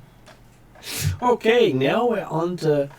Sparky actually got their initiative move, so they'll be going before the zombies. And that brings us to the Sandpoint Devil. At the start of its turn, it takes 9 points of damage. 6 acid, 3 lightning. And in a burst of flame, it disappears. Oh. Oh. How big a burst of flame? A damaging burst of flame? A burst of flame that happens to fly around the Buffers Wizard known to man and the guy who can't be hit by fire, Corda. Oh, wow. So the flame dissipates and those two are still standing completely untouched by the fire. Oh. Basically, Corda brought it to 1. Your spell brought it to 1 hit point before the persistent damage kicked in. Nice. Yeah. Unfortunately, it doesn't say Sparky, but hey. And as it goes, you see all the zombies collapse. They just all fall over where they are. Yep. And that brings us to... so Willie had told us that he's still listening but can't talk at the moment because his power ran out. And so... He got battle medicine, and he went forward and battle medicine. Can he text that he's got battle medicine or not?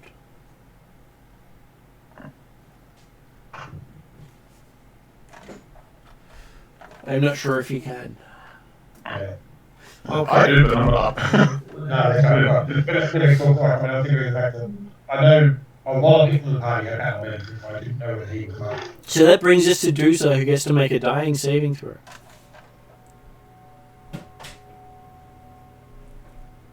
Mia's joined us to the end of the session. She's waking up. We'll give us send her back to that house after the session. A flat check for. Flat check for Dusa. 12. At 12. Okay, so you made the 1 over the magic number needed. You're now on wounded 2. So Sparky, you get to make a You're conscious. not conscious. Okay, is sorry. down for 1 L. Unless you get healing. That is correct. Now we're up to Sparky. You get to make a flat check to see if you survive your dying. 18. You rolled an 18? Okay, so Yep. that makes it dying 1. Lucky for you, sickens and frightens don't come into effect on dying saving throws. You're They no might longer, check. you're no longer fighting when you're conscious. I will have nightmares about that party, so yes. Okay, so that brings us to Corda. Caught up and glance down at Duka and think, well, she's still breathing, and tell Harry, pick him up, and do the command for It's still in combat. Technically, as the zombies have all fallen over, you don't need to make a check to direct your horse. Okay. And I will ride the horse over to Sparky, who's probably 2 moves of the horse away. 2 moves of the horse away. I'm happy for you to... do you have a quick mount or that sort of thing? No, it's a fairly standard horse at this stage. I'm actually thinking... I mean, as a mount and dismount. Do you have the... No, he's got no specific... riding. The right feet or anything like that, which I'm thinking, well, maybe I'll go down that pathway. Yeah, so basically, if it's 2 actions, or if there's 2 strides for the horse to get to where Sparky's gone down, he will basically ride over and jump down off the horse, like dismount, ready to attempt battle medicine next round. Yep. Or confirm that actually he's stabilised. We can afford to take time and actually see. He doesn't seem to be. She doesn't seem to be moving at this point. Okay, so that brings us to Parry. What is Parry doing while time's ticking away? Time's ticking away. Well, you've got 2 people down. You've got Doomsday at your feet, who Corner just said, pick him up, while he dashed over to Sparky, who's some distance away. I mean, do I believe that Juice is stable? Make a medicine roll? You can make a medicine roll. Medicine at -2 because I need to vomit. Please don't go. Plus 13. 18? 18. You can tell that Doomsday is stable. Cool. How far is Sparky? Actually, I can't do it now. On horseback, Sparky is 2 moves away. Off your horse, Sparky is 3 moves away. That's right, because he was right. He's playing for Yeah, 25 each, so it's at least 75 away. Yeah, I'm gonna work with that. Which then brings us to Sparky and your flat check. Here we go. 7. So that makes you dying 2. Okay, quarter. You see splurts of blood flying out of Sparky. Okay, I will go for a battle medicine then.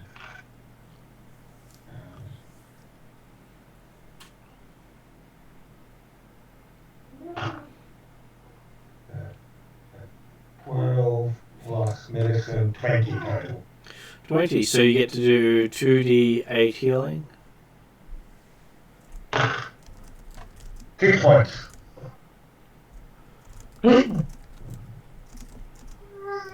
What happened? Oh, we asked a common side first. Did we kill it?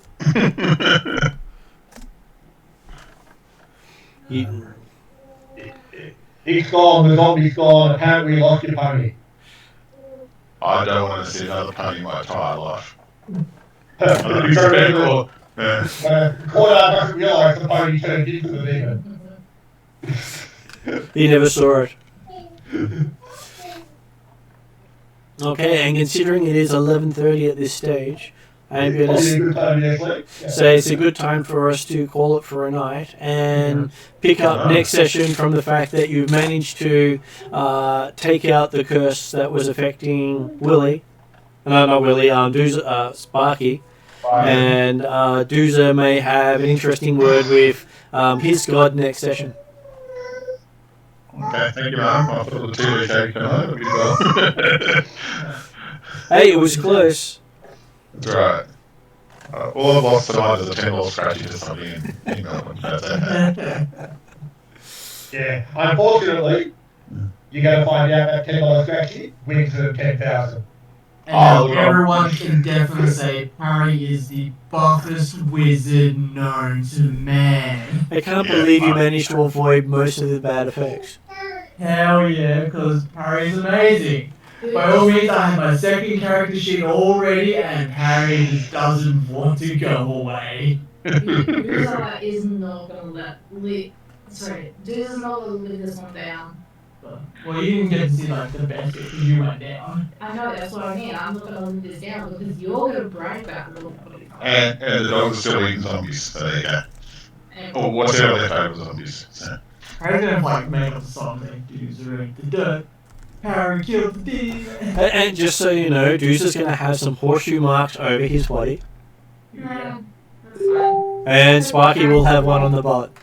And I'm on Oh, that's right. I got one of the butt, didn't I? Yeah. You did. Right at the beginning. I can't debate the idea that if he kicked you back up on its back, just make it carry on. I mean, I didn't expect to just honestly, oh no. I'm sitting on top of this thing. That's the first thing I ever went off and go, oh crap, how do I get off this thing? And yeah. Alrighty, we better go because Okay. me and it's better. Thanks, everyone. I'll see you guys in a fortnight. Good night, everyone. And remember, if people want to work on characters, let me know on the weekend. I'll let you know tomorrow afternoon. So. All good.